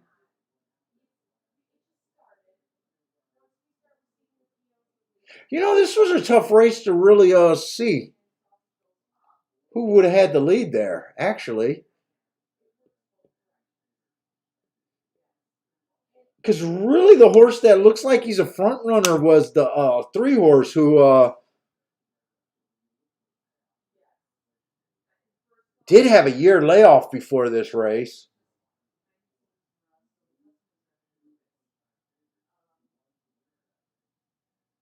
Hey, what's up, Case G?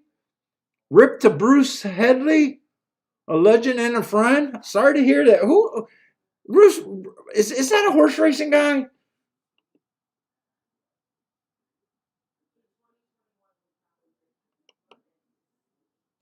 Bruce Headley?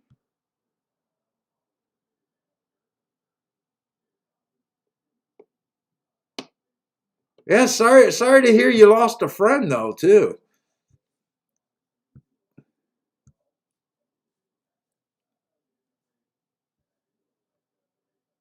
Oh, Brent met Fairgrounds, not Gulfstream. I was gonna say he had to be in the wrong race. Oh, okay, so that was that Fairgrounds race.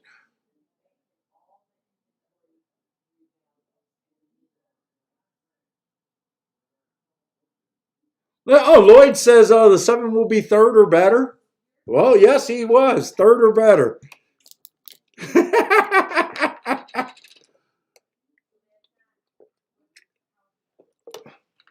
Let's see. B-ball went 2-7 in a box, so he liked the 7 there.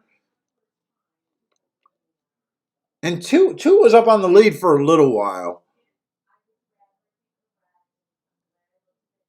There was a jock's ejection at Fairgrounds.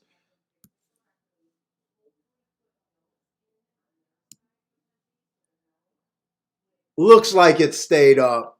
Oh, you know what?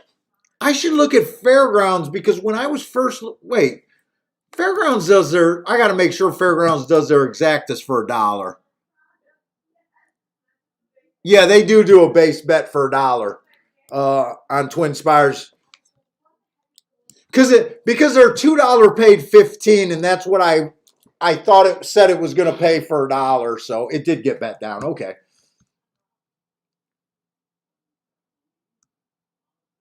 We got one more race at Gulfstream.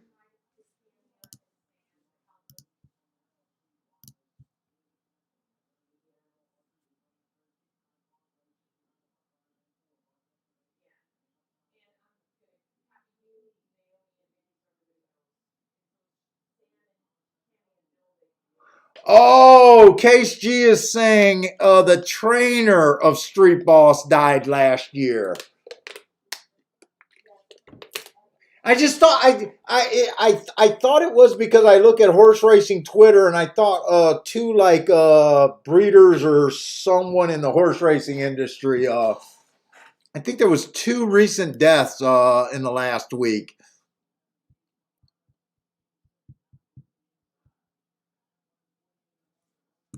So that's where I thought, okay, he died last year.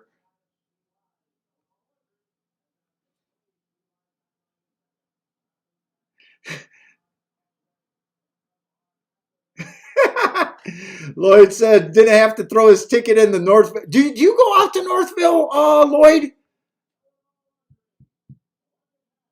Is Northville still even running, Lloyd?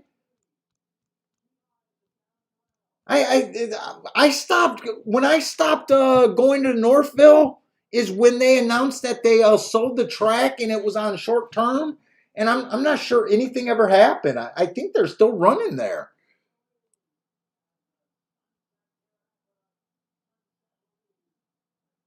Yep, the Star Show, the 7 horse one, the Starship at Gulfstream, Starship something. Dude, I don't know why I cheer for that stable, but that stable, they that breeding, whatever that is, that does those Starship horses. I'm just a fan of them.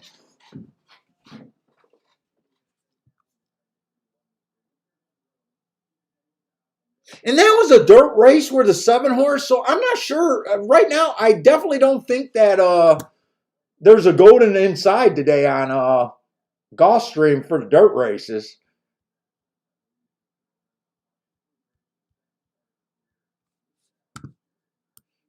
7 horse pretty much went wire to wire. There was just a little split where the two got the lead over him.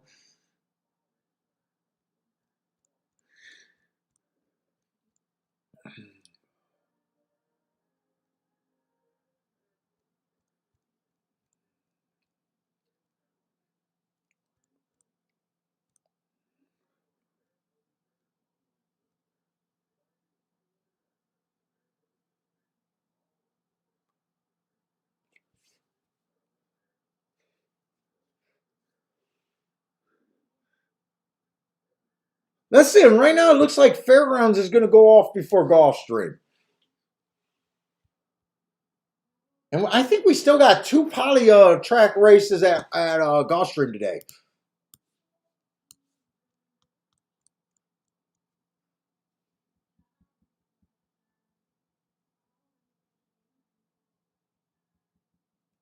Sixth race is going to be a turf route over there at Fairgrounds. And last year, Fairgrounds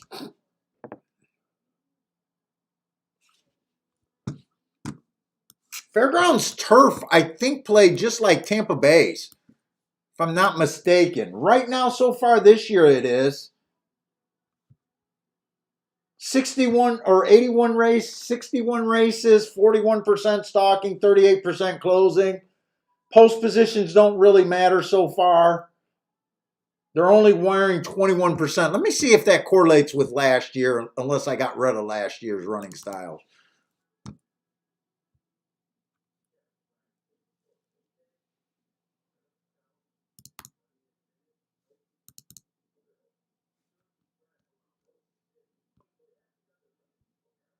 Yeah, last year they only went wire to wire 15% of the time. They stalked 44% of the time, closed 42% of the time. That's what I thought I remembered over there on the turf. So it kind of played just like Tampa Bay. I'm gonna give this race a chance right here. I'm gonna look at this race.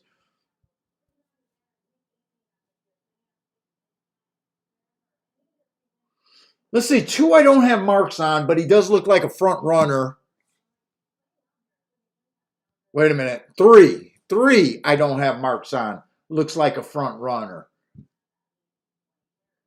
The 2 kind of fits the profile that I'm looking for. 8-1.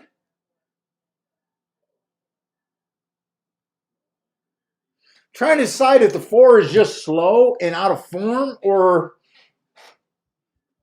he looks like he'll come from behind. 2 races ago ran on a bad rail, so I can forgive him 2 races ago.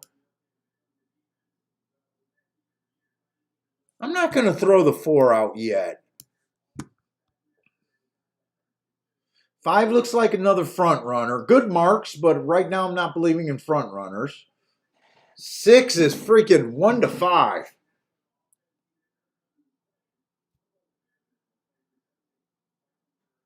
And he's ran with a couple horses here. He just won by 5 lengths on December 11th. I want to look at this December 11th race. Let's see, the 8's coming out of that race. 8 didn't run a lick in that race. What happened to him? He didn't run a lick. Oh, before that, he was a $10,000 claimer. That's probably why he didn't run. Oh, yeah, he shouldn't have been in that race. Looks like it.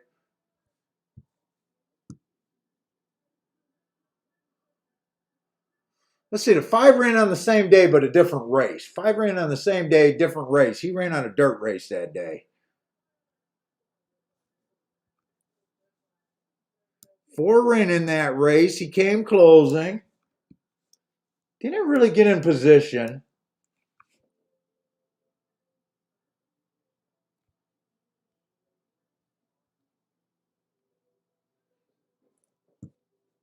Two ran in that same race. Actually, he made a winning move. Wasn't good enough. I could see him possibly reversing this time. Boy, the 1 was coming out of that race. I wish the 1 was in this race.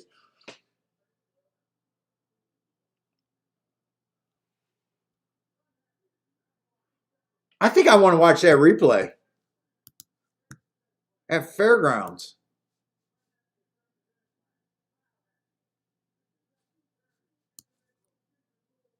Let's see. Am I at Fairgrounds?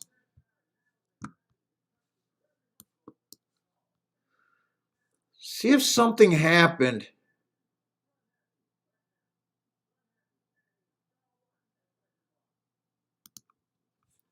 Boy, the comment said he flew. Ah, and there was a scratch that freaking race. God damn it. Let me see. Let's stop this. So I'm looking at post 8.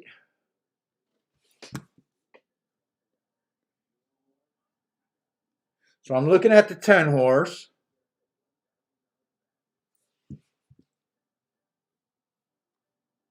I'm looking at the 7 horse.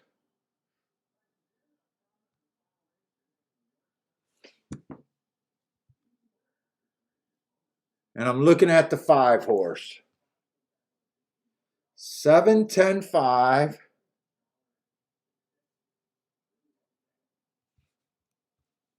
And I'm looking at the 4 horse. 4, 7, 10, 5. These are the numbers of the last race.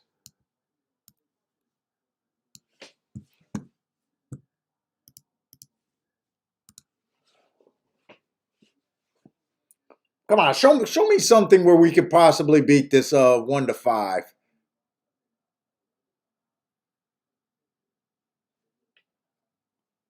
I had that the day was stalking closing on that day.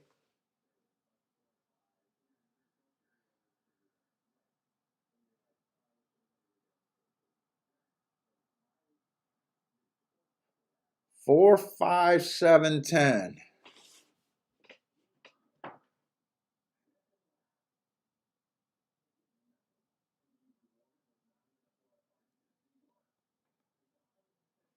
Jesus Christ, these horses came off the screen.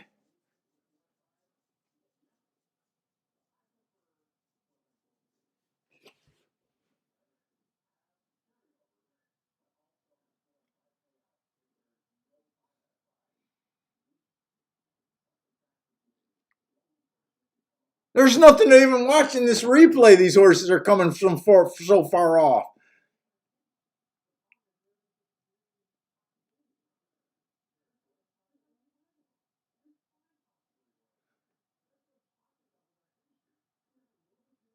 Let's see, 10 is the horse that's getting first run. Who is the 10?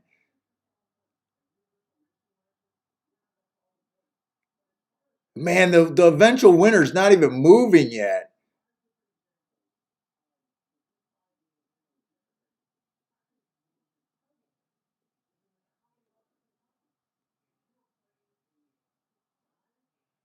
Jesus Christ, did that horse fly. 10 was definitely, 7 was coming with some interest there. Now I got to figure out who was who. Don't care about the 8.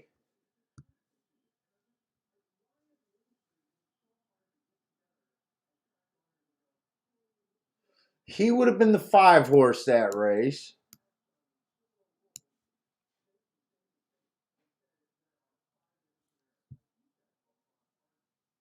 He would have been the 7 horse that race. He had some run. This horse, if he was closer to the pace, he might do something today.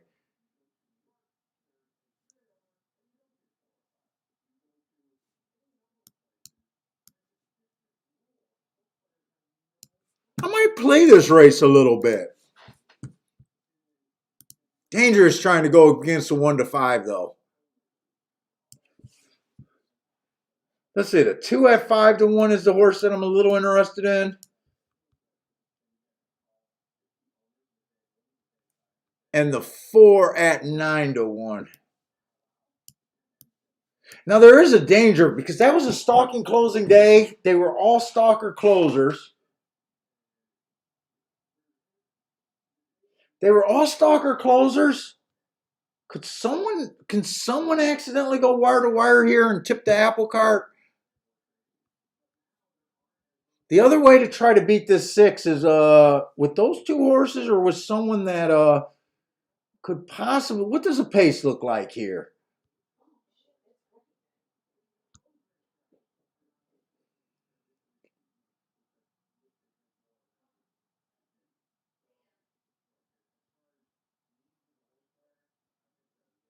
Five looks like he's going to lead here. And so does the 3. So there might be a speed duel here. I think I'm going to take a little shot in this race.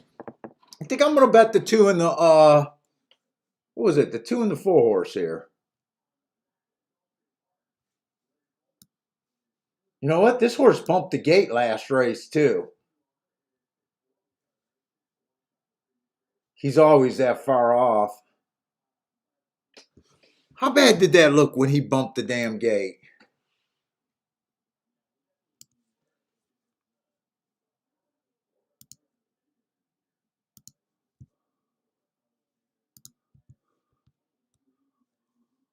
Bump the gate rally.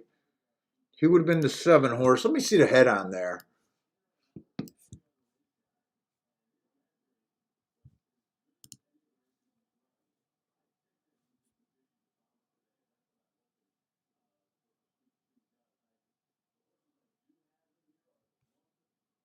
Yeah, he did. Let me see the head on. Oh, yeah, he really had a little bit of trouble. Let's see. I want to go look at Gulfstream, so I am going to put a small bet in on this one.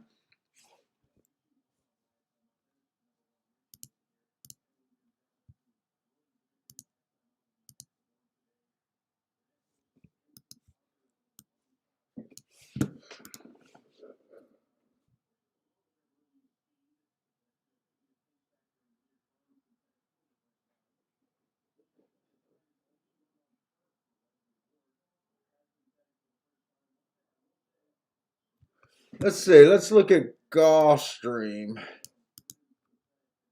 Another synthetic race today. They're betting the 3 and the 4 horse. Got 3 to 4, 3 and the 4. Right, Gulfstream race 9.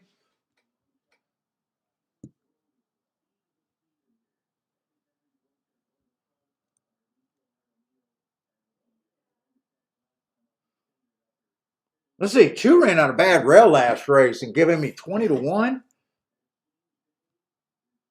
kind of race is this? $16,000 claimers? 5 furlongs? I might be a little interested in the 2. Kind of a tough race here. Let's see. The 4 horse ran on that December 4th, that claiming crown race. That was a blazing fast race on the turf there. Actually, I think I played him in the tournament that day. 17 to 1. I think I played him, if I'm not mistaken.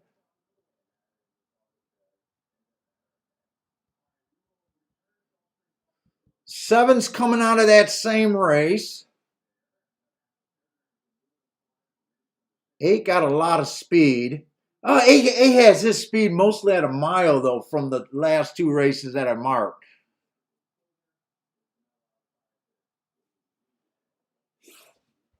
What are they betting there? They're betting the 3?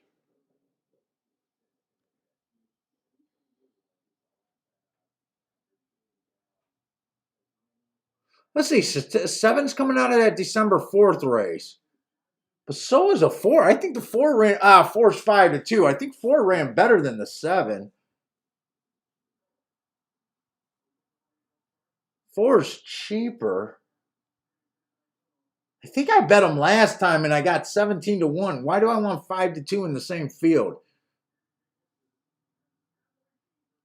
This 2 ran on that bad rail that day. You know, those horses been coming back and running well. I think I want to do something with the 2 here.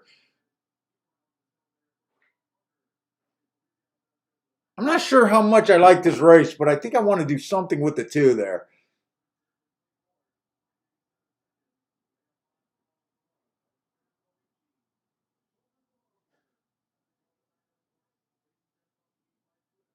Come on, can this 2 or 4 get a first jump on this big chalk? Right now, they're not messing with. Oh, no, I don't have a shot here. 6 is already making his move, and 5's still out in the clear. I don't have a shot this race. I don't think I have a shot here. 4's flying, but the race is kind of over. And the 6 is still, no, he's not coming fast enough. But they're not going wire to wire, even with a 6-length lead in the stretch with no pressure. They're still not going wire to wire. Dude, I think I'm gonna be. I'm looking forward to a big meet over there at Fairgrounds. If they keep closing like that,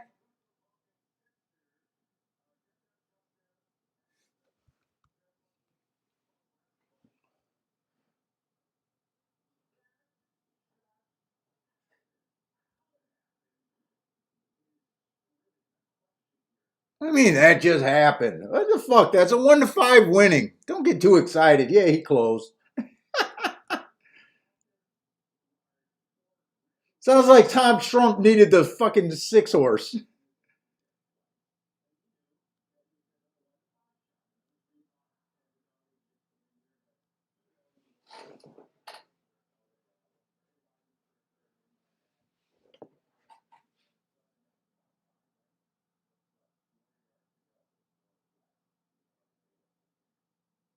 Oh, Lloyd wants to know if you guys want Sam Houston picks. There might be some guys interested in Sam Houston, but see if someone wants the picks. Sounds like Lanier's willing to do the whatever he has to do to make them.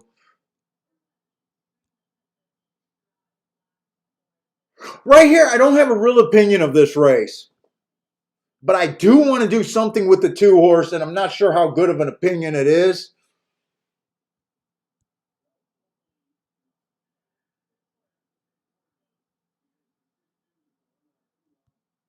He might be a little cheap, but I am getting 20-1.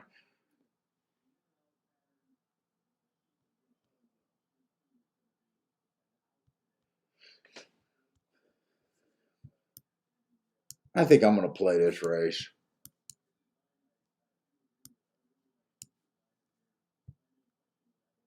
The problem is, I like almost everyone else.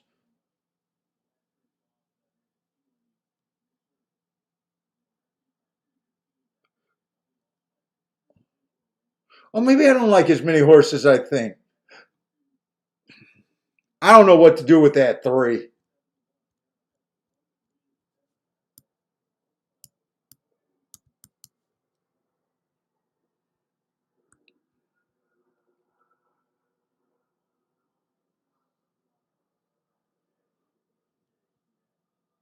Dude, I think I want to use the 1. I'm just going to wheel the 2 first and second and 2 to win with just a few horses here.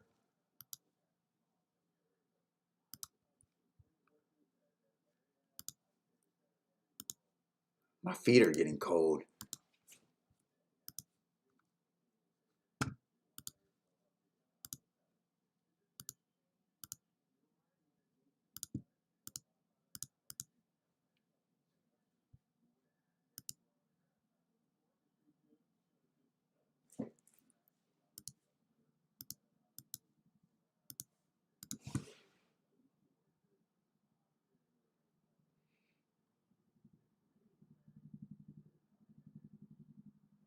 I'm hoping these turf horses don't run.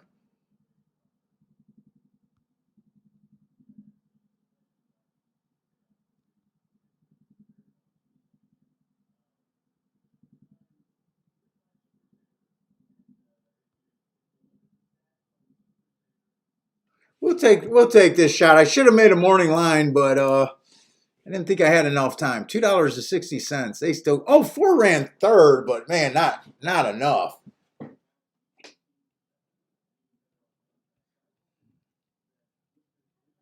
Let's see. B-ball is taking the 8, 2-8 exacta box over there, or 2-8 exacta also. Let's see. Justin likes the 3-8 in a box. Oh wow, you guys like the 8.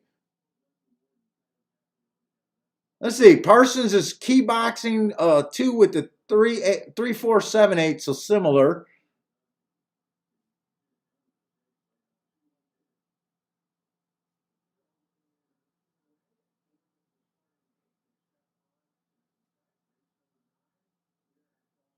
Boulder used it. Boulder used.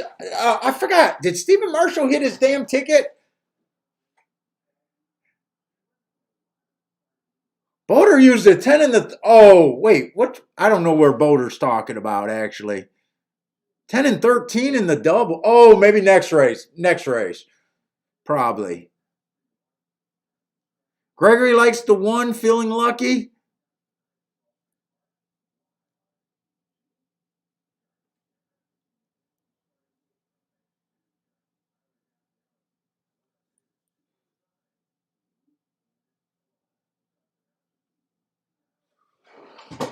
Oh,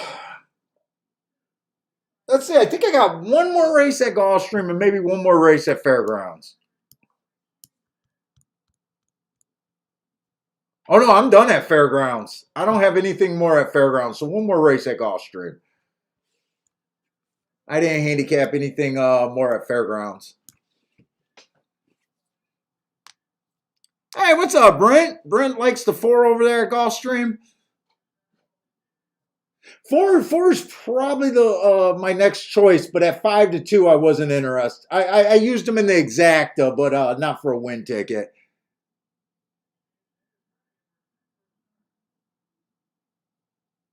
Uh-oh. I need this 2 to be interested and to come off the pace a little bit. Boy, I thought the 4 and the 7 came out of the same. They did come out of the same race. I just thought the 4 was much faster. I should have watched that replay. Maybe something happened to the 4.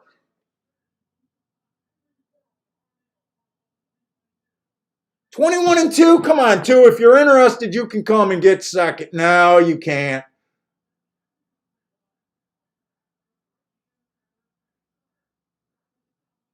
I should have keyed with the 4 horse. Like I said, man, it was so hard for me to take 17 or 5 to 2 after I think I bet him last race at 17 to 1. And I would have hit the exact if I would have keyed the 4 instead of the 2.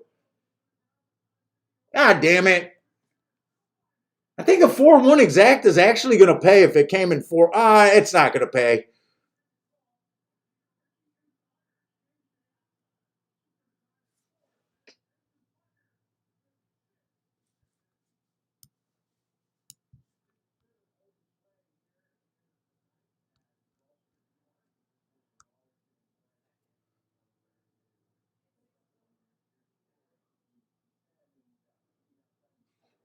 Yeah, Brent had that 4 there.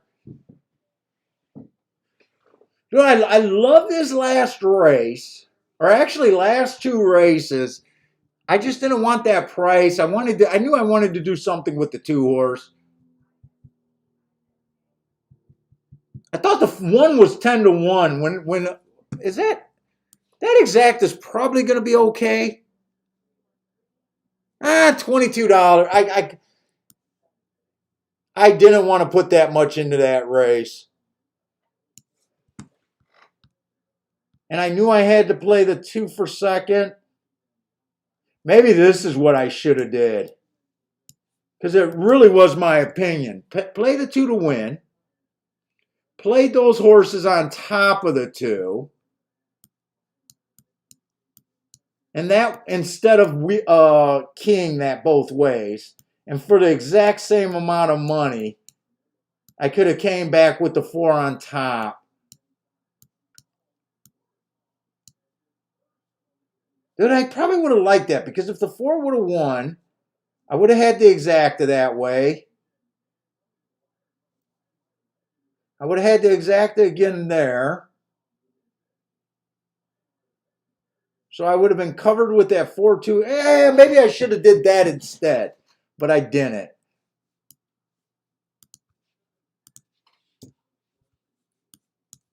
Maybe I should have did that instead.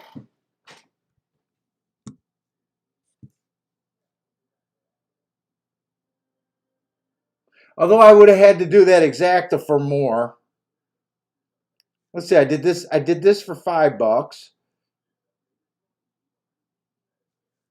So I put $60 in the race. I could have still done that for $5, but I would have had to do this for at least 10 or 20. I would have had to bet more in the race if I would have did it that way though. If I did it for 10, it would have cost 20, 40, and another 40, so $100. I would have got even money back. I don't know. I played it the way I did.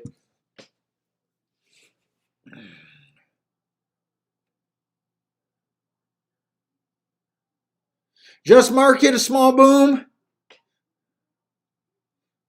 Mizzou Man had 4 to win in place, and the exacta. I thought the exacta was going to be a little bit more juicier because they didn't bet that 1 down till late.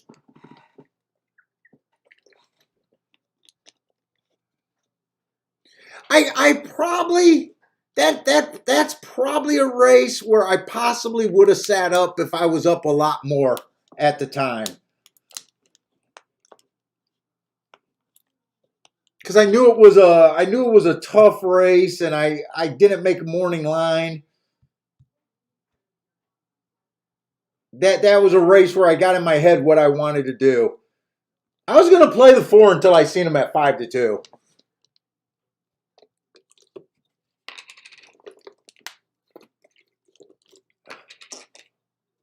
I was worried a little bit when the 7 outbroke him.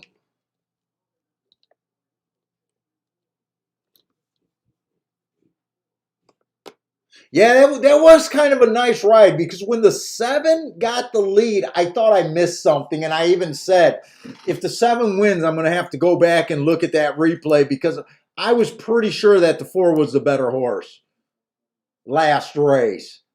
Now I don't have to look at the replay because, if the 7 would have held on and beat the 4, I would have been really interested in looking at that replay. Now I'm not so. Now I don't need to because I don't feel like I missed anything. My opinion on the 4 was that he was always better than the 7. But I was worried when the 4 relaxed and let the 7 get the lead. But nice ride on him. And I shouldn't have been worried because the 4 has been able to rate before. Well, he never rated for the win, but he has did a nice rate there. And it looked like he tried to rate there. This December 4th date is going to be in play for the next month or so. Horses are coming off and winning off of these claiming crown races. So I just got one more race at Gulfstream. And I think I hit 2 out of 4 races, but now I think it's 2 out of 6 races. Because I lost the last 2 races. So I hit 2 out of 6.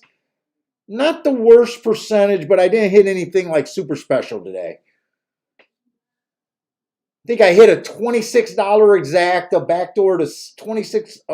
Did I say $2,600 exacta? I wish I did.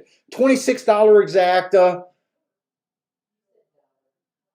Oh, and then what else did I have? I had that win ticket with the exacta that got bet down.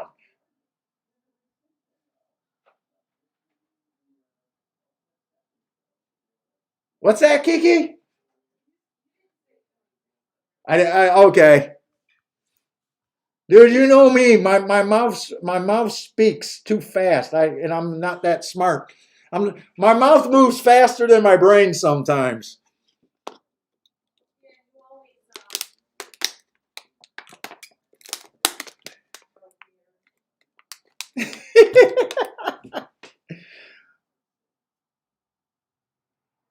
But actually, that 2 for 6 is not even that bad because I did make two of those bets were really token bets.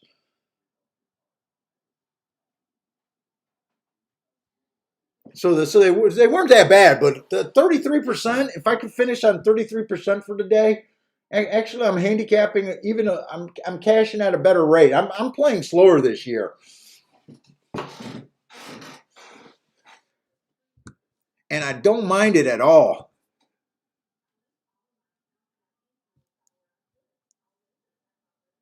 Oh, Lloyd Green's looking at the exacta pool over there at Sam Houston. He's not going to let it go. I think you're wrong on that exacta pool. I think I looked up a random chart from last year and it was way more than what you said. And I think that the other person in the chat, I don't remember who it was, but I got a feeling you're missing a 0. Oh, we got our bot in for today, so it's not a stream unless we get our bot in the room. So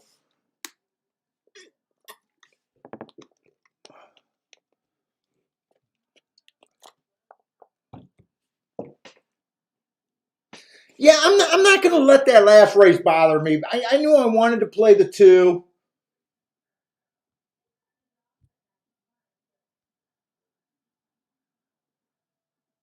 I knew I was trying to keep the ticket cheap, so I'm not going to let that race really bother me. I do feel like I could have bet that race a little bit better.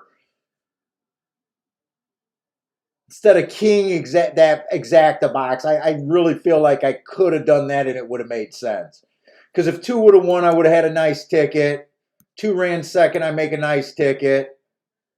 and 4 gives me winners on out there, and I might not have been able to play it to the 3 and the 2. Those might not have been paying enough. You know what? Without being able to look at those probables, I can't even tell you if I could have done that ticket even better, actually. Or 4 on top of the 3 wasn't going to pay much. I think the 3 and the 4 was bet there. Or no, the 3 was bet there. 8 was bet there.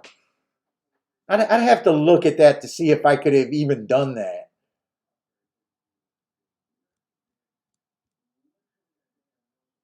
Oh, wow.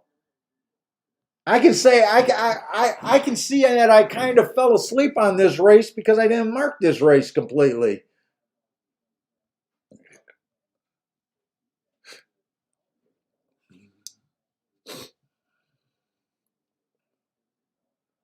Oh, I see what I did. I didn't do the shippers. It looks like I didn't do the shippers there. I think I can mark this up fairly. We got 17 minutes. I can mark this up.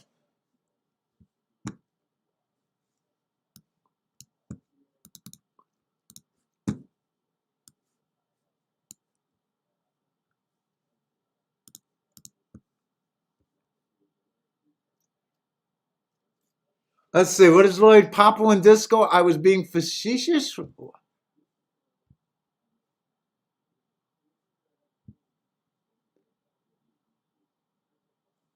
Oh, Mizzou Man says he. Wait, what is Lloyd being? Oh, is that what you were talking about? The 5 and 6 were lucky numbers today. Maybe that's what it was.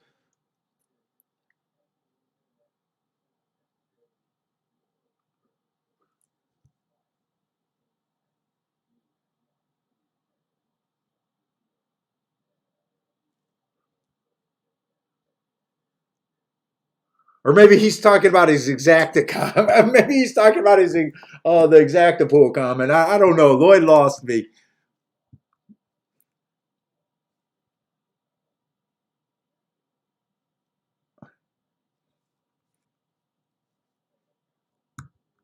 I tell you what's not on my thing. New Year's resolution is still taking 5 to 2s that I just got 17 to 1 on the race before.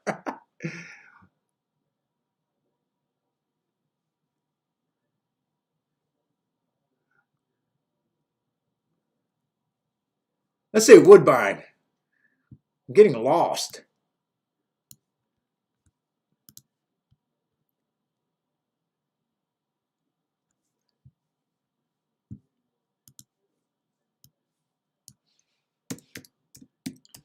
Stalker closer. God, my eyes are getting freaking blurry as hell.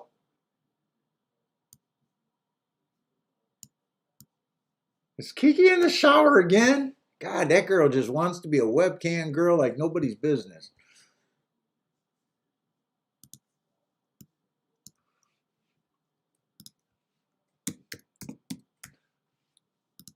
Stalker closer day, asterisk. Oh, that might be a good race.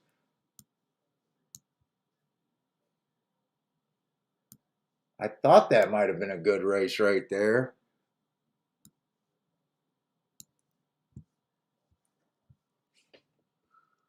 See, I think there's a couple Woodbine horses to look up here.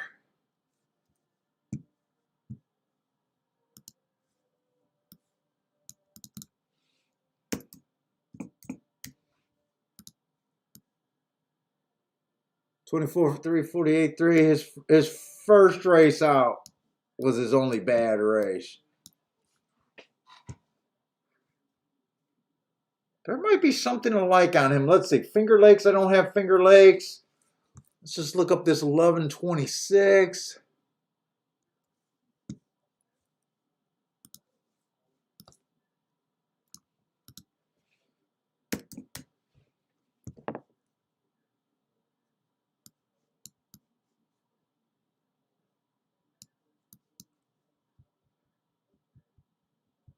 Not a bad race. 13 made it in, so I should look up those extra races. Let me just make sure I got all the Woodbine horses before I close this out. Ah, I thought there was one more Woodbine horse there. Okay.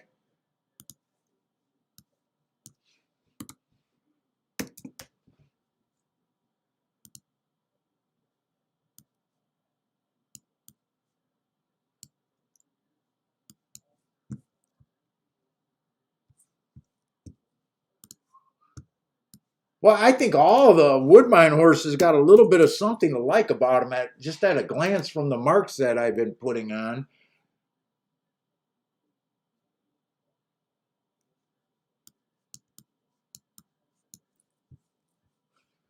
I think I downloaded I got Gulfstream mostly done. I think my second track tomorrow is going to be Tampa Bay. I think I already downloaded it but I haven't started anything. It might just be the turf races, even though I do think that the inside's been pretty good at Tampa Bay. They're gonna sucker me into playing that dirt profile, and I swear to God, whenever I play it, it just doesn't seem to be there. But every time that I don't, it just always seems like it's there. So I got a love-hate relationship with that profile over there. And it could just be the last couple years I've only been concentrating on the turf races for the most part. So maybe it's like self-fulfilling that I'm not hitting them because I'm not really playing them.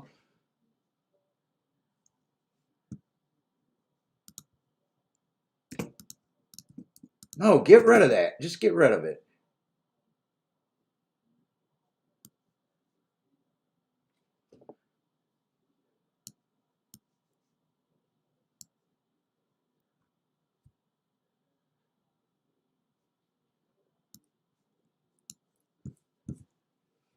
All right. He's starting a OnlyPage fan soon. Someone told me to start an OnlyFan page for my horse racing stuff. You should just go to OnlyFans.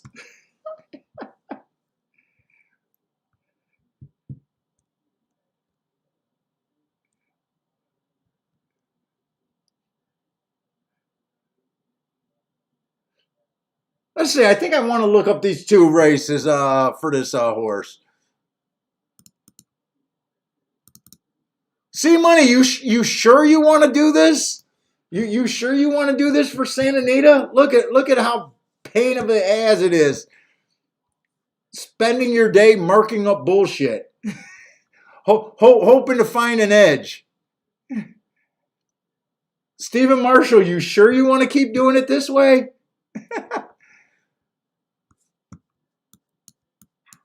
It's not the funnest thing when you're alone by yourself trying to mark this shit up.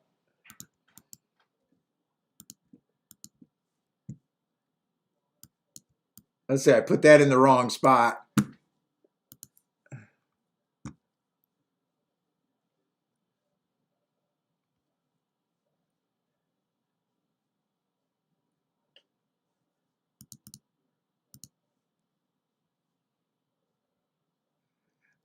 Let's see, Dean, I'm not much of a grammar Nazi, but definitely a spelling nerd.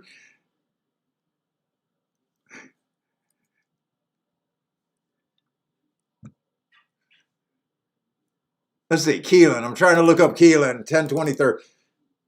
I mean, it is easier to do on a tablet. The tablet, I can do this so quick, and when you're not trying to talk and think at the same time, but it's not the funnest way to handicap. I'm big days. You feel like it's worth it. Like to me, it's worth it. But shit.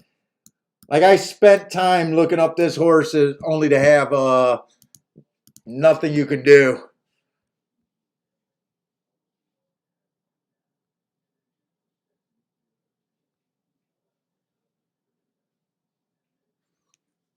Let's see, and I got to do this Gulfstream horse too. Those are August of this year. I don't know why I didn't do him last night. I must have just got tired and said fuck it.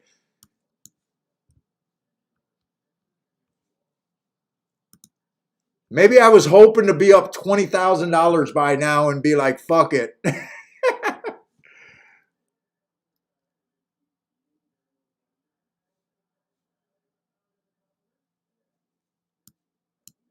Let's see. Early pressing day, I'll give him an asterisk for that, but either way, it's nothing. Nothing eye catching on that race. Let's see.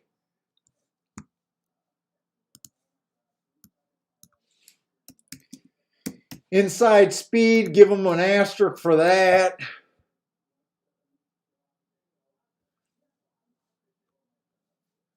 He was at least average that day. I don't think he's going to look that attractive anyways. All right, let's see where we're at. I think I can look at this race and you know what? I'm going to watch Fairgrounds real quick. I want to see if the inside of the track is where we want to be at Fairgrounds.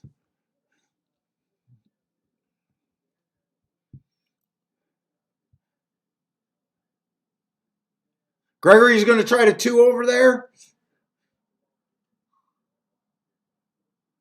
Oh, B-Ball, you were hanging out with Jimmy the Bag over there at Santa Anita. Yeah, I think Dean is our New York teacher, if I remember right.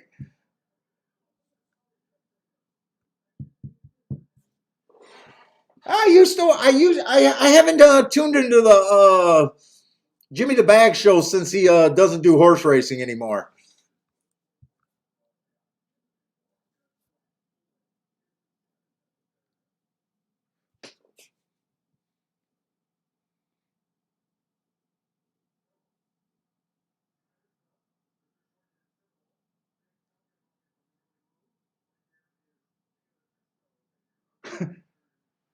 C Money says, wow, the exacta pool with 4 horses are $23,000. Go in there and get you a 4-horse exacta box. You can't miss. They let you play exacta with 4 horses? I didn't think that was a thing. That shouldn't be allowed. Oh, Dean's not our. I know we got a New York school teacher, but it wasn't Dean, huh? Yeah, Jimmy the Bag. He like. I know he's a horse racing fan, but he's not a full horse racing handicapper. And when he did the show, he was honest and just saying that, you know, he enjoyed doing it and let's play something. And, you know, he didn't try to present himself any other way. I think his bag, if I remember right, he's mostly a sports bettor, but I think hockey is what he excels at. And it does look like the inside's still holding on pretty good. I think the 4's gone, and I think the 1's going to suck up for second over there at Fairgrounds. So, you know, I only tried to play Fairgrounds 2 days so far, and I hit on Monday. Today, I think I only tried to play 1 or 2 races. No, I think I only played 1 race, and that was a token bet so far. Parsons had the 4 over there. Nice call, Parsons. Dude, I think he was in one of the Scream movies or something like that. I think he did some acting back in the day. Jimmy the Bag. I think he played the douchebag in some slasher movie, like the douchebag high school kid. I'm pretty sure he did. I want to say it was Scream, but I could be wrong about that. I'm not a big slasher movie guy. Let's see, we do got 5.5 furlongs on the poly right here.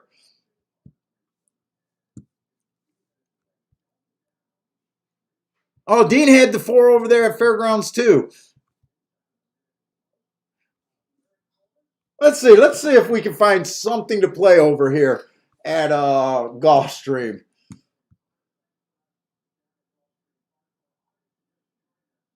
Let's see, 1 doesn't look terrible. He is shipping from Woodbine. I like that race 4 back. He was 1 tick slower than the fastest winner.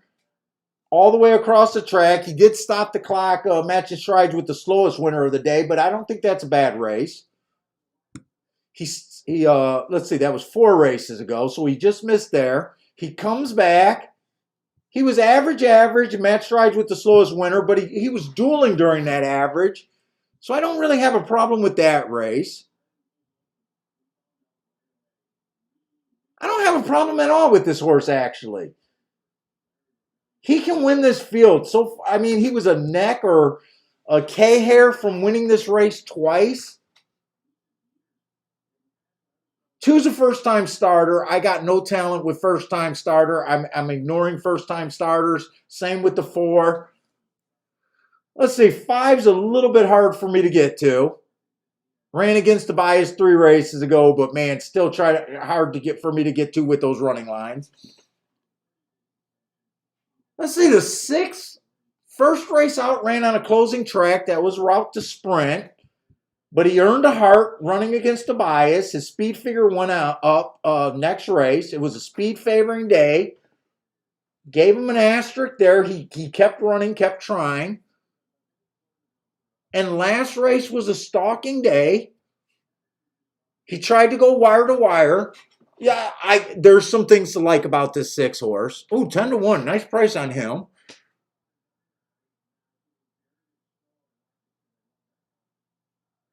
Seven's another Woodbine horse. I think his race 2 races ago on the route was fabulous. Running against the bias, going too fast to win.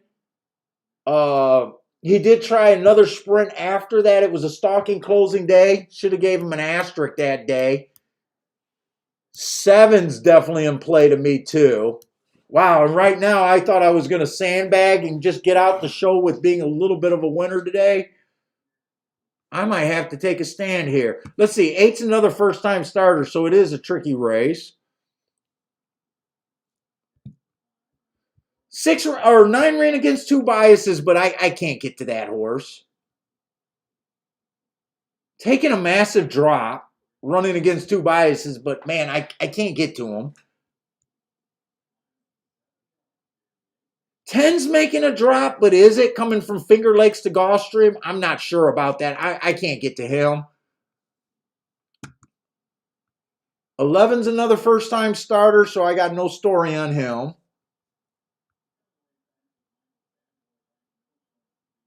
12 wouldn't shock me. See, how many horses are in this race?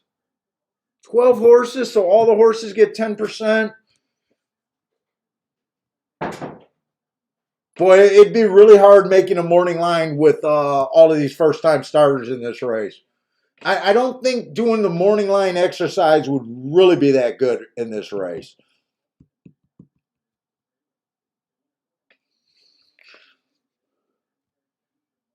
Man, the horses I'm interested in are definitely the 1, definitely the 6, and definitely the 7.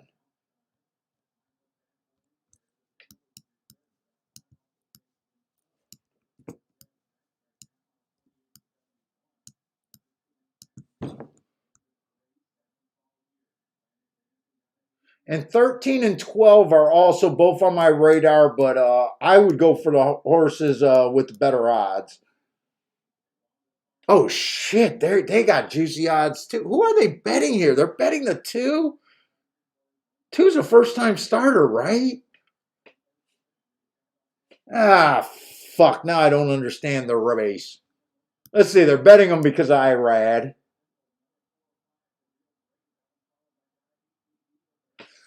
Ah, fuck.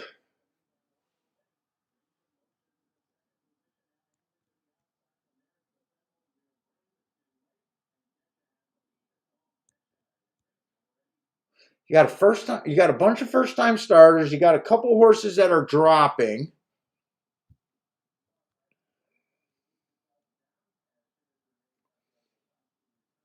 I think the best I can do is a play bet here.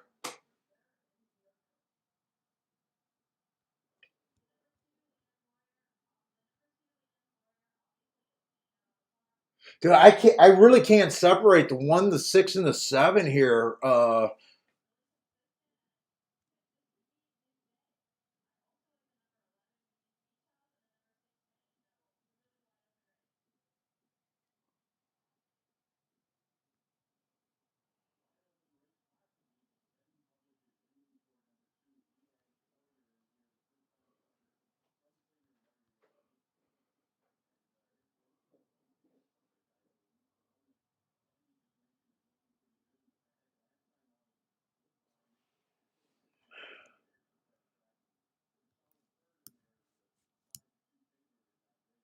Do I feel like for me to play this race twice, I got to make this a real bet, and I really don't want to make it a real bet. I'm basically up just one bet, one solid bet here.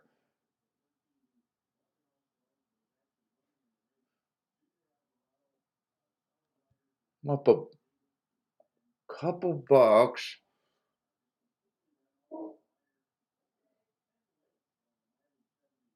Man, 6 and 7 are man, 6 and 7 are super tempting in the one.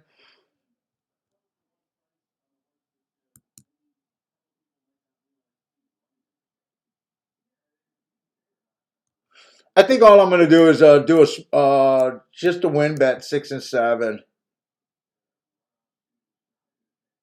I'm even thinking about doing a God.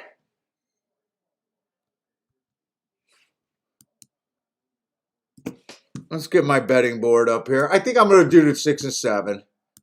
6 and 7 to win.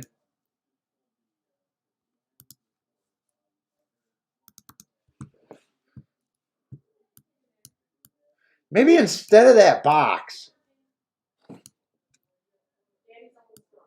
Yeah, I'm almost done.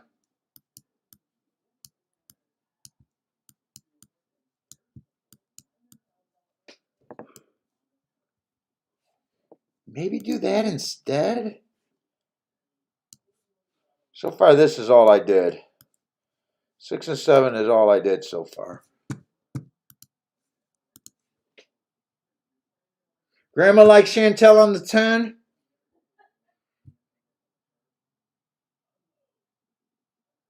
Man, I can't get to the 10. I don't trust that drop. If that drop is a real drop, yeah, I could. I can't get to her.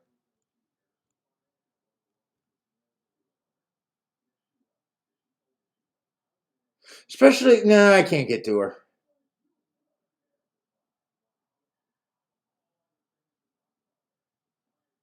I'm not doing anything else. I'm just going to go out with that one bet. I was even thinking about doing this, but. And then I'm ignoring every first timer in the race. Yeah, all I got is a token win bet here.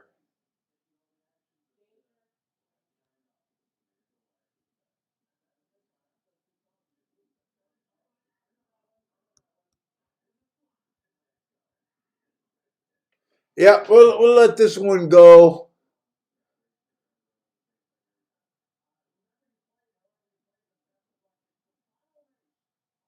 There's always more racing. I don't got to really push anything today.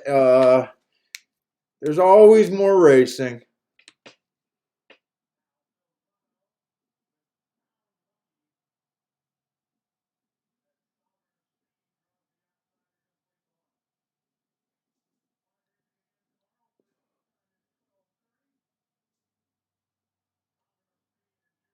Let's see. Boulder likes the 12 horse at Woodbine. I think I did like the 12 horse a little bit. I would not be shocked if the 12 horse won. I wouldn't be shocked if any of these 5 horses win right here.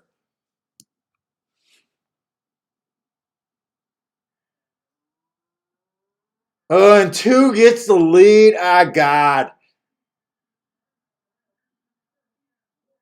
Wow, where's my sevens? Nowhere. Oh my God, I'm so glad I didn't overinvest in this race.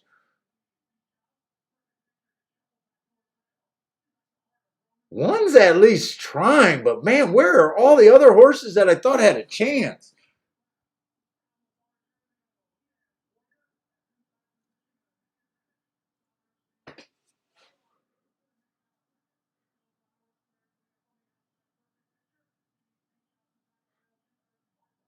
Thirteen one, 13 1 12. Yeah, that's the try is my 5 contenders, but there's no way I could take that opinion and hit that try. Like I said, I thought the winner would come out of those 5 horses. Boy, but the 2 that I keyed off didn't run at all.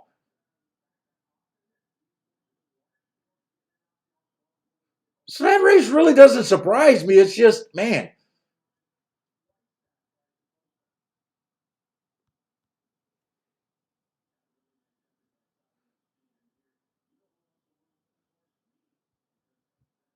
Yeah, like that race, maybe I shouldn't have been in. I even said that if I wanted to bet this race right, I would have to make this a main bet.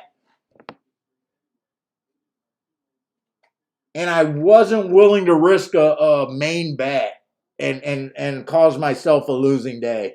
I think I did all I could in that race. And that would have been dangerous with so many first timers in the race. But that's it. Like you don't got to push bets just to push bets, really.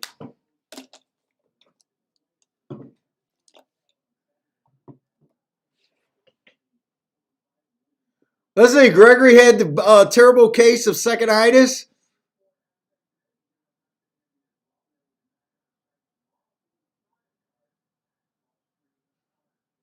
Let's say Paul, I used the 13 and 10, but the 13 was your term.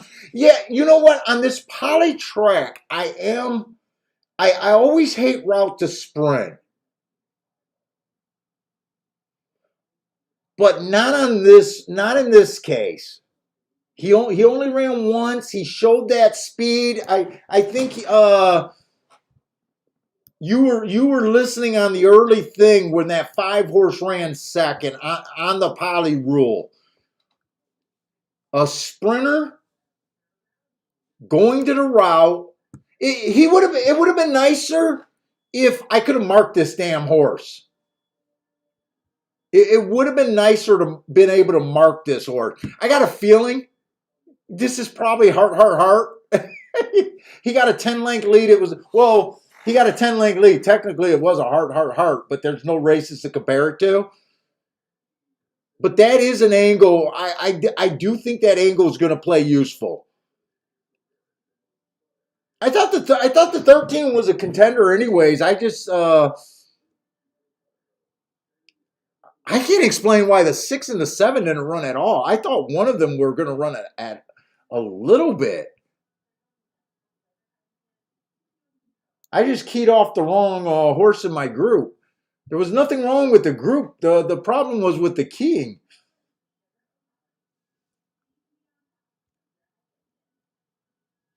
But yeah, that is something to look for, and I'm going to be trying to spot that angle more. And 13 went off at 11-1. I probably had the right horses to play this. This is like the race where Bender had. You got a lot of horses. You feel like it was going to pay, and it's just, do you want the balls to invest in this race?